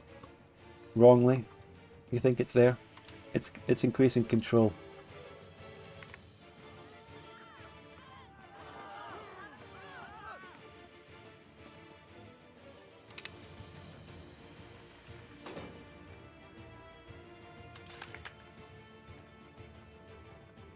Whoa, whoa, whoa, whoa, whoa. I can make a saint. Oh. Do you want to make King Magnus a saint?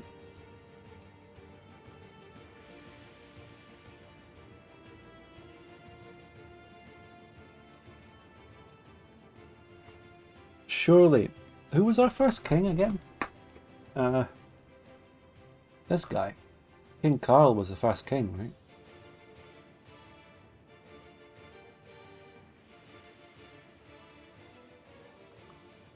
But this... We had that guy, but this guy was the first real king we had for a long time who really built the country. This was the real founder of the dynasty. King Edward. This guy was the real deal. Although there's a differing amount of prestige and legitimacy they each give, and it is King Edward that gives the most. Sorry, the River says if you prefer to metagame, save your religious mana for asking for a cardinal. Well, I'll consider all options, like what does a cardinal do? Oh, it's probably good to get a cardinal though, isn't it? I mean, this is good. We could also get money, I think. I think it'd be cooler to get a cardinal seat, to be honest. Yeah. And the reason it's only selecting Nidaros, I think, is because that's the only place I have what they call a cathedral. So I never really built a cathedral elsewhere. Shouldn't we have one in Oslo, actually? Costing me 200, which I can get. Should I? Nidaros, all the way up there. All the way up there.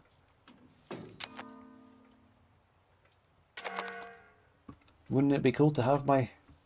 Hey, I'm getting barks, but it's taking attrition. Why is it taking... The barks are coming out and they're dying. I mean, why are you taking this attrition? What's the reason for it? Oh, because they all spawned in fucking winter. And probably because the harbour that happened to be in just doesn't have good capacity as well. That's not a good harbour for them. They're not missing goods, are they? How do you even see that? We've got to gather them all in Oslo.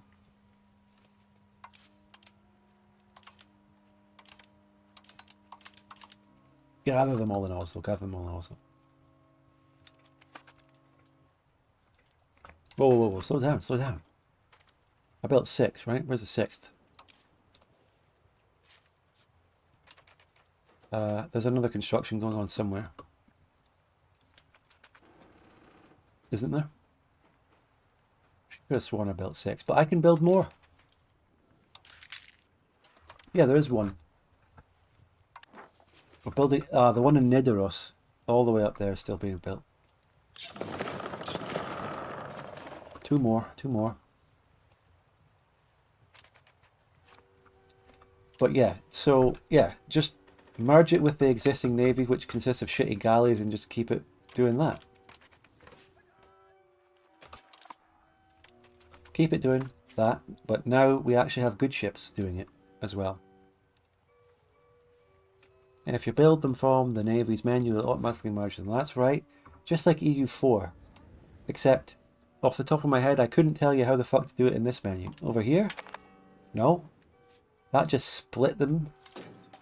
And now I just merged it to the wrong Navy and the Admiral disappeared.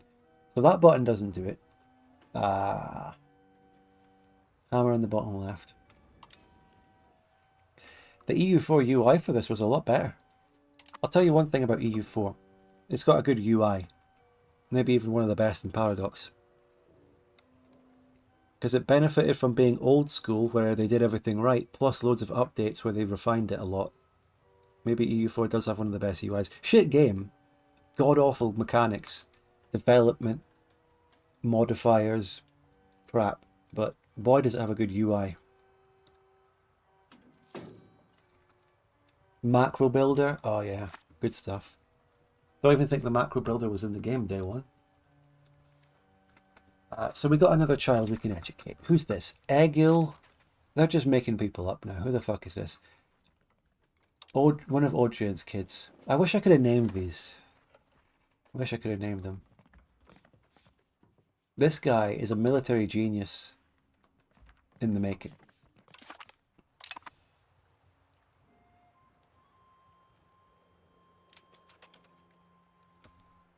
EU4 was a board game, absolutely. EU5 is a simulation, absolutely true. Yep.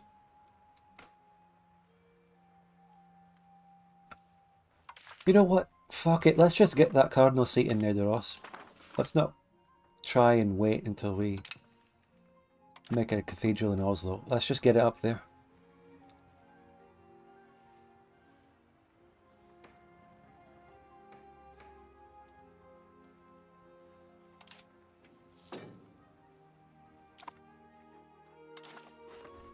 Any alliances out there? One from Welser. The only person in the world who would ally me right now is a bank. It's so over. I royal married England though. I want that. Let's increase relation. Come on, England. Ally me. By the way, fucking hell, wait. Massive Scottish football game was on tonight. Hold on. Make or break for our World Cup qualification. How did that go? I forgot all about that. How are we doing? Oh? Oh, we're winning. Nice. It's only the first half. coming to an end. 1-0 up against Denmark. Way, Denmark, way. Right, football update over, carry on. I've been lately quite interested in my club, Aberdeen, a lot, following them, but I couldn't care less about national football almost. So, who's this?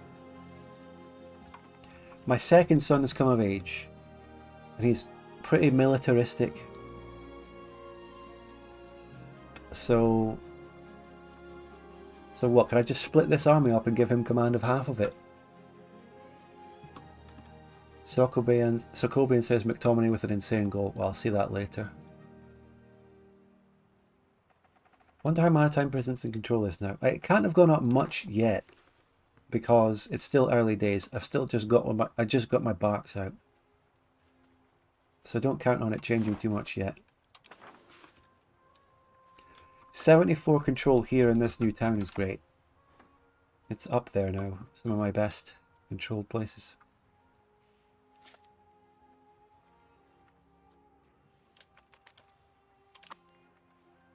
But you know, wait. I should marry Christoph though. This is another good royal marriage. Let's get Luneburg. 51. Whoa. This guy's not a gilf hunter. It's a good lad. It's a good military lad. He can do better than that. Whoa. Something good options in some of these. Duchy of Lower Bavaria. They're a very high great power score. This could be a prestigious marriage. Go for it. Good on you, lad. Sudden epic music out of nowhere. That marriage was a match made in heaven, apparently.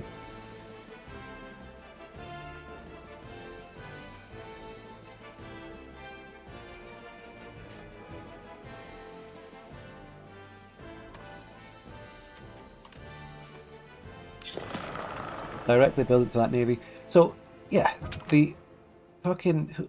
my admiral. Wait, there's a job for my kid. Admiral died.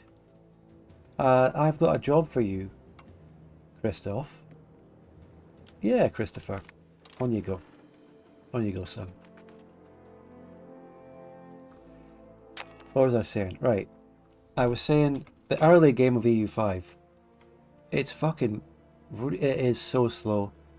Now that the game's actually picking up pace in terms of internal development, your control goes up. You start to... Like, holy shit, that was slow. The early game is so slow. But you're building such important foundations for your country. I've got a solid as fuck economic base right now.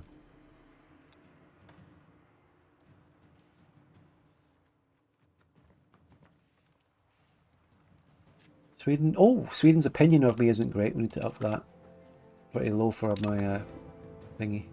Oh, that's the max it can get. Different primary culture. Defending our rival. I'm defending Sweden's rival. Recently declared war. Who? Recently declared war. I think they're referring to Denmark. My alliance and royal marriage with Denmark pisses off Sweden.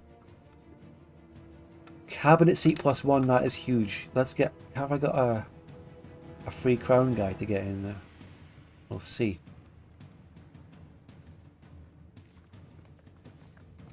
Cultural paragon, improved relations. What's the recently declared war referring to? Can I tooltip that?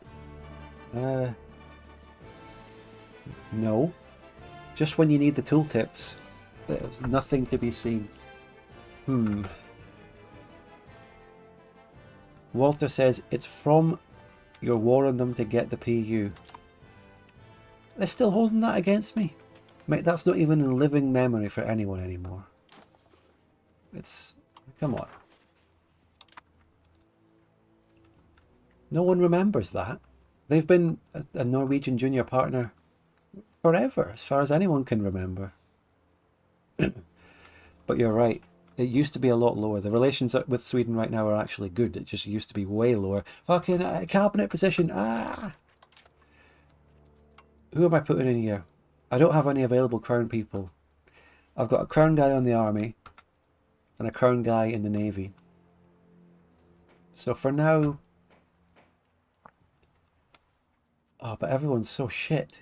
Everyone is unbelievably garbage. But what would I want to do?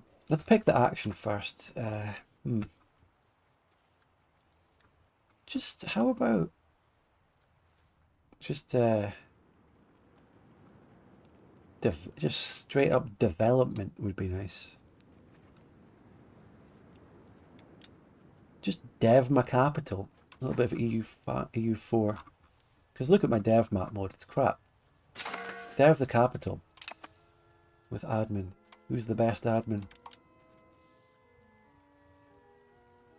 I have to... Let's get a 24-year-old.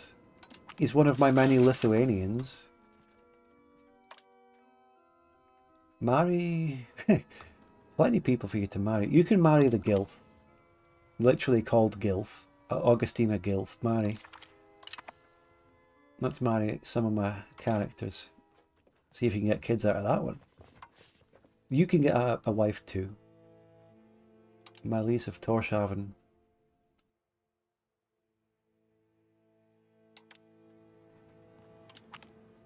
There are so many Gallic and Irish people among my nobles. Norse Gaels from Orkney and all that.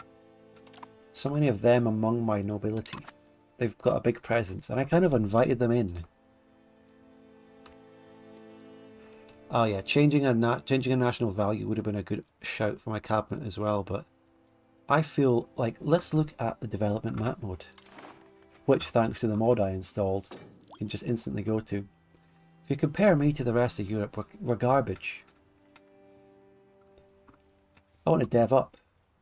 I want to spend my mana. I want to dev up.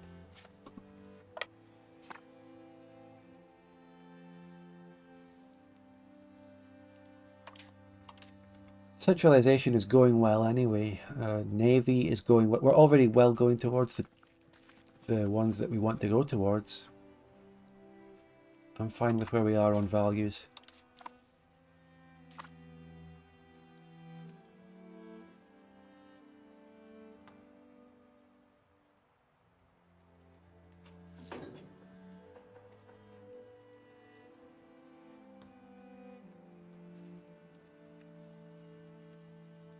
God, remember changing your edict to lower development cost and then developing?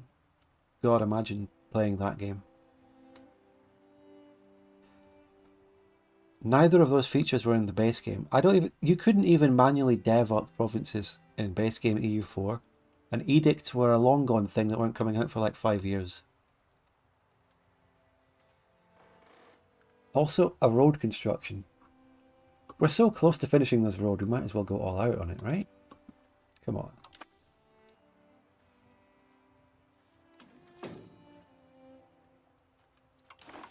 Proximity. I guess it's looking good. We have very good control down this coast. Also, I haven't upgraded industry for a while. What could I be doing there? Something that takes lumber within this place would be good. Sort by profit. Again, a tannery.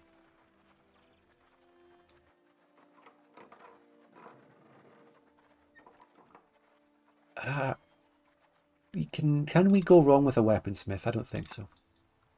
Maybe we don't need it now massively, but okay. Spend a little bit of stab. We get capital economy, individualism, urban attraction. It's probably good.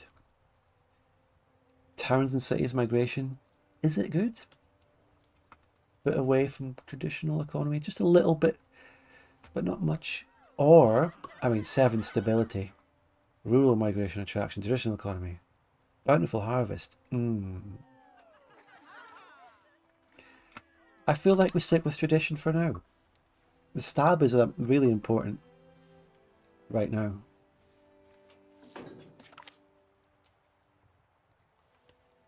What are we doing over here? Building another fucking Pirate haven? This is ridiculous. We need to roundhouse kick the pirates. We need to behead the pirates.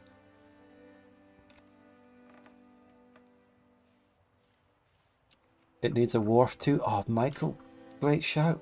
I've got good advisors. We do need a wharf here. Stone quarry. Well, these are some provinces I've completely forgotten about.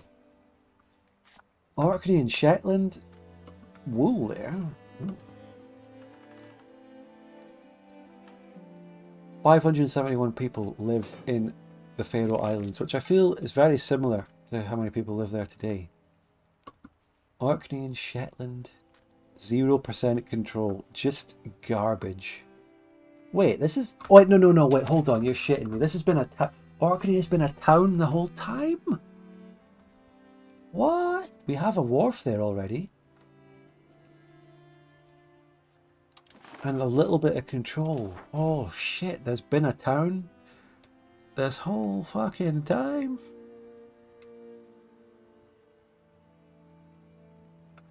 Oh, what a plot twist. We have wool in one of the provinces here, a location in the province. So we can get a Spinners Guild sort of industry going along here. We can make shit out of wool. We can get a Spinners Guild. It's been crying out, so underdeveloped this whole time. Oh, there isn't. Is there a town in? Wait. I'm looking at my puppet here. Okay, the town of Iceland is here. It's 10k pops, and they've got so many buildings. Wow. Iceland has been building massive stuff. They've got a library set up. They've got a scriptorium. I guess this is a big white pill for the AI. Because the AI has built some serious shit. And they've got their own little market. Guys have got their own little cute market on the go. Market menu. Is that market there by default? Wait, even fucking Greenland has a market?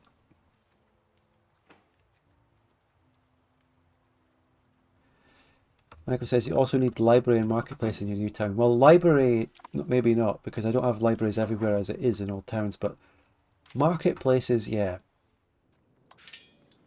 Yeah. Marketplace. I could build a library. Ooh.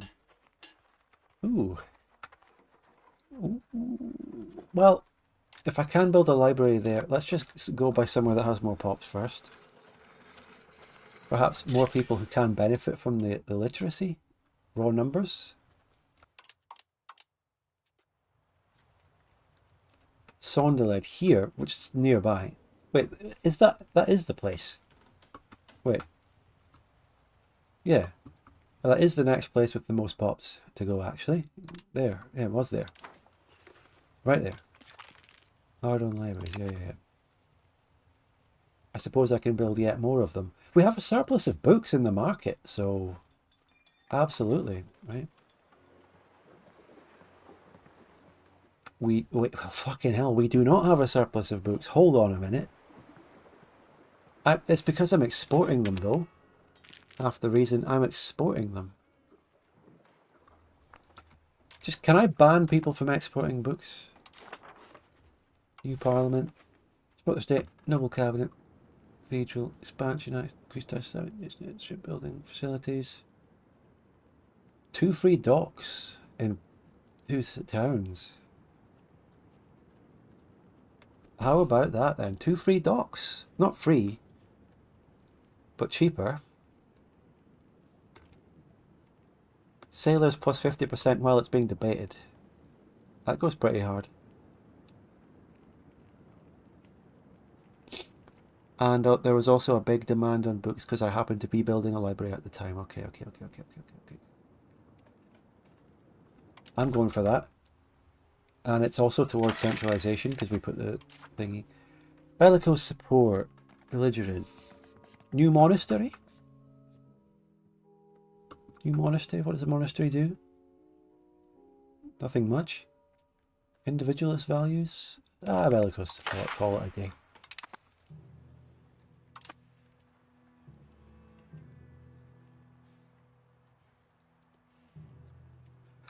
The dock in Nidaros takes an inordinate amount of time to be built because of the terrain, the harsh winters, the frozen seas.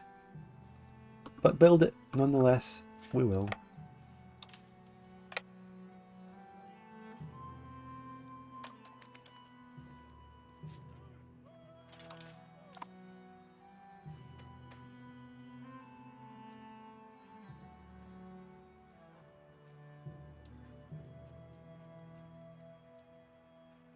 Maritime presence.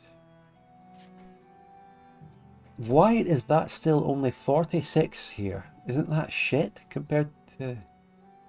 like, I don't know, give it more time. Who died? Another sad, lonely member of the Bielbo dynasty. This is just tragic. That whole dynasty just dies off. I didn't marry any of them. I'm just letting them all fucking die. He used to be a member of my cabinet, I think. Fucking hell. How sad. Anyway.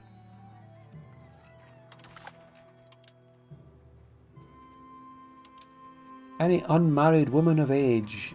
Yep. Let's, this guy who's my navy commander or some shit? Just marry off some people. Good match.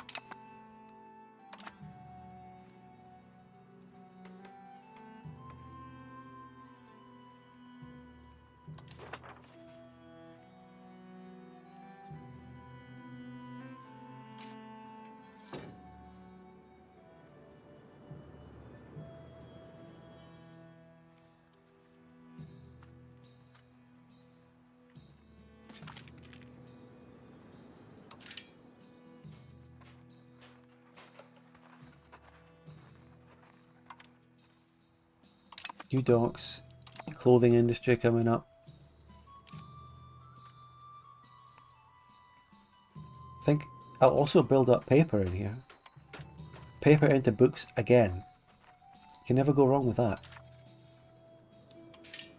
Paper into scriptorum. Yet again.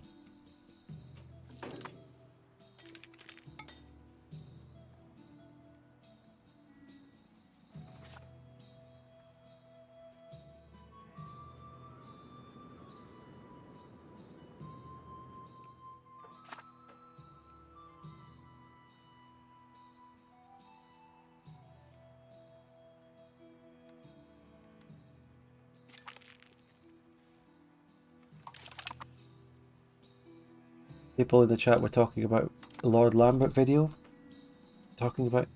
Yeah, Lord Lambert is a really good person to follow if you want to really keep up with the absolute latest on EU5 news and patches and shit.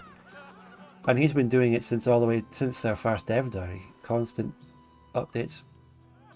Always. I don't do that sort of thing. I don't update on patches and dev diaries and shit. That's not my thing. But if you want someone who does, check him out. So, who needs the satisfaction of the estates fight? Well, nobility is always, yeah, easily pissed off bunch of people then.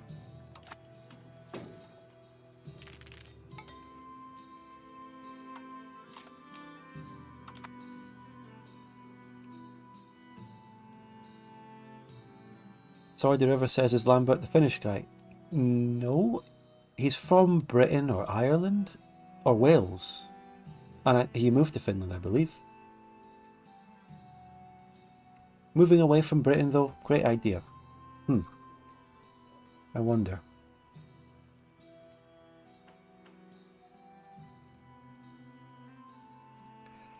YouTube Robbie with my name says Lord Lambert was whining on a mod page that changed the word Kyiv to Kiev. Well, yeah, he's into that.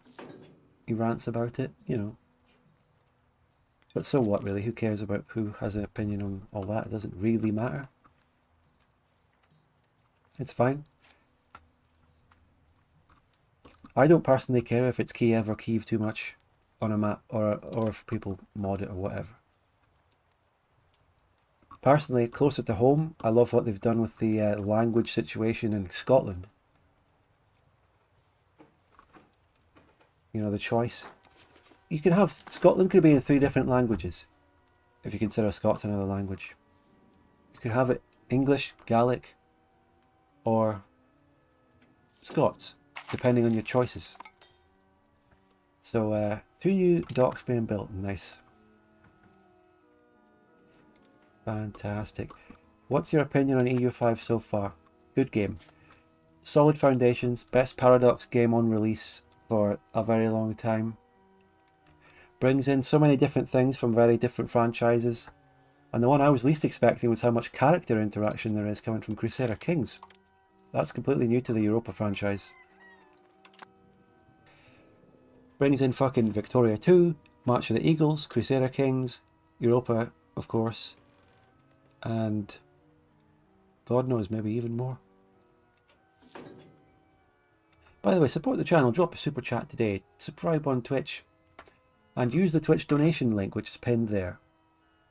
You know, I've been waiting months and months and months for someone to use that Twitch donation link so I can finally go over the threshold to actually take a payout, which is £5 or dollars.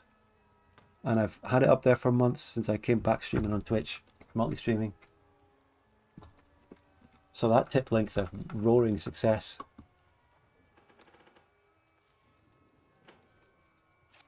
Does Denmark still have all those allies? Fucking hell. Yeah, they do. I just lost inflation. Not that I had much.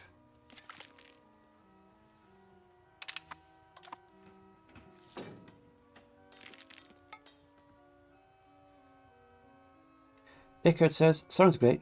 Biggest downside for me is how hard it seems to be to make multiplayer work as the game runs so long. True. I haven't experienced how it works in a real multiplayer game yet, but it's gotta be slow. It's gotta be slow. Surely. I mean, really slow. 900 manpower though, and an upgrade of +9. Let's increase our variety a little bit. Build directly to this stack. Something new. Well, there isn't much variety to have yet, but camp followers, eh?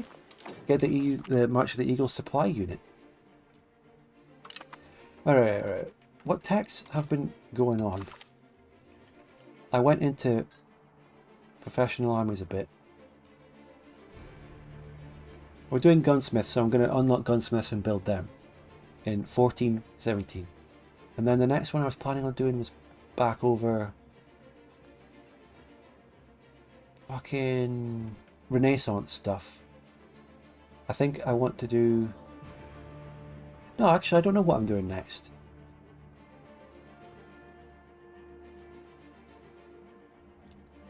What am I doing next, tech-wise?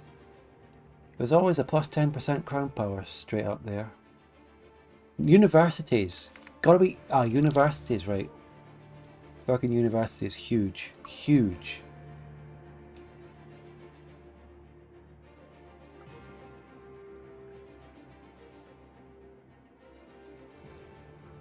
Fucking... The Age 1 techs were like, oh, they're all so shit, I'll just do anything. The Age 2 techs are all amazing and you're spoiled for choice and you're thinking, oh my god, what do I do? Check protected harbour stats. Where are they? Protected harbour. Mega tooltip. Harbour capacity and naval attrition, that's all, it's not good. So I'm being told universities, good for institutions, not good for literacy. University. Well, it does do literacy though. Cultural influence, migration attraction, institution growth huge. Its institution growth is very important because I want to go for colonisation, so. Let's just pick up the 10% crown power because it's just straight up very good. Diplomats, marches. Character life expectancy and disease resistance though. Ooh, so much good stuff in this fucking tree now. And then of course we go back. Maritime trade advantage. Pound Lock Canal. Local proximity cost and food production. There must be a very specific type of place you can build that in. But God knows what that is.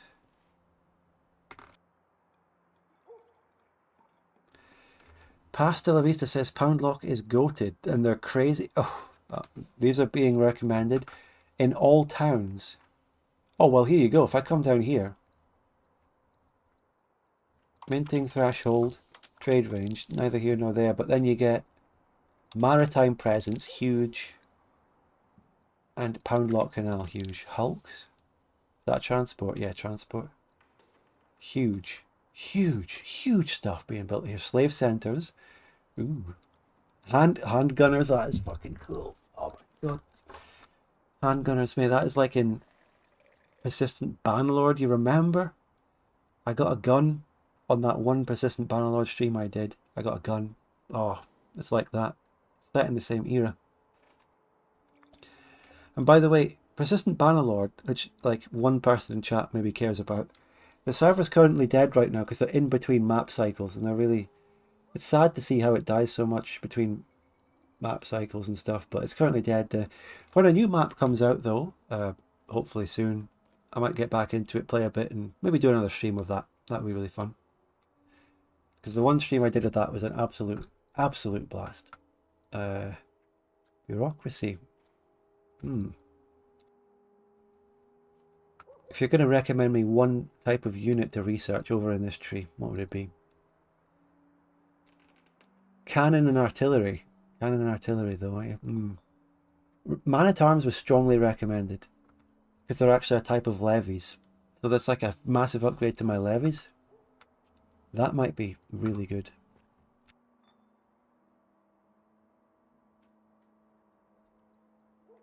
Hoofnisse. I haven't felt the need for cannons to break through forts yet. Not that I'm planning to fight many people. I'm going to plonk down man-at-arms as my 8th tech. Yeah. But that's the, you know, once you learn the tech tree, you'll find the meta and you'll go for it. Just like we do with Victoria 2. But that's like the first time I'm going through any of these techs. It's completely new to me. Honestly, with the amount of stuff that I'm learning from you chat, and thank you so much everyone for being so helpful. How could I ever just play this in a multiplayer game and make shit up and not know what I'm doing and play? I would just be having no idea what I'm going for.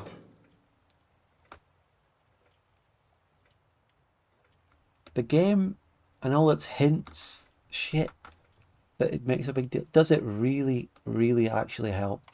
Any of these hints? Not really. I don't know. Do I have low food in market right now? Could you really get the grips of this game without looking up other shit?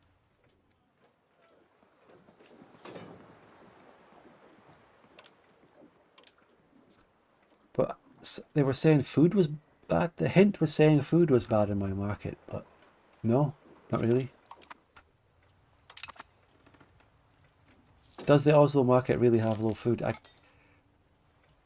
If I want to learn if it does, what the fuck says it? Food. I mean, how much am I spending on buying food? There's this thing that's new that does nothing. I'm selling food, mate. I'm selling food. Anyway, what's the Scotland score? Still 1-0. Can we hold that? Can we hold that 1-0 lead? Ah, we're getting claim thrown Casus Belli's on Denmark like it's nothing. The Oslo market is the top producer of Casus Belli's of claim thrown on Denmark in the world. We're getting like plus 10.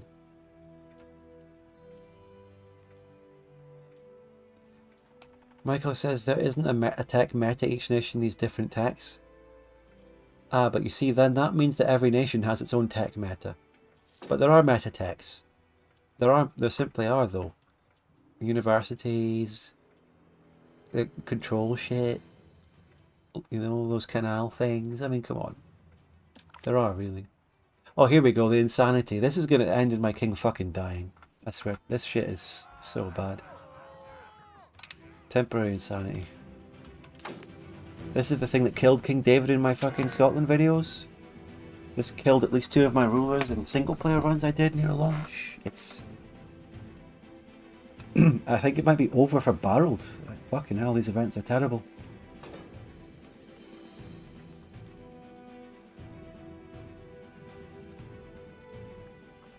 Barreled, he's already 39.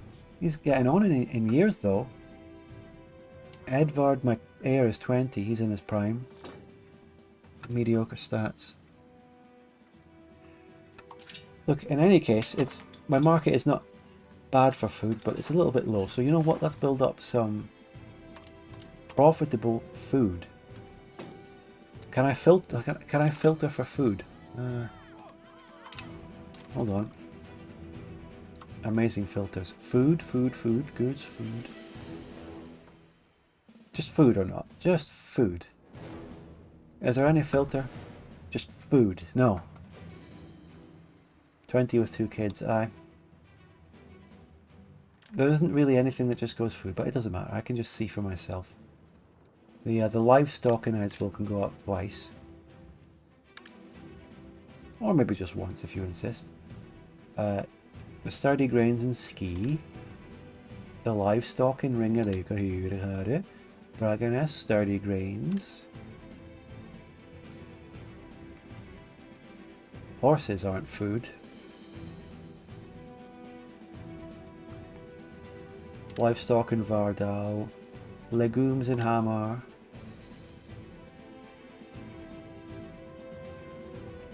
So fucking...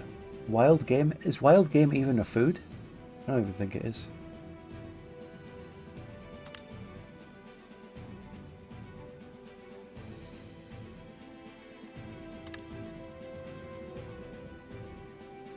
This is unprecedented levels of investment into my food production. Unprecedented levels.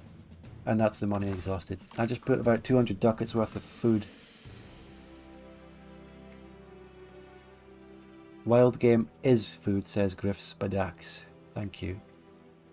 Are you going to have some wild game for dinner tomorrow yourself? Look at the upgrades. Look at the upgrades. Unprecedented. My king went insane and did this. And I guess it's because it knows that the most profitable shit will be the most controlled shit or something, but all the constructions are happening around the capital and the control area. It just knows that that'll be profitable. Griffspadax, since I actually answered that person is now asking me of my thoughts on EU5. Look, I've said it too many times. This kid, Philippa, this is a grandkid right now. So my heir, it's getting complicated. Look at the family tree's getting big now though. Look at this. Odrian is still pumping out loads of kids, and that's going to be like a cadet branch of the family. Sorry, Griffsbacks, I don't mean to be rude, but I've said it a load of times, and maybe you could like look back on the stream and find another time where someone in chat can tell you what I've said. I just don't want to repeat myself ad nauseum. Odrian's got his own branch here. I'm kind of losing control of this side of the family.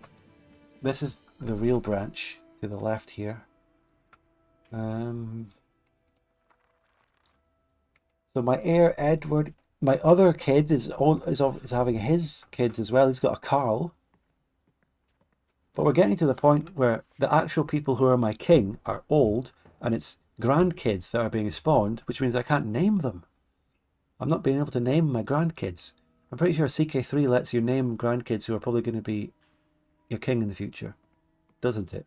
Or it just lets you name any kids of anyone in your family, right? I want to name this. I want to name these people.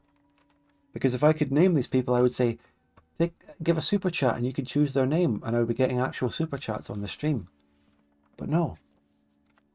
She's got an admin education. I don't see the point of giving women a military education. Sorry if it sounds sexist, but this is 14-18. I'm playing for the times. Give her an admin that corresponds to her skills. I'm pretty sure I already gave one of my female characters somewhere a military background. Actually, it was this one. Augustina right here. I gave her military training actually, and she's fucking huge. She's my best military character. Full stop.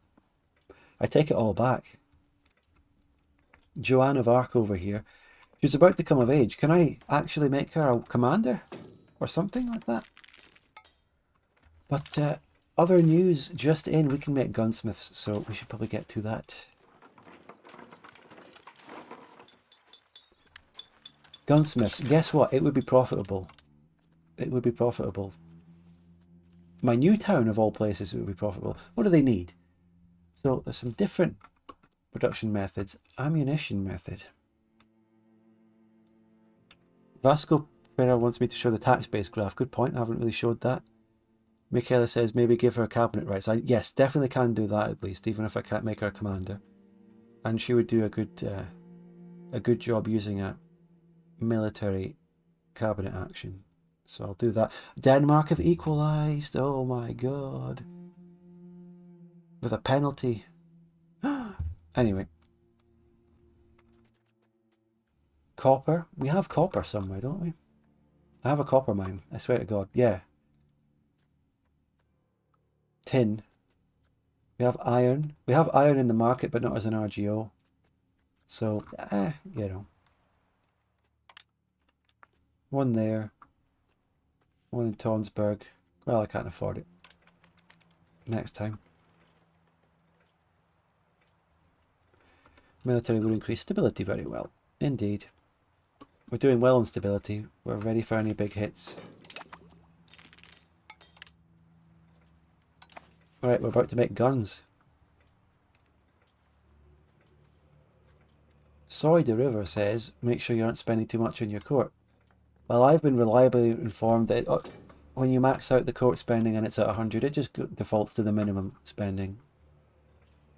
So I just leave it there.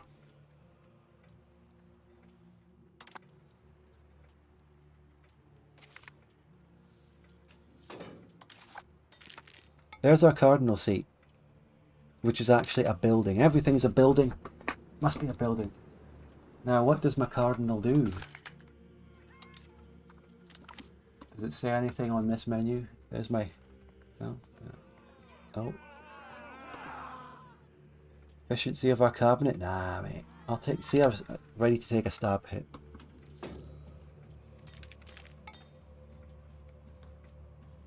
What is my... What is the... I can see if I look at the cardinal that it has effects on the province and the building. Literacy for clergymen and all that. But does it do anything within the religion mechanic, within the Catholic Church? I've never looked at the Catholic Church institution or international organisation actually, so here we are. I've actually got quite an important position now, eh? I'm a unique light blue country. So that's nice. Prayers? Oh, it said prayers, not prayer. I thought it said prayers. Oh. Augustina, that's the important lady. She's a good character. Wish I could have named her something though. Pairs into the, you know, Protestant people in chat might think that that was an interesting slip of the tongue I made there. Calling it pairs instead of prayers. And they're paying into the Papal States, eh? Protestants out there, Rangers fans. But what does it really do? Could I could vote for the next Pope, maybe, right? Could I have a vote for the next Pope?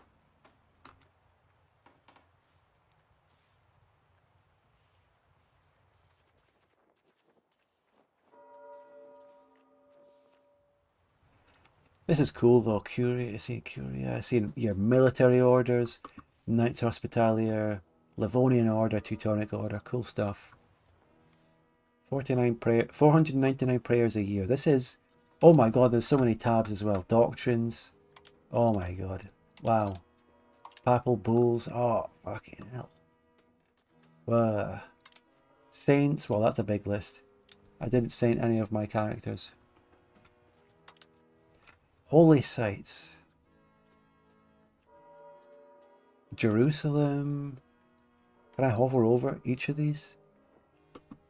Jerusalem, St. Peter in the Vatican, Santiago de Compostela, Chartres, Cologne, Canterbury.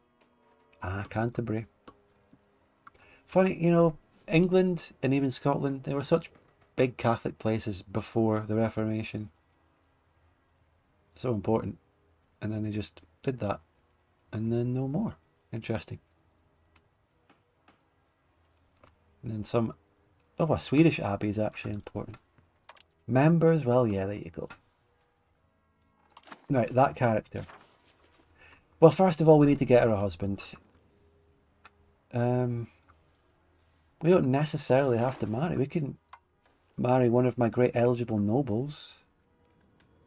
I've got a character called Bo.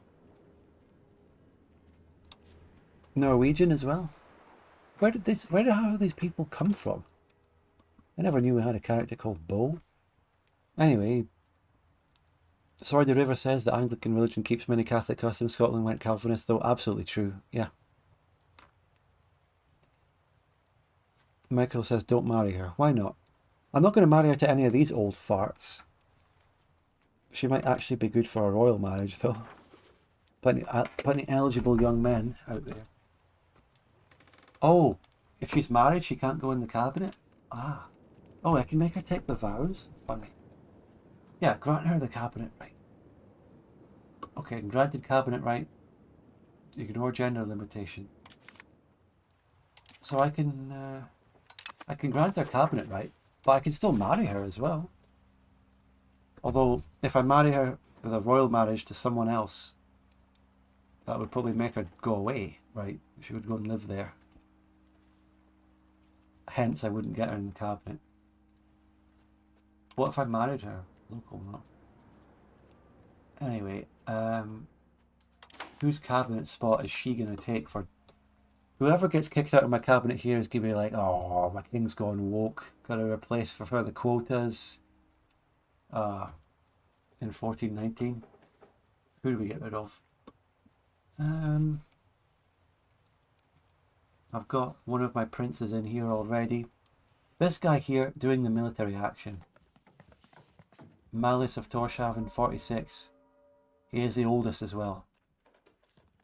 You're getting kicked out. Does this cost me anything? Very unclear UI as to whether it costs me anything. You're getting kicked out. Agustina, legendary woman, great cabinet member, diversity quota, women's rights. There are no matrilineal marriages. Yeah.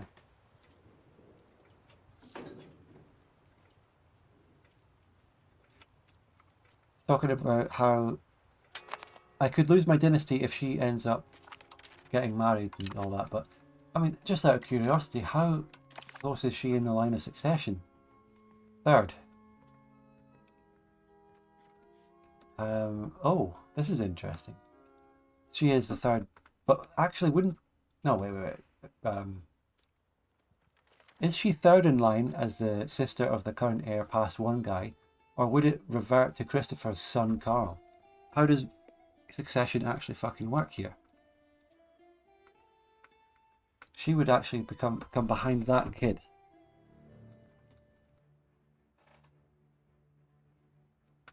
Funny thing, my next heir, 21, he's got 3 daughters.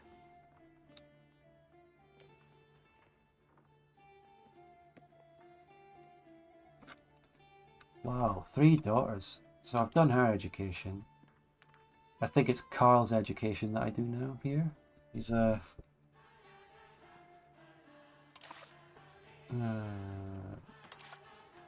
yeah, Carl. Any trait? What is he like? He's just pretty good all round. Another military education, a future commander, a future knight.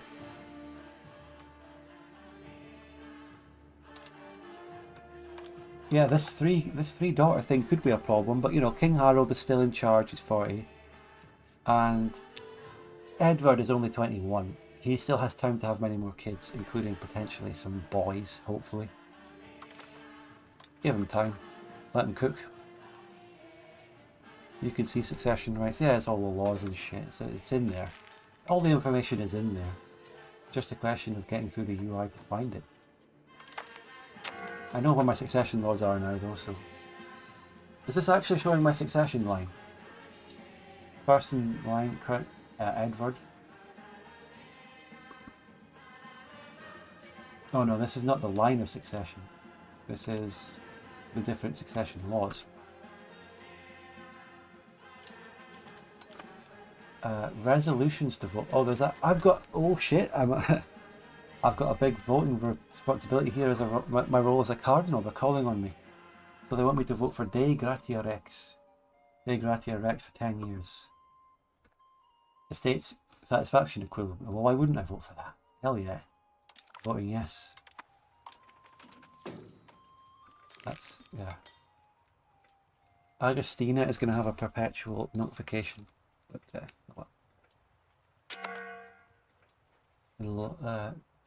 it's time to vote on something. We've got enough time has passed for us to vote on the next Swedish law in the union policies. Legislature of the Union.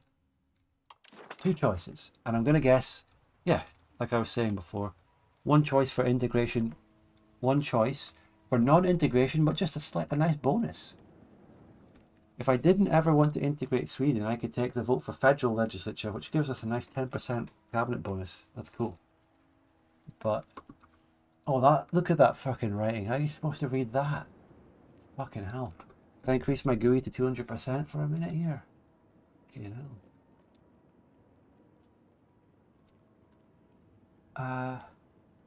So this makes the junior partners adopt my kind of government with my reforms. In any case, that's just what I'm going to do, so I'm going to go for integration. We'll do that. Nice.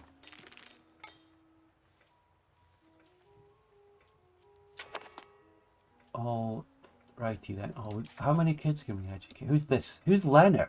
Who the fuck is Leonard? Who's got a good military skill? Who are you? Where do you come into this? Okay, you're over in the cadet branch. You're over here. Another kid of Odrian. Another kid of Odrian.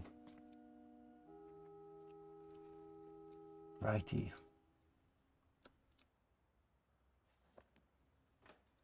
Okie dokie then, I get it. Michael suggests start integrating Scania. Well, I've never thought of doing that.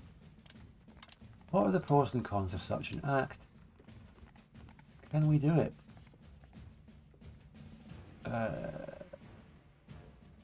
Start annexation. Fucking hell, we could. It would take a very long time. What did you just... I like, you know, first of all, there's the whole thing about keeping control.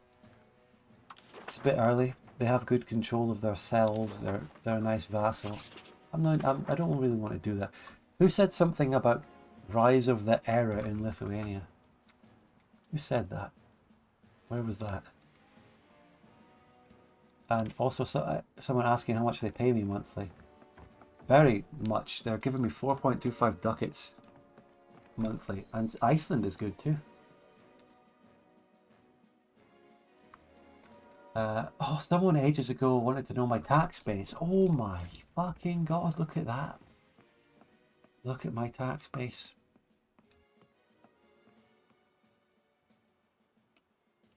Scania's not a P. Scania is a fiefdom. Scania's got a good place right now. I guess you could argue in the amount of time it would take to integrate them, like 50 years, in that time my control gets better and I'd be ready for them, but I might make that decision next stream. What am I going for in this playthrough? Am I going for map painting? Am I going for integrating vassals and shit, forming Scandinavia? Am I doing that? Or is this really just my learning run, learning Norway, and focusing on colonising, which I really want to do? What are my goals? My legitimacy recently went down by 20, by the way. I don't know why. I think it was actually the Swedish vote that did that. Anyway, have you ogled at my profit graph enough lately? What about my pop graph? Pretty good. Any room for settlements lately? I could build a couple of settlements. We've got some room for that. Fuck it. Let's go. What about my existing ones? Oh, there's loads of places you can build them if you get rid of the stupid fucking filters. Got quite a few places. I think they're all shitty northern provinces for the most part. There's one down here. Let's get that. You remember the 10 or so settlements I built early in the game?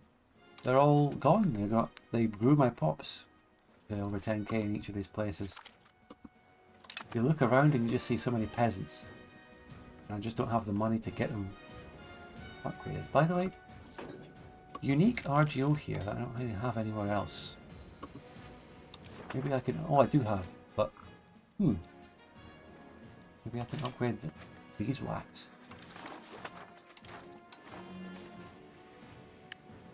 Which one is the most profitable? And what's beeswax used for?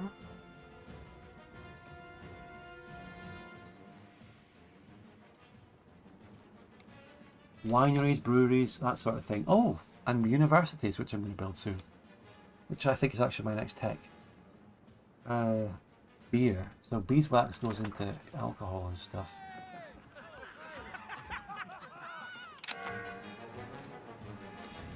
But with the beeswax, I mean, I already have, I think. We have a brewery here. We have a winery. Let's fucking build the winery as well. I could build loads of buildings at any given time, right? Loads of buildings. But whenever I'm looking around, I basically just see some RGOs and I get some inspiration and I go, what industry could I build here that would get a throughput bonus, and I build it. Basically looking around, picking up stuff. But one of my guys just came of age. And I've forgotten the rise of the fuggers. Wow. Jacob Fugger. I remember in Tinto Talks Dev Diaries reading about banking countries that you can play as and the fuggers being in the game. So I've already got pre-warning about the laughing at the name fuggers. I already know. I've seen it before. The rise of the fuggers. Over in Finland, obviously. But character time. Some of them can have better education. One of the many women of my heir can have a good education. She's looking pretty... Diplo. And one of my guys came of age. Who was it? Prince Edward somewhere came of age. This guy. You know, I'm going to marry you. No, 47? Nah. Any good royal marriages? Oh, Luneburg MILF? Oh, no. 17 at Brunswick, that's a good one. There you go. I've got so many responsibilities as a cardinal to do. Oh my god. What are we voting for now? Immensa Aeterna Dei. Institution growth plus 10. Who would vote against this shit? Just absolute contrarians. Just no. I don't want to vote for the flat positive modifier with no downside. Why? Because I'm exerting my right to free speech. Okay, here we go. Fucking universities. Right. Okay. Click on it, get rid of the modifier thingy. So... they look expensive. Oh my god, 300. Oh, that is expensive, but given some time, I will obviously be able to afford it. By the way, I'm wrapping up the stream. I will wrap up the stream momentarily. Gunsmiths are getting out. That's good. Building guns. But yeah, next stream we'll build our first university. Very expensive. That includes... by the way, who goes to the university? That includes my big bonuses to building construction materials. Base price is 378.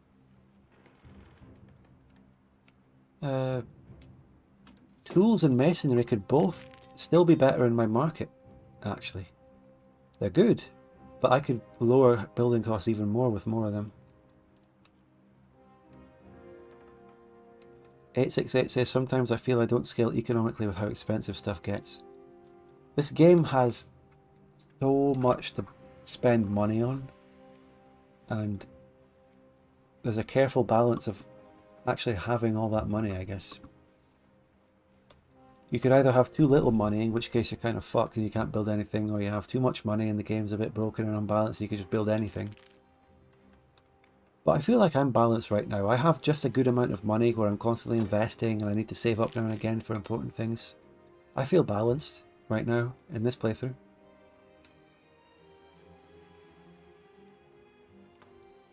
Before I go though, we've got to get some more super chats and things. We've got to make it, you know, gotta get them. It's essential. Scania is building a cute little professional army. Look at him go. Huh, ha, huh, huh, ha, he, ha. They're drilling. I've not... Oh, cool. My army's got the archer model now. Look at that. Nice. Come on. When I posted my video about turning on single unit 3D models, people were like, no, actually I love the big armies. But how can you turn this off? If you've got the big army, let's see how my army would look. Before I go, let's just see how my army would look actually. How can you turn it off? Like how? That's crap. They're so small. They're tiny, and the archer's just hidden behind the cavalrymen. How can you have it any other way? How can you have it any other way? Come on. Oh, look at... Come on. I mean, what are they trying to do with the fucking big armies? Are they trying to make it like a realistic size to scale with the map? They're tiny. How can you resist the allure of one nice, beautiful unit walking around and as a giant singular man on the map? Come on. Well, we enacted our thingy with Sweden, though. That's good. YouTube Rope My Name says there must be a mod that fixes their size. Nah, it's because they have to actually fit on the province as an army. They were way bigger in the dev diaries. I didn't know. But they've got to fit on the province. That's what I think they'd probably do that for anyway. Okay, but maritime control, plus 60 there now. It's been noticeable progress, but it could be more, and I probably should build more ships. We have the capacity. Look how many fucking sailors I have. We're getting EU4 numbers of sailors right now. But anyway.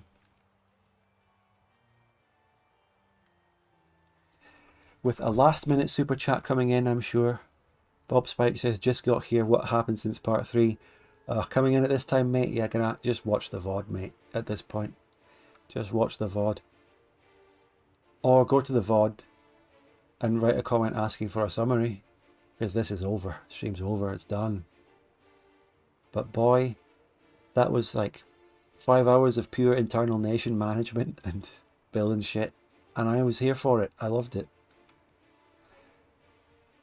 Getting these processes nailed down and learning means that I can do this.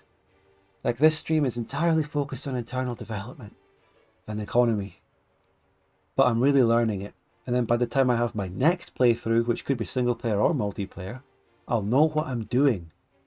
So that I can not go through and walk through the economy stuff so much, and then I can actually focus on other things like diplomacy and actually expanding and getting out there.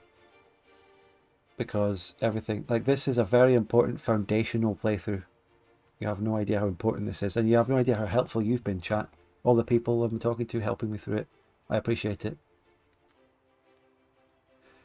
Sometimes when I stream I don't like being backseated, but with this one, yeah. Getting that backseat, telling what to do. Look how shit Adrian's stats are, by the way. He's just been sitting as my general, doing nothing. Fucking shit. Look at him. Crap. Adrian. Hello, Spud says, can you... Well, hello to you too. Hello to all the new people turning up. Just to catch the last 2 minutes. Because we're ending. And I guess something I hope for through this playthrough, if you're watching, is that maybe you're learning too. Hopefully it's a good learning experience for you too.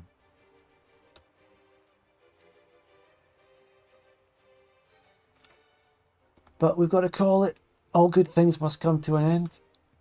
How's the Scotland score? Oh, this is a crazy fucking game that I'm missing, by the way.